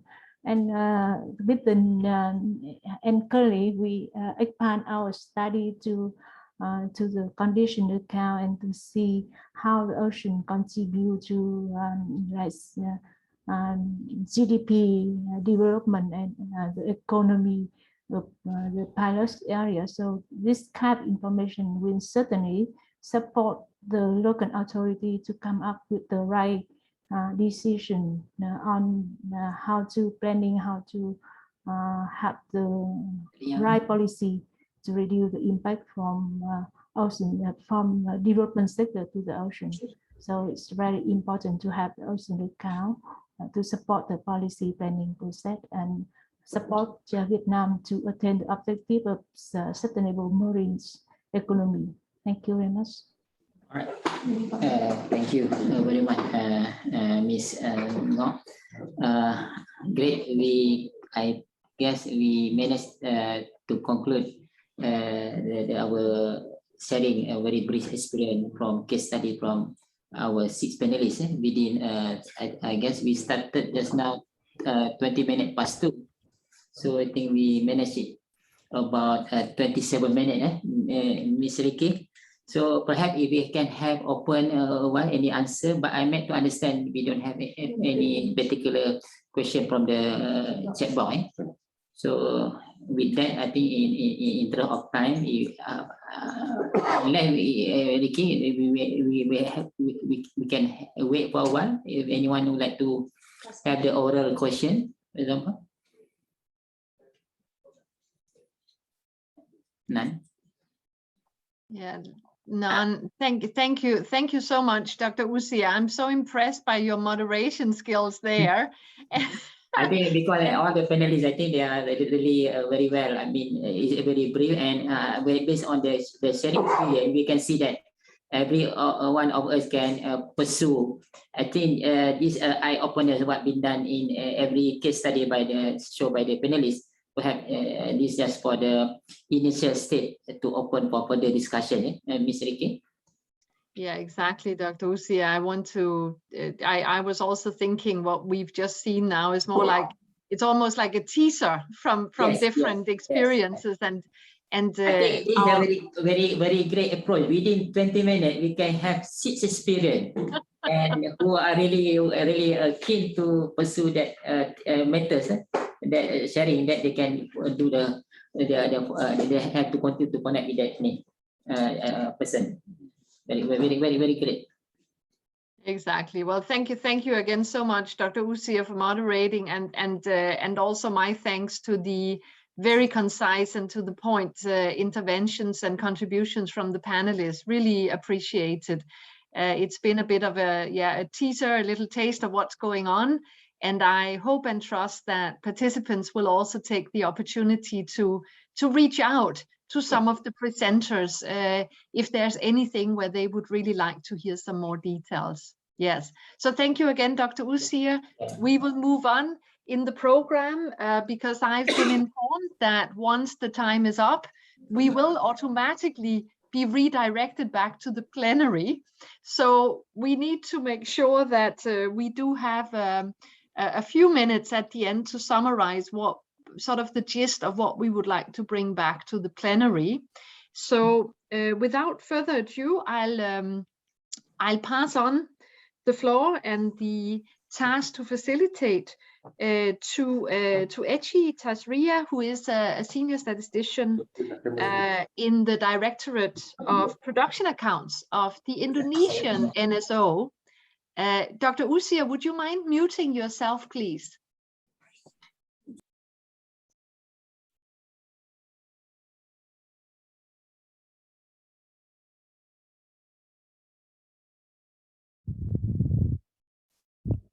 Thank you, Rike. Good afternoon, ladies and gentlemen. I will facilitate this session. This session basically want to seek your response regarding our event today.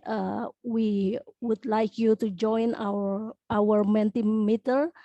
You can scan the QR code shown in the screen, or you can go to www.menti.com and enter the code below, or you can also click the link in the chat box that you can see in your screen.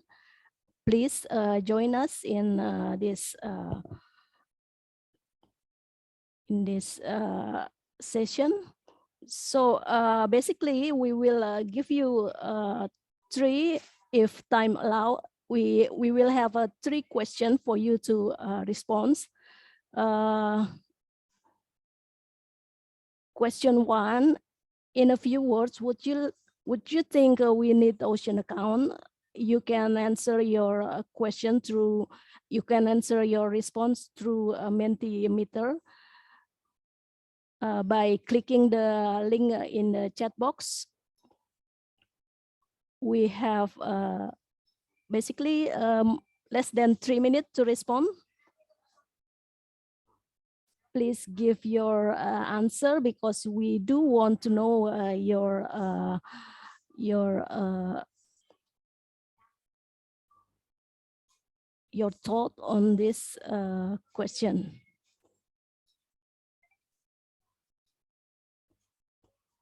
Okay, there are some response there. At the center is wealth, and then environment, and then oh, it's changing again. Confident decision is the center of the response. Mitigate climate change, data clarity, reduce impact or aesthetic, track changes, and oh, there are so many response here. Thank you very much for your feedback. We can continue to our second question, please. In your view, what is the most important short-term challenge for accelerating the development of ocean accounting? You can give the rank through the option listed there. Okay, we have first rank is policy support.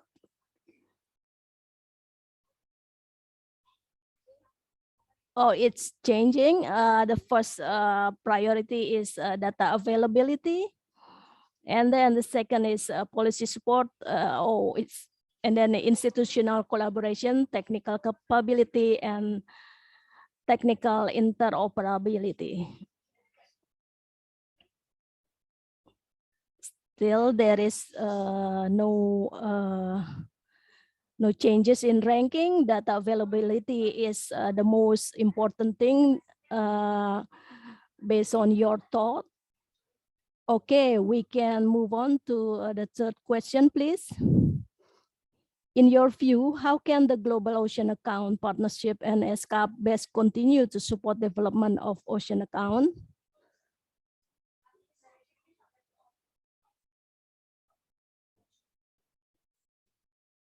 In your view, how can the Global Ocean Account Partnership and ESCAP best continue to support development of ocean account?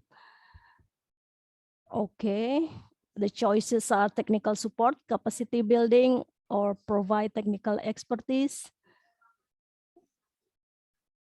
provide guidance on methodology and other consideration, connecting global expertise, support setup of regional data center, capacity building, and share best practice and lesson learned.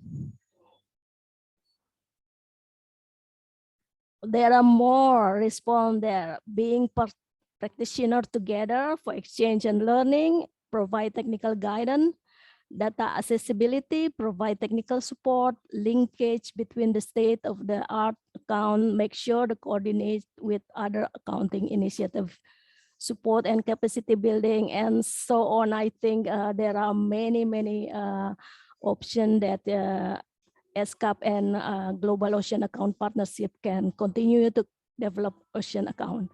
I think that's all. Thank you for your all response. I give the floor back to Rika. Thank you, Rika. Thank you so much, Etchi, and thank you to all the participants for very quickly typing in your inputs to this. Yes, I'm impressed. Call. It was great to see. And it also tells me that if we had another 30 minutes, we could easily fill it up with more discussion. So Etchi, thank you so much for facilitating this. You're welcome. Thank you. So it's now time for me to pass on the floor to my fellow co-chair of the Global Ocean Accounts Partnership for a few summary remarks in terms of the gist of this dialogue, what we could present to the plenary once we are moved back. So it is my pleasure to give the screen to Siba Ali, who is the manager of the Regulatory and International Economics Division at Fisheries and Oceans Canada, who is co-chairing the Global Ocean Accounts Partnership. So Siba, over to you. Well, thank you very much, Rike, and it's my pleasure to try and sort of encapsulate what we heard today. Let's hope I can do a good job for that. So what we heard so far from the six presenters as the experience they had with implementing ocean accounts pilots, or sort of going towards the development of ocean accounts, and the experiences that they had varied across the spectrum. Australia is sort of far advanced, and they have been implementing it for a few years. They've sort of just undertaken one of the pilot projects in Geograph Marine Park. On the other hand, in India, as presented by Kavi Kumar, they sort of intend to use ocean accounts for enhancing sustainable development or sustainable contribution to the blue economy. And what was interesting there was the project that they undertook to do economic valuation of the ecosystem services, which would be especially focusing on the non-market values for those particular services. Similarly, we sort of heard from across from the other presenters as well, and I'm sort of cognizant of the fact that we don't have too much time, but the importance of ocean accounts is writ large across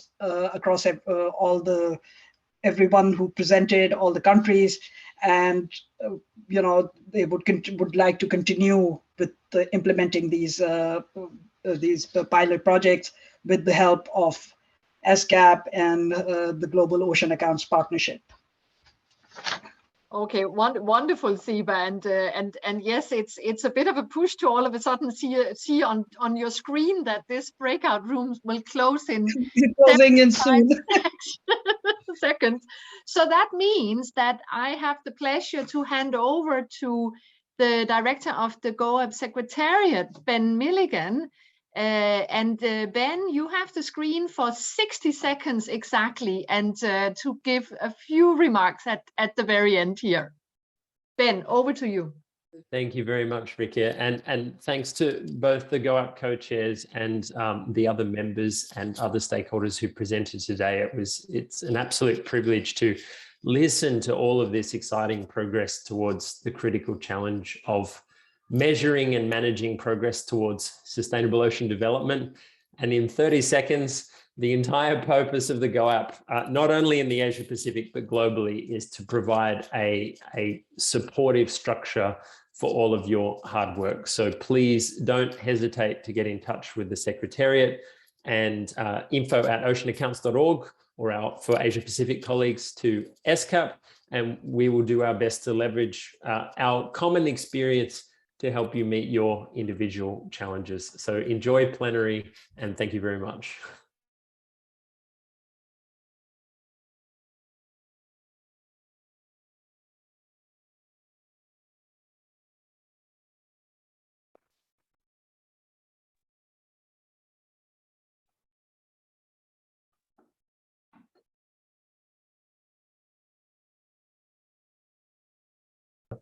Of Northeast Asia Marine Protected Area Network, we call NIAMPAN. So in this capacity, so I am moderating this session.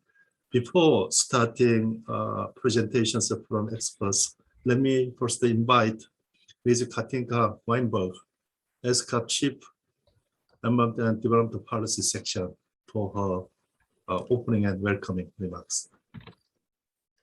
Thank you very much, Sangmin. And let me join you in welcoming our participants for joining this interactive dialogue on the ocean and climate nexus. What I would like to say at the outset is that we have added this interactive dialogue because last year, ocean and climate synergies were identified as one of the most pressing issues for ocean protection. And our constituents had therefore asked us to include this topic into the discussions of the Asia Pacific Day for the Ocean. And of course, the ocean has a crucial role in carbon sequestration. It absorbs 25% of all CO2 emissions from anthropogenic activities each year. However, human-induced greenhouse gas emissions, mainly CO2, and ongoing global warming, as also highlighted in the recent sixth assessment report of the IPCC, have amplified the stress on the ocean and are causing the ocean to warm, to rise, and to become acidic. Marine organisms capture over half of biological carbon. Hence, we must protect marine ecosystems so that they can keep protecting us. The ocean's vegetated habitats, such as mangroves, salt marshes, and seagrasses, are responsible for sequestering about 70% of the carbon permanently stored in the marine environment. That's about 10% of all global carbon. Climate change threatens coastal areas, which are already stressed by human activity, by pollution, invasive species, and storms. Sea level rise can erode coastal ecosystems and eliminate wetlands and reduce their ability to absorb carbon. So maintaining or improving the ability of the ocean to absorb and bury CO2 is a crucial aspect of climate change mitigation. And we know that cost-effective nature-based solutions, including restoring mangroves and seagrass meadows or growing kelp, are good opportunities to restore or expand marine ecosystems. And it is estimated that they could contribute to about 20% of the mitigation efforts needed between now and 2050 to keep global warming below 2 degrees Celsius. On the other side, halting the decline of the ocean and coastal ecosystems will also generate economic revenue, provide food security, and achieve and improve livelihoods in coastal zones. It also provides for significant economic and development opportunities for coastal communities worldwide, including in highly vulnerable small island developing states in the Asia Pacific region, including, as we heard by our keynote speaker earlier today. A report that we at EDD are publishing this week ahead of the COP26 finds that the Asia Pacific countries' climate ambitions that are reflected in their NDCs, however, are not ambitious enough, and that our countries really need to significantly raise ambitions in order to maintain any hope of keeping the world temperature increase well below 2 degrees Celsius. In raising these ambitions, actions to support the marine environment really play a key role.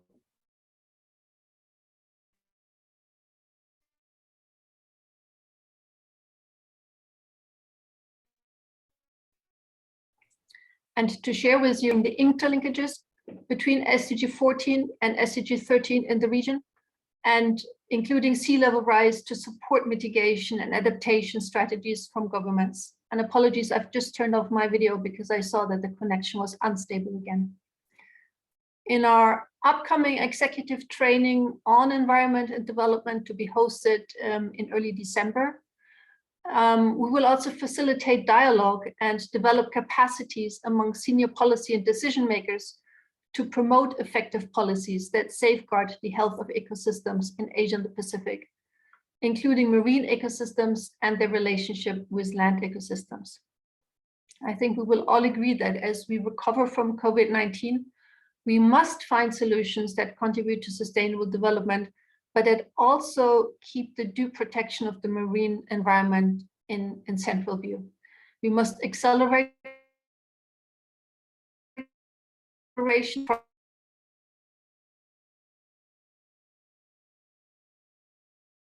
across the region and integrate climate initiatives delivered here. And also your contributions and the dialogue and the discussions through experience sharing and innovative ideas will really contribute to finding appropriate solutions for the ocean in its nexus with the climate. I really look forward to the panel and welcome very much this dialogue. Thank you very much, Sang-min. Thank you, Katinka. So now we are going to move on to session. And so, the overall theme of this session is Ocean Climate Nexus, but the focus will be blue carbon. And we are very fortunate to have speakers who will present the studies on potential carbon sequestration of different coastal ecosystems. As Katinka mentioned, sea grasses, mangroves, salt marshes, and mudflat. Those are really key elements when we talk about the blue carbon. And we are fortunate that our speakers will cover all those 4 important elements.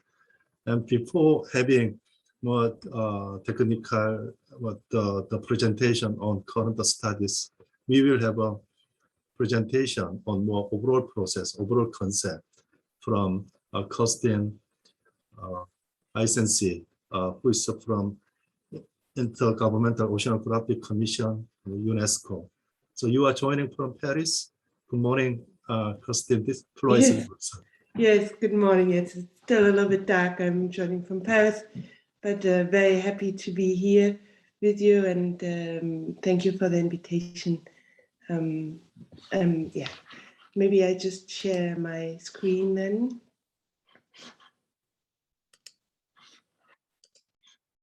So I hope you can all see my screen. Yes? Yes, we can see your screen. Okay, perfect. Again, thank you very much for the invitation, and I'm very happy to speak to all of you here about the role of coastal blue carbon ecosystems responding to climate change. Indeed, this is, I think, very timely, also with just next week ESCAP coming up, and with the UN Decade of Ocean Science for Sustainable Development, but also the UN Decade of Restoration. I think blue carbon ecosystems can have to play a major role, and are still largely overlooked. And this is actually quite surprising, because coastal blue carbon ecosystem, salt marshes, seagrasses, mangroves are really distributed all over the world, and especially, of course, in the Southeastern Pacific. In the Pacific in general, we have a huge concentration of highly productive blue carbon ecosystems. They're distributed everywhere besides the Antarctic. And so this shows that the importance, especially for coastal population, needs to be upfront on the agenda for action at the sea and in the coastal areas. But why should we actually care? So coastal blue carbon ecosystems, mangroves, tidal marshes, and seagrasses are highly productive coastal ecosystems that have a particular high... Sorry? Oh, no, please go ahead. Okay. That are particularly important for the capacity to store carbon within the plants themselves, but even more importantly, in the sediments. This dark soil you see, those non-oxygenated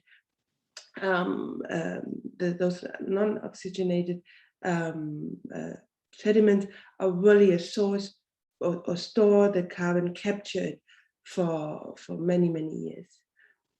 Mangroves, tidal marsh, and seagrasses cover between, it's still not super sure, between 13.8 and 15.2 million hectares, 2.2 and 40 million hectares, and 77 and 60 million hectares respectively. So there are still a lot of uncertainties and a lot of, there's a huge knowledge gap still, but what we know is that despite the proven importance for ocean health and human well-being as well, so via carbon sequestration and other ecosystem services, still between 20 and 50% of coastal carbon ecosystems from the original existence have been converted or destroyed. So in some numbers, again, those estimates of the global area still need some more science to actually be super sure, and therefore it's good that also in the region, this regional decade program will hopefully address those, but we know that we have an annual loss around 2% of each of those ecosystems worldwide.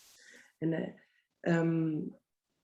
in total, partly the tidal marshes already disappeared more than 50%, and mangroves very important in the region as well, and seagrasses around 30%.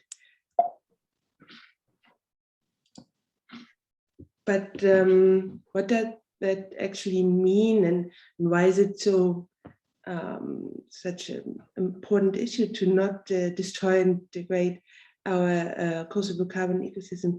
Because the carbon, which is actually stored within the soil, is then released to the atmosphere, and that of course adds to the carbon emission by a country, by the region, adds to the stress which is posed to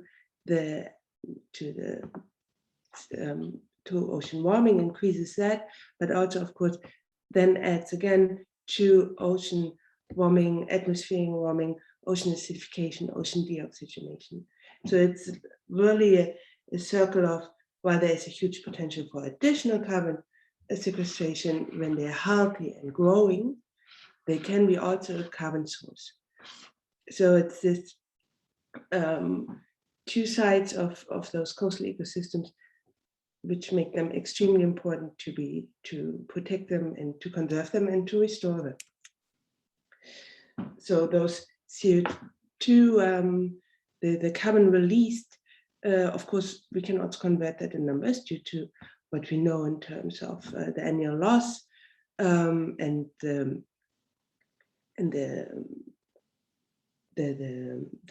general loss and how much is stored.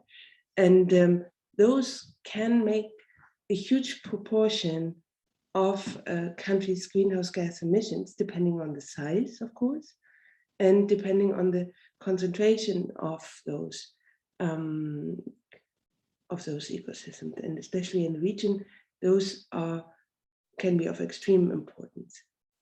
The contribution at the global level to additional sequestration might be not of very huge relevance, but this risk to also destroy and then contribute to further greenhouse gas emissions is very high. Also, with the development of new restoration techniques, there's a huge potential to increase and make it relevant for national reduction of greenhouse gas emissions. But what are the drivers of loss and what can we do to stop those additional annual emissions? What was said before and what's also addressed will be addressed in this new decade program: the coastal pollution, coastal development, marine spatial planning, an important factor. And yeah, it has to be sustainable marine spatial planning.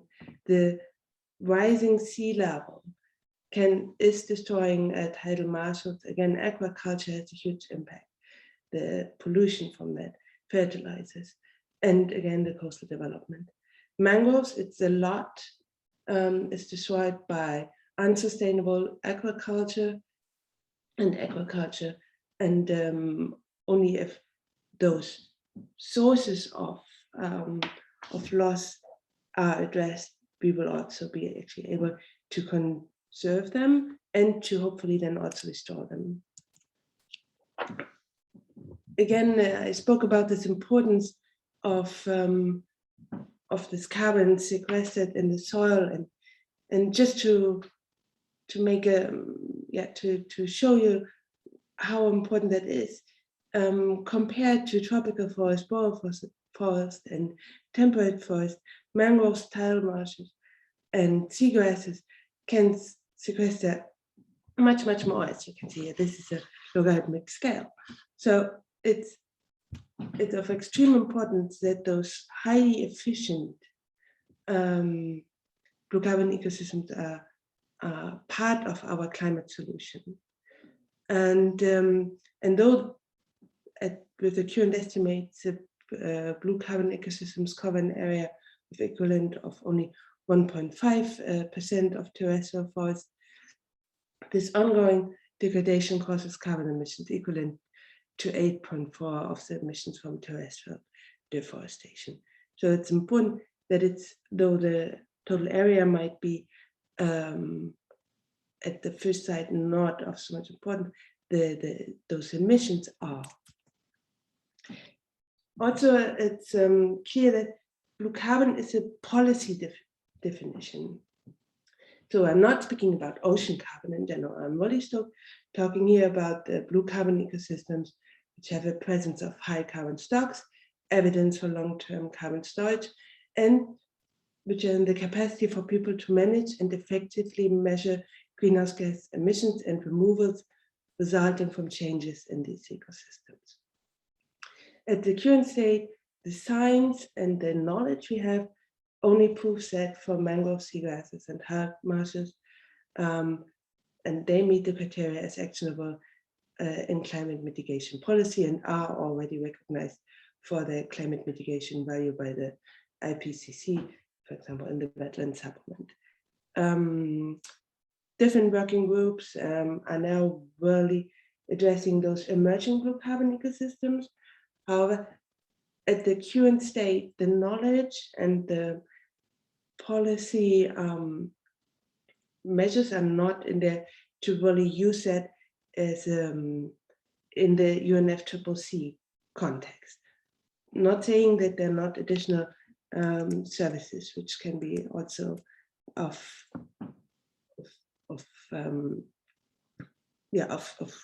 value. However, those are not really accountable for by country and therefore not usable in the UNFCCC context.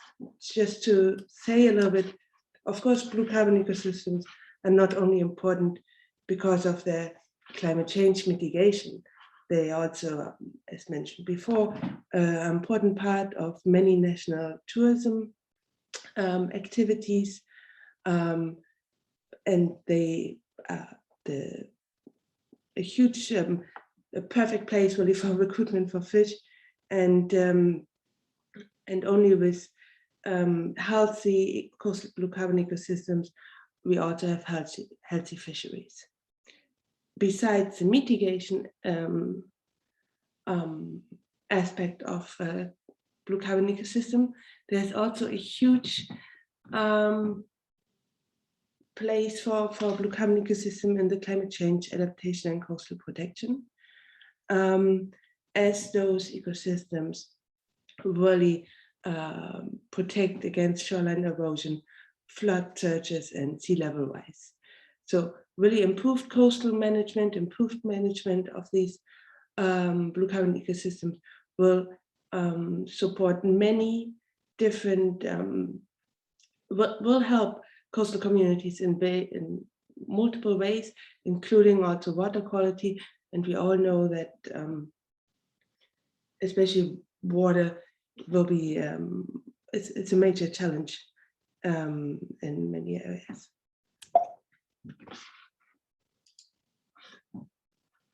So again, why should we care? What can be already done? Mangrove seagrasses and tidal marshes are already included in some of the country's national determined contributions, national greenhouse gas emission inventories, and other climate mitigation mechanisms. The conservation and restoration of blue carbon ecosystems offers an efficient way to avoid greenhouse gas emissions, particularly for nations with large areas of coastal vegetation and high rates of loss. And as mentioned, there are additional benefits, and and these ecosystems also provide valuable ecosystem services, including coastal protection and fisheries that are applicable to climate adaptation and resilience policies, such as in national adaptation plans. I'm sorry. So it's now and also for the next years, I think there's a real call for action. There's a need to expand to us, to UN agencies, to every sector who can really support blue carbon ecosystems. And this starts with expanding the capacity of policymakers and governments to assess, monitor, and account for the climate mitigation and adaptation value. Blue carbon ecosystems should be included in climate mitigation and adaptation policies wherever possible. Countries should also include carbon activities in their national determined contributions, in national greenhouse gas inventories, and raise really the ambition for including those in national adaptation plans. It's important to not only look at the outcomes, but really at what is driving change. And so really working on expanding the conservation and restoration of this ecosystem will be important. It's now important and even more important in the future. So those blue carbon interventions have the potential to contribute to climate mitigation, adaptation, biodiversity goals, and also other objectives in the SDGs, where we have I think 14.5, which is only focusing on mangroves and the protection, and the CBD targets. Further, local communities are essential to effectively and successfully implement those conservation and restoration of blue carbon, because it can be only the national governments, as was mentioned before, as well, with the communities working together to show the importance. And just to say a little bit what we are doing, and this is also, of course, not based only on my own knowledge, my findings. No, this is supported by 2 international partnerships, particularly the Blue Carbon Initiative, which is a science body, and then is also part of that important effort, which really since 10 years, together with CI, IOC, and IUCN, we are supporting the science behind the blue carbon. And then IOC is also now co-coordinating together with Australia the International Partnership for Blue Carbon, which really brings together government, technical agencies to take the knowledge provided by the BCI also to some higher levels. And just to show what is all going on next week, and so it's good that really this day is always in October. Next week will be busy at COP, and a lot of events are happening, and I hope to see a few of you there, or at least remotely. And blue carbon is there now, and now we have to also get more commitments by national governments. Thank you very much, and sorry it took me a bit long.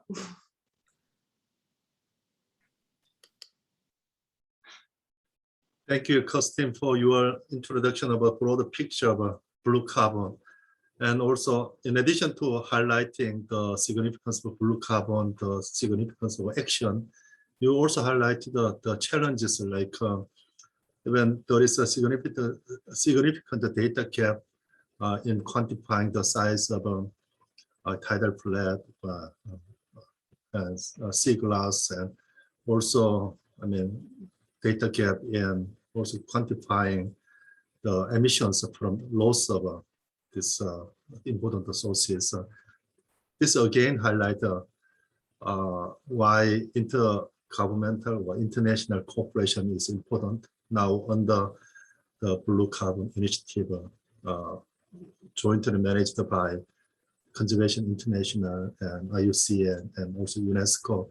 So I hope you can stay until Q&A session, and since you are one of the coordinators of Blue Carbon Initiative, perhaps you can speak more about the current ongoing process. And also thank you for sharing the information of all the events, 12 events to be held during this forthcoming COP. I'm surprised to see the large number of events on. I'm not sure it's all. So, I mean, dear participants, if you have a question, please leave your question in the chat box. We will get back to you.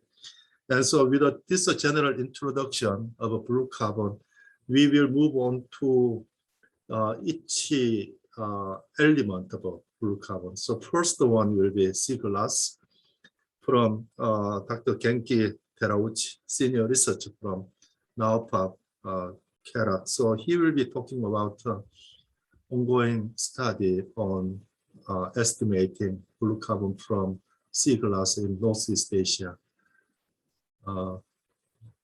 Terauchi-san, floor is yours. Hi, my name is Genki Terauchi. I have been working one of the regional activity center of NAOPAP. NAOPAP is called Northwest Pacific Action Plan. We have China, Korea, Japan, Russia as a member state of this program. And recently we have been working on estimating sea glass blue carbon using remote sensing techniques, and by first mapping the size of the habitat, and then doing the sampling on the field, try to estimate the sea glass blue carbon. So let me introduce our project using this slide. We have started mapping sea glass several years ago. We first started methodology development, and we also carried out case studies to evaluate the methodology. And we have kind of formed standardized method and a wrote a manual for mapping seagrass and seaweed bed with satellite images. This was published last year by Professor Teruhisa Komatsu as the main author of these publications. So I think he is in this room. If you are interested in reading the methodology in details, please contact Dr. Komatsu. And then next 2 years, we are trying to apply this methodology in a regional scale. And we made this a report called feasibility study to map sea glass in a large scale in the NAOPAP region. This publication is available from our website. So if you are interested in reading this, please visit NAOPAP CILAC website. There is a PDF version available. And last 2 years, we have been working based on the recommendation came from this report. We were developing a cloud-based mapping tools for seagrass. So now we have two cloud-based services. One is called Seagrass Mapper, and another one is called SIGGRAPH Trainer. SIGGRAPH Mapper is a mapping tool using the power of cloud. So by the conventional remote sensing mapping, you had to download huge amount of satellite images, and it was really time consuming. But these days, instead of downloading the satellite data from space agencies, you can upload your field data into the cloud and the cloud environment to do the classification to map the SIGGRAPH habitat. And this SIGGRAPH Trainer at the below is a tool to upload your field data set. I'm not giving any details about this SIGGRAPH Trainer and SIGGRAPH Mapper either, but I will be ending my presentation with information of the coming webinar. So this is an interface of SIGGRAPH Mapper we have developed. Here is a URL you can visit, and here is the information window to read your field data set. And in the world of the Google Earth Engine, they call this information package as asset. Asset means like valuable information, and in this case, your field data. And after you read your field data, you choose a satellite image you want to work on, and then there are some other parameters such as correction of images, like atmospheric correction, water depth corrections. These are two details for this rooms, so I will skip all the details. But the important thing is that now we have a cloud tools available for mapping SIGGRAPH. Okay. The reason why we are doing this in a regional scale is that we know SIGGRAPH cover less than, sorry, there is a typo here. SIGGRAPH cover less than 0.2% of ocean floor, but it stores about 10% of ocean or the carbon buried in the ocean. However, SIGGRAPH is being lost at the rate of 1.5% per year and have lost 30% of historical global coverage. So we want to see what's going on in our region. So in the NOPA program, we are working with national scientists. And first we selected a case study site in each country. These are the areas that we have selected. And by inviting a scientist from Thailand, Songkhla University, Dr. Milika Stankovic here, she's an expert of estimating blue carbon, and she's also very good at mapping SIGGRAPH using satellite images. So these are the people that we have been working for these case studies and case study areas in each country. And in these areas, we are doing samplings based on SIGGRAPH watch manuals and conducting SIGGRAPH quadrat sampling each SIGGRAPH substrate in luxuriant growth period and scanty growth period. After sampling, we weigh the dry SIGGRAPH of above ground biomass and below ground biomass in each substrate class. We have been correcting more than 40 ground truth points of SIGGRAPH, non-SIGGRAPH respectively with geolocations. And then we have been calculating SIGGRAPH coverage area using the SIGGRAPH Mapper application that I just introduced. And then we are trying to estimate the amount of blue carbon captured and stored in the SIGGRAPH ecosystem in each case study site. And because the budget for this project is very, very limited, and we have another option in case the field sampling is difficult, you can get some equations from existing literature here.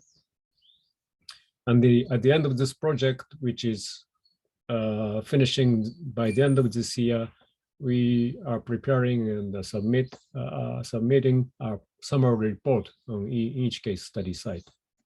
These are the annotated table of contents. There is an introduction here, and we will be guiding methodologies about field information, about obtaining field information about seafloor substrate, how to carry out satellite image correction and classification, and a method, of course, method for estimating blue carbon. Chapter 3 is about classification of seafloor and also information about the accuracy of the classified image, and then the amount of blue carbon estimated using this methodology. And the summary report includes recommendation for mapping seaglass in other part of the NAPAP member states. We are doing this exercise in the selected sea area, but the goal in the coming years to estimate the seagrass blue carbon in our regional sea. And we will have to submit list of ground truth data and raw data concerning organic carbon. So this information will be available. From time to time, we have been teaching people how to use our cloud-based tools for mapping seagrass. This is a snapshot that I was, I think this time I was teaching students and the scientists in Songkhla University in Thailand, but I'm doing this in the NAPAP member countries from time to time. At the end of this project, we will be publishing a booklet for seagrass conservation in the NAPAP region. Well, China already have very nicely crafted booklet about blue carbon in China. This booklet include other blue carbon ecosystems, such as mangrove and tidal marsh. So if you are interested, please. I don't know. Yeah, this is available from State of Oceanic Administration. So the Department of Strategic Planning and Economy. Okay. So if you're interested in obtaining the this booklet, please contact me. I can guide you where you can obtain it. In the NAPAP, we are trying to establish a NAPAP seagrass blue carbon network. NAPAP CLAC is more on the technological side, assisting people mapping seagrass habitats. And as the regional sea program, NAPAP is trying to establish some kind of certification system about mapping seagrass distribution. We are trying to do this because once this mapping tool is out, there may be a possibility that there are very unreliable map just being produced. I've seen these cases many times. So there needs kind of regional certification like mechanism to justify the map of seagrass habitat and also the amount of blue carbon as well. So by linking this technology and human resources, and of course, at the end, to map and estimate seagrass blue carbon in a regional scale, we need funding. So we are trying to link these things and trying to establish a NAPAP blue carbon network. Just one information to finish my presentation. We are planning a webinar, how to use seagrass mapper, seagrass trainer. So if you are interested in these mapping tools, please stay tuned. Information will be posted available very soon on NAPAP CLAC website. Well, that's the end of my talk. Thank you very much.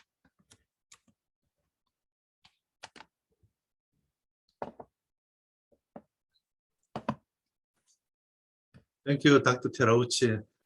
In earlier presentation from Kirsten, so when she was highlighting the data gap in seagrass was most significant. So in that regard, I mean, I see really great contribution of NAPAP's work towards narrowing down the gaps, knowledge gaps. And also thank you for presenting these tools available for now and then, but as you highlighted that still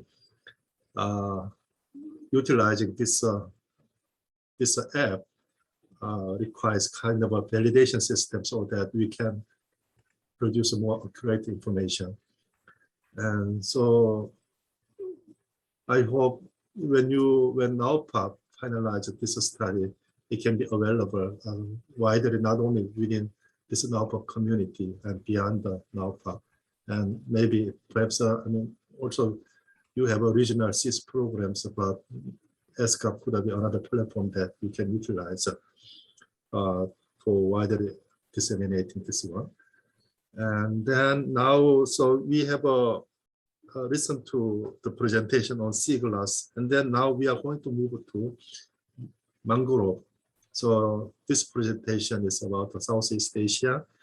Professor Dan Fries from National University of Singapore.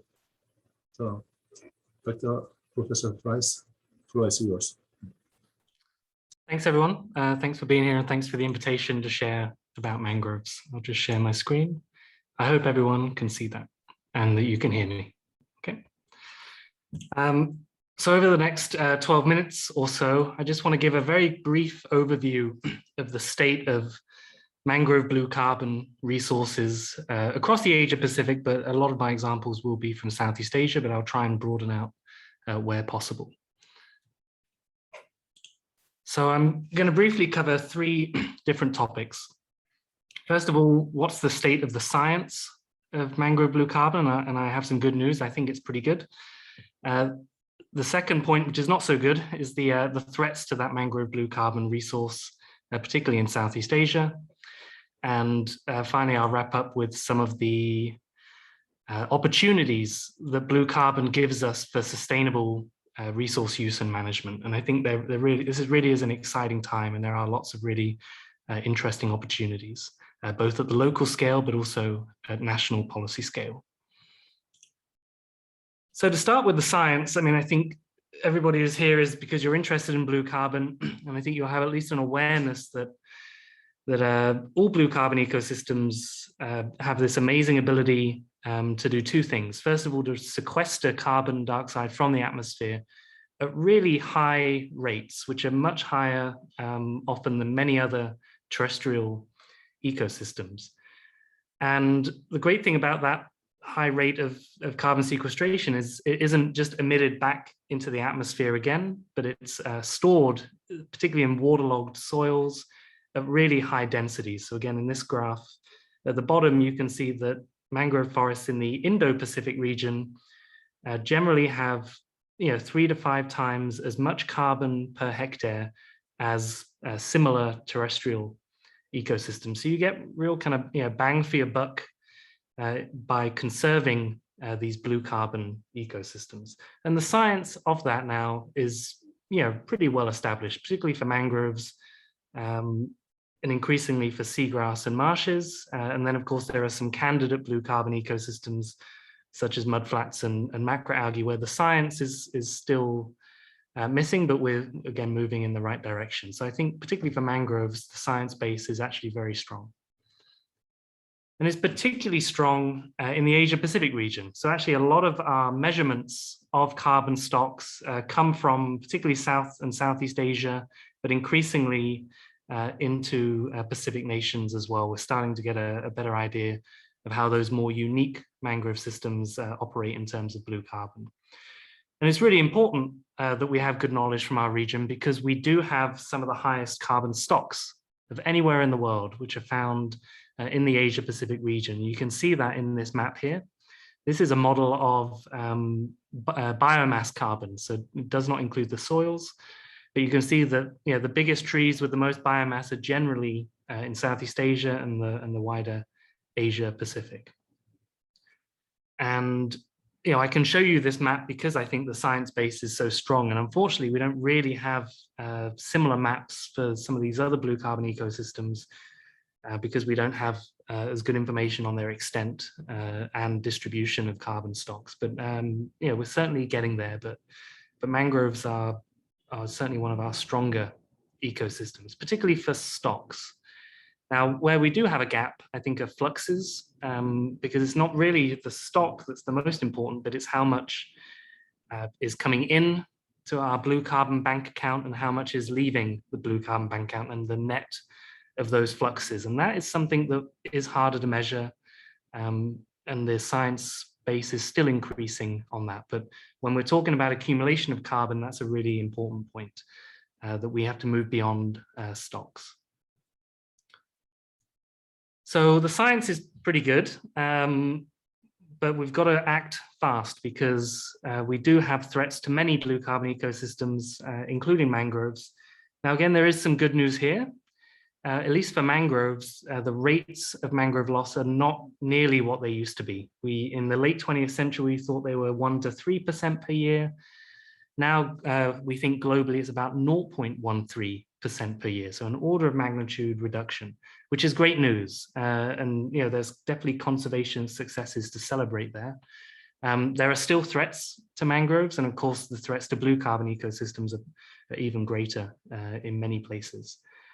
And as for mangroves in our region, generally it's aquaculture is the main threat, but we are seeing other drivers of mangrove loss, including commodity production for rice and palm oil, etc.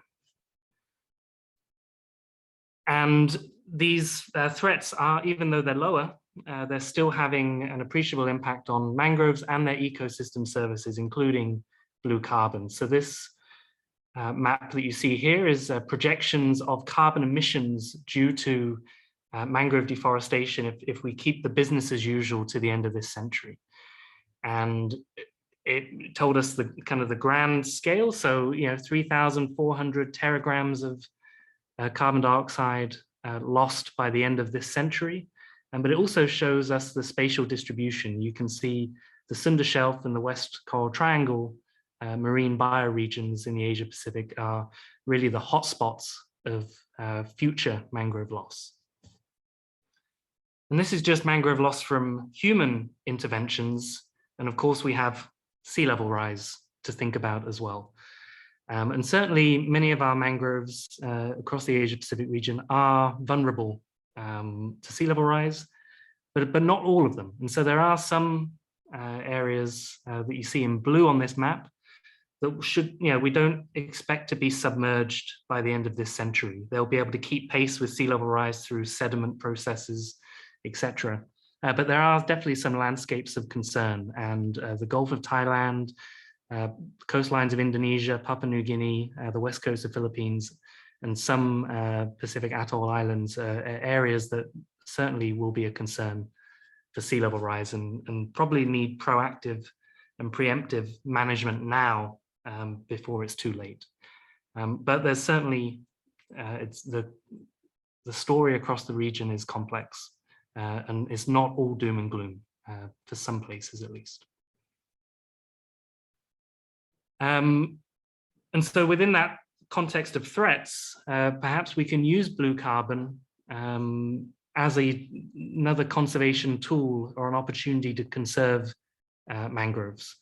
And we certainly see a lot of interest in this, particularly after the Paris Agreement, using mangroves and other blue carbon ecosystems as a natural climate solution to help countries and companies get to their net zero ambitions. Now, this graph, I think, very clearly shows that natural climate solutions are not a replacement for rapid decarbonization of our economies. That's the part in gray, and that does account for the substantial amount of greenhouse gas emissions. But there is a role for natural climate solutions to play to get us closer to that net zero target.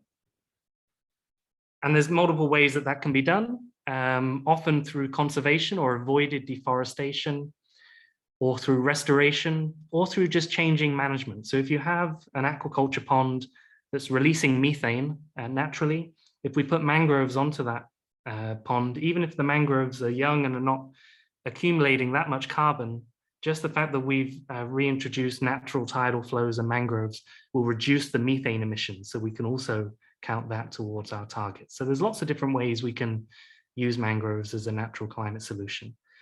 And we tend to talk about it at two scales, the national scale and the local scale through commercial carbon projects.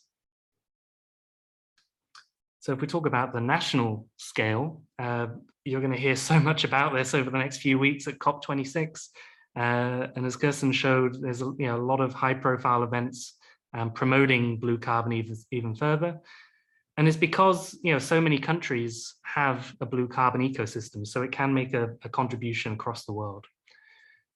If I just look at mangroves, we can see the potential to offset national greenhouse gas emissions.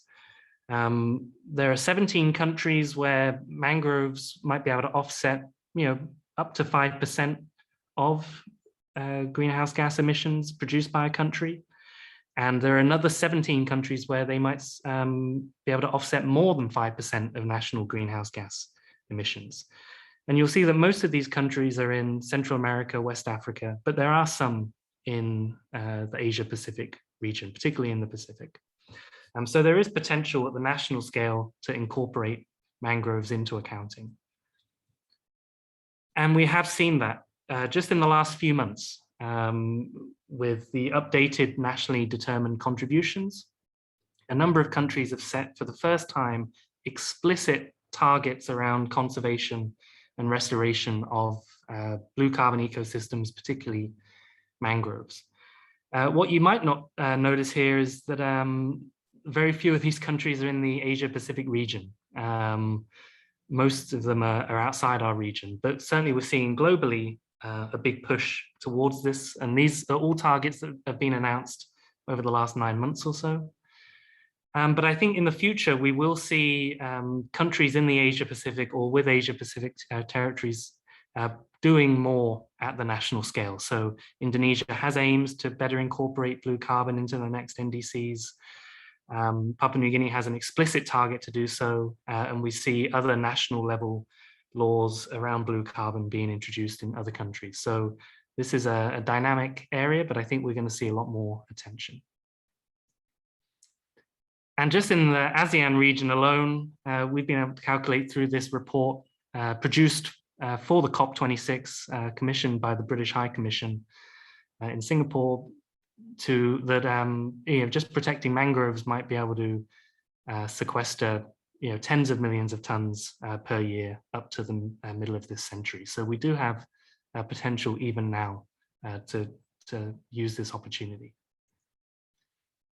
But there's also a huge amount of interest by corporate sectors and NGOs and other groups for local scale opportunities, particularly in countries where maybe they don't make such a big contribution to NDCs. And I'll put these links for these two reports in the chat, which kind of show the potential for commercial opportunities in blue carbon, particularly in Southeast Asia. And we've been able to map this to work out, how many mangroves would actually qualify for such carbon credit schemes. So if we look at the cost of starting up a carbon credit project and the maintenance costs, etc., compared to the potential income at particular locations generated by carbon credits, depending on the carbon stocks in the area, we work out that 20% of the world's mangroves qualify for carbon credit schemes, and 10% would make a profit, which would then, that profit can then go into offsetting land acquisition costs, etc. And it would generate well over $1 billion per year of conservation funding, which in principle sounds amazing, right? That, we could have that injection of conservation money protecting blue carbon ecosystems. Of course, there's a reason why 10% of the world's mangroves are not currently on a carbon credit project, and this would be another seminar on its own about the constraints to operationalizing and implementing carbon credits, particularly the socioeconomic and the governance constraints, which we shouldn't overlook in this, but we can overcome them potentially and maximize this opportunity. And then just finally, the opportunities for restoration as well. This is another restoration tool. I'll put the link in the chat that calculates the biophysical area suitable for restoration for mangroves. And we think there's well over 300,000 hectares of former mangrove areas that could be restored just in Southeast Asia. So again, another huge opportunity. So to summarize that, we know that the Asia Pacific region is really ground zero for a lot of blue carbon issues. We have the most stocks, but we also have some of the more threatened blue carbon resources, and particularly for mangroves. They still continue to be threatened, even if the threat is not as much as it used to be. But somehow with that, if we can get over a number of really important socioeconomic and governance constraints, and we shouldn't gloss over them and over promote blue carbon, because it is challenging. But if we can overcome those constraints, then there are potentially really important opportunities for companies, for NGOs, for communities, and for governments to incorporate mangroves into NDCs and other conservation strategies. And with that, thank you very much.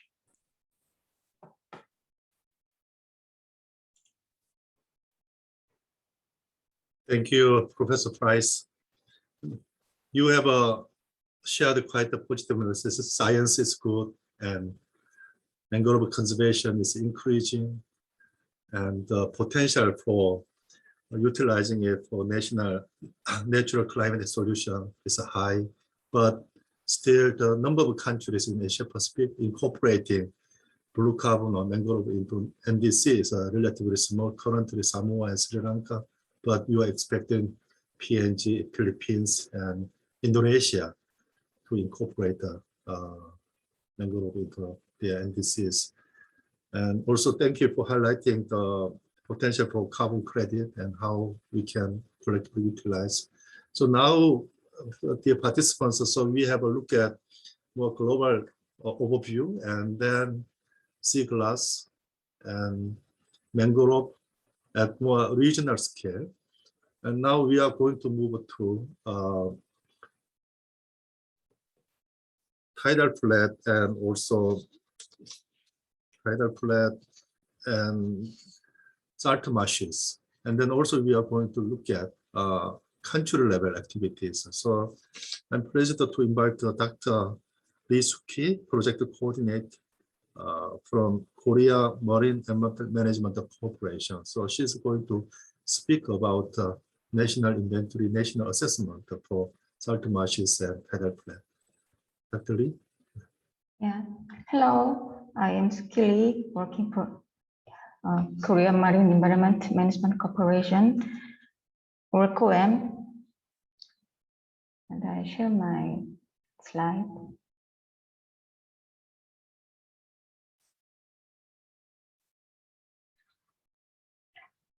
The KOEM is an institution that implements marine environment policies of the Ministry of Oceans and Fisheries of Korea, and I'm in charge of responding to climate change at KOEM.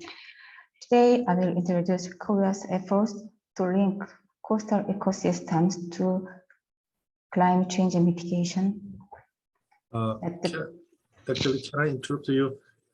Could you make a full screen, the slide show? Yeah. Can you see my slide? Yes, but it's not full screen mode. Full screen, okay. Oh, it is full screen mode, I think. Is it small?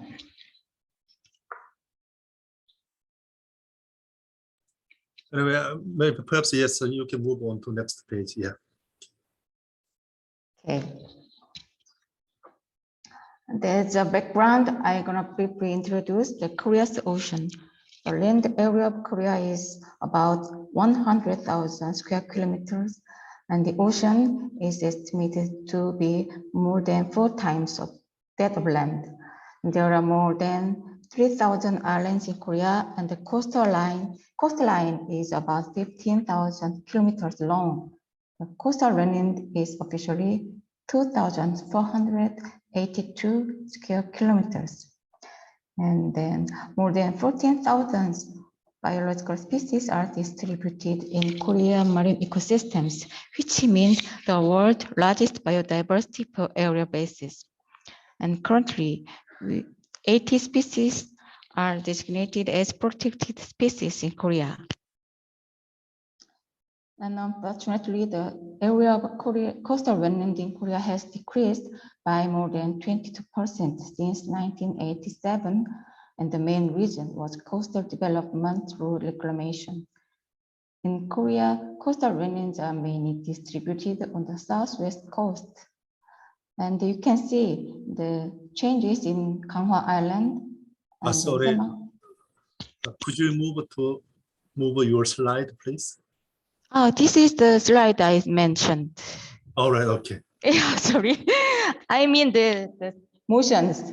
I want to show the motions, the changing for past 30 years. The coastal ecosystems provides a variety of services to human society.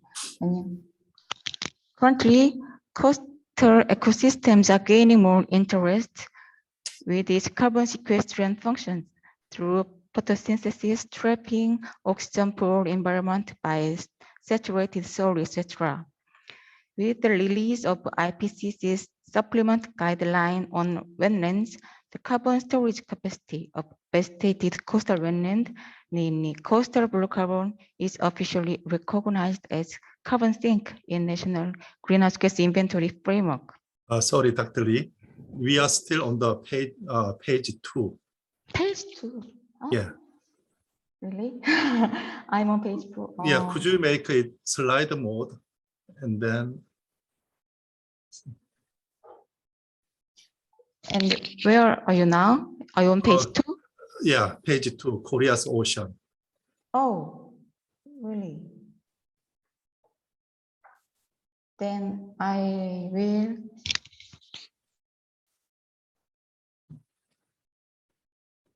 Now page 1. Page 1? Yeah. Page 2, 3, and now on 4? No, you still. Page on 2? Yeah, first page. Um, Can you change it to slide mode and then try to?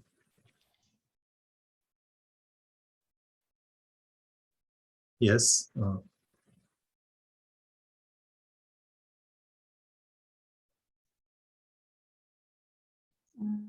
Sorry, no. Cancel and then go to current slide. Okay, now we are on page 4. Okay. Page 4. Yeah, yeah. Okay. Then can I move on to page 5? Yes, please. Yeah. And the purpose of blue carbon research in Korea is to establish the foundation to account the amount of blue carbon and its annual carbon accumulation capacity, and then include it to the National Greenhouse Gas Inventory. The study, which began in 2017, is progressing with a 5-year plan, and 11 institutions such as research institutes, universities, and specialized private companies work together.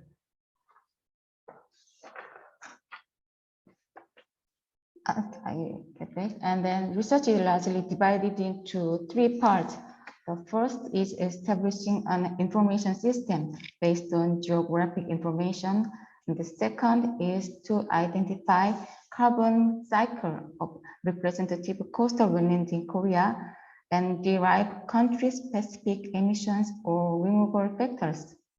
Finally, it aims to establish a systematic framework for preparing national inventory and, example, developing MRV guidelines for blue carbon. Based on the result of this study, blue carbon inventory will be produced annually from next year and officially be included in National Greenhouse Gas Inventory in 2024. And this is in this study, carbon accumulation was investigated in various regions in Korea. In 2017, the survey procedures were standardized by pilot investigation in 3 regions. Then, since 2018, carbon stocks and burial rates have been periodically investigated in 18 salt marshes, 7 seagrass meadows, and 20 mudflats nationwide. As a result of field investigation, salt marshes showed a relatively higher accumulation of soil carbon than the mudflats. It can be seen that halophytes in the tidal zone contribute to the barrier of soil organic carbon in coastal wetlands by biogeochemical processes. Because coastal wetlands in Korea have sparse vegetation, the accumulation of soil carbon is relatively lower than the global average. But when comparing the amount of soil carbon in mudflats to that of reclaimed area, the mudflats store more than twice as much soil organic carbons. And we also identified the gap of soil carbon accumulation according to the halophytes species. Suncheon Bay, where a perennial plant such as Pragmatis australis dominates, showed high carbon accumulation in both salt marshes and mudflats, while Garorim Bay, where yearly plant dominates, had a lower accumulation rate than Suncheon Bay. As a result of measuring the biomass and soil organic carbon at the seagrass meadows, more than 97% of the total organic carbon was stored in the soil, and the higher mud content in the soil, the higher soil carbon stocks. In this study, the spatial distribution of salt marshes, mudflats, and seagrass meadows was initially identified by remote sensing, such as satellite and hyperspectral images, and then verified through field surveys. Official coastal wetlands distributions in Korea could not distinguish vegetation, so we tried to identify vegetation and then use them to produce greenhouse gas removals from salt marshes. The estimated area of salt marshes in Korea is about 35 square kilometers, which is only 1.5% of the total coastal wetlands. So Korea will continue to verify carbon sequestration at the mudflats that show carbon accumulation capacity in a similar level to the salt marshes in Korea. The following table shows the estimated carbon stocks and annual removals based on the collected data. And if we apply the coastal wetland categories and factors recognized by IPCC, it removes about 15,000 tons of carbon dioxide annually in Korea. But if mudflat categories is included, it becomes over 500,000 tons of carbon dioxide as a maximum removal capacity. The collected data are as follows in this study, and the information management system has been established to ensure the efficiency and transparency of continuous processes. The graph below shows the time series distribution of salt marshes and mudflats obtained from satellite images, and the below right graph shows the amount of carbon stocks by media or habitat in each site. This flowchart shows the data management processes for collection of data to production of greenhouse gas inventory on coastal wetlands. All data are basically managed in the integrated information system, and we will update the system on an annual basis. And this figure shows the schematic structure of current national greenhouse gas inventory in Korea. And currently, the Ministry of Oceans and Fisheries is in charge of producing greenhouse gas inventory only on the shipping and fisheries sectors based on the energy consumption. And we plan to add the wetland categories, coastal wetland categories to the LULUCF based on the output of this study. And the Korea government has announced an updated national goal to reduce greenhouse gas since 2009. And last year, the government submitted a long-term low greenhouse gas emissions and development strategies and plans to raise the 2030 NDC target following the carbon neutrality declaration announced last year. It will be unveiled at the COP26 in Glasgow next week, and the intended NDC announced under the Paris Agreement in 2016 did not include the think option in Korea, but the government decided to include a forest sink through the revision of NDC in 2018, and now the 2050 carbon neutrality strategy and the updated 2030 NDC will include blue carbon as important carbon removal options. To realize this strategy, the government plans to actively promote joint research with various countries, as well as vegetation projects in mudflats. And thank you for listening, and hope you all having a great time in this session. Thank you. Thank you, Dr. Lee, for the detailed information of national assessment and inventory in Korea. So our next speaker will be Ms. Anne-Marie Raduva from Fiji, who is a youth representative for mangrove plantation. Are you there? Okay, great. Yeah. Thank you so much, moderator.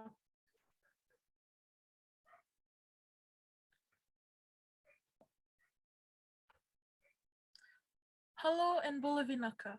My name is Anne-Marie Randuva, and this is my brief story. Before I share my mangrove planting journey, I would like to pay tribute to all the young eco-champions that have planted mangroves along Fiji shores. This is our journey together. This is our story. I am only a student. I'm not a scientist, nor am I an expert in mangroves. This is voluntary work for me, and I don't get paid for planting mangroves, cleaning the foreshore, or speaking at various spaces and events. When I get asked about my mangrove planting events, I reply with, "It depends on the tide and my mother's pay week." Yes, I get a little allowance from my parents to run my activities. I also acknowledge supporters who have kindly donated to my mangrove planting activities. Yes, we don't need to campaign with a huge funding. We can start small, and then funding will eventually present itself. We are collecting and planting mangrove seedlings because we know how mangroves support a huge variety of our marine ecosystem.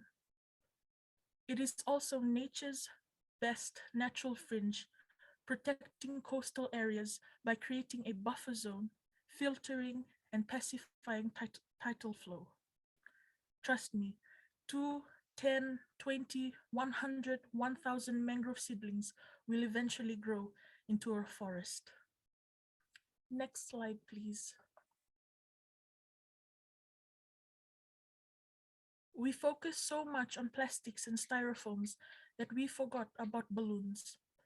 It will take a while for people to equate the release of balloons into the atmosphere later with pollution. To some, my Say No to Balloon Releasing campaign is an intrusion to their rights, a restriction on their event management and enjoyment. Many people don't understand that no balloon is environmentally friendly, and that every balloon released becomes litter and can be harmful.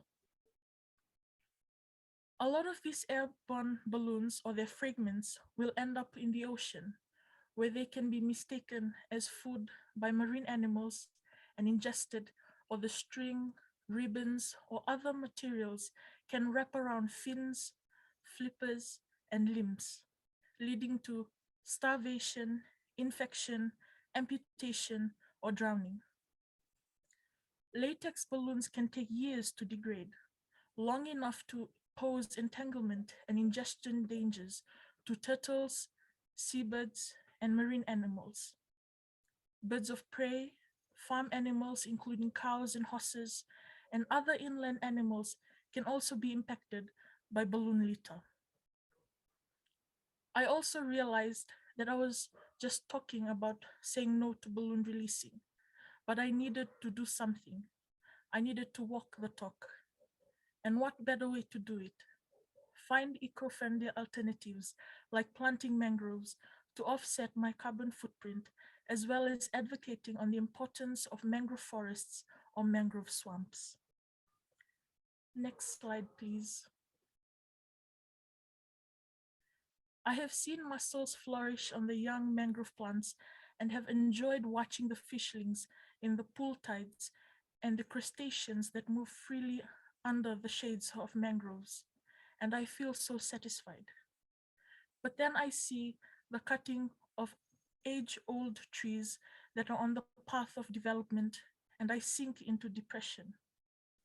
We take a step forward and 5 steps back in our climate change fight. We all have to work together, our governments, international NGOs, academic institutions, women groups, and our youth. Enough can't be said about the importance of mangrove forests. Not only do they serve as a critical habitat for a wide variety of land and marine life, but they also play a significant role in nutrient cycling and act as nurseries for young fauna like fish, birds, and crustaceans. Next slide, please. Since 2018, my small group of supporters have planted more than 80,000 mangroves, and we intend to continue planting since our COVID-19 health restrictions have been lifted for outdoor activities. Binaka Vakalevu, and thank you for allowing me the opportunity to share this wonderful mangrove journey with you. Binaka, take care. Thank you, Anne-Marie. We thank you for your great action and idea, and also for sharing this story with us. It is really encouraging to see your great efforts and achievement. Thank you. And I'm sorry that we don't have a time for discussion. So we are going to move to plenary session. Our speaker, Professor Dan Price, will present our key messages, recommendations as a rapporteur of this session to the plenary session.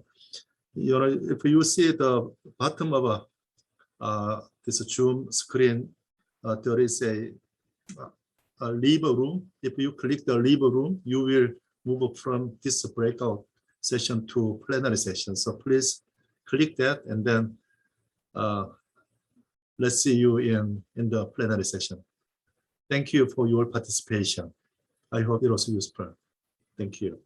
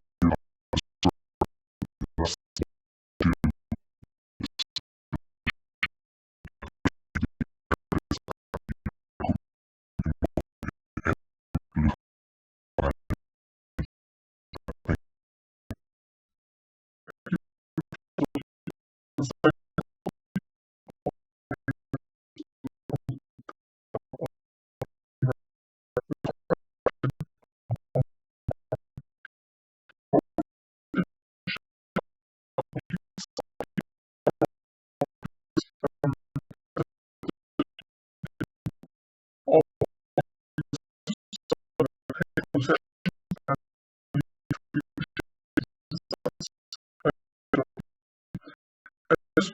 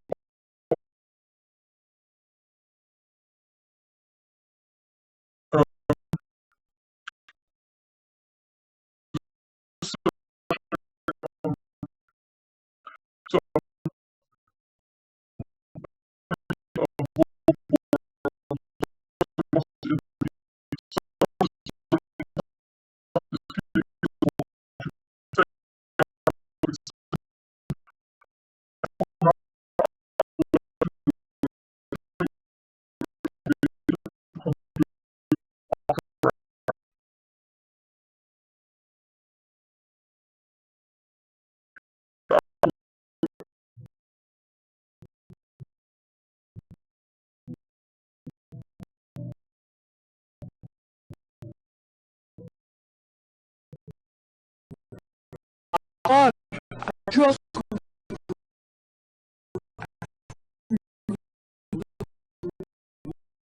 ocean and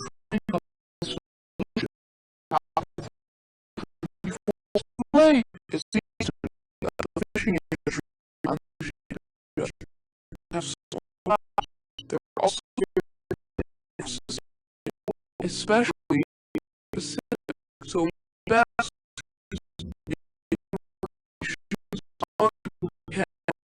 cap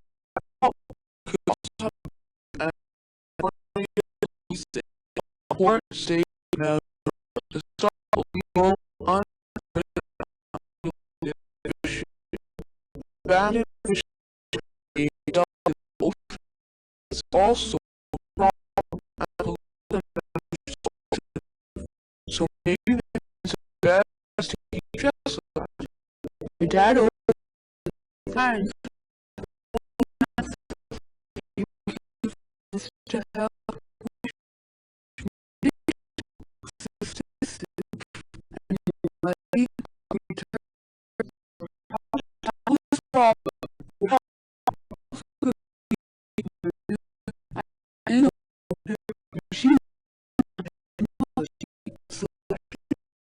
fish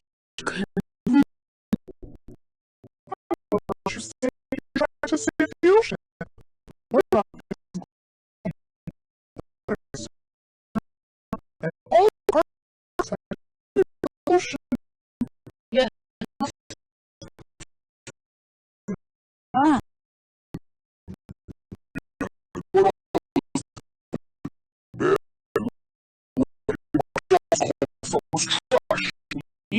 Use the consumption and production of plastics and just our lifestyles.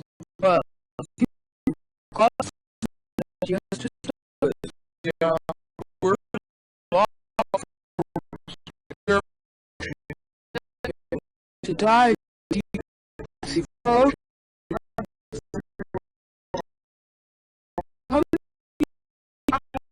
Let's again one year right here. See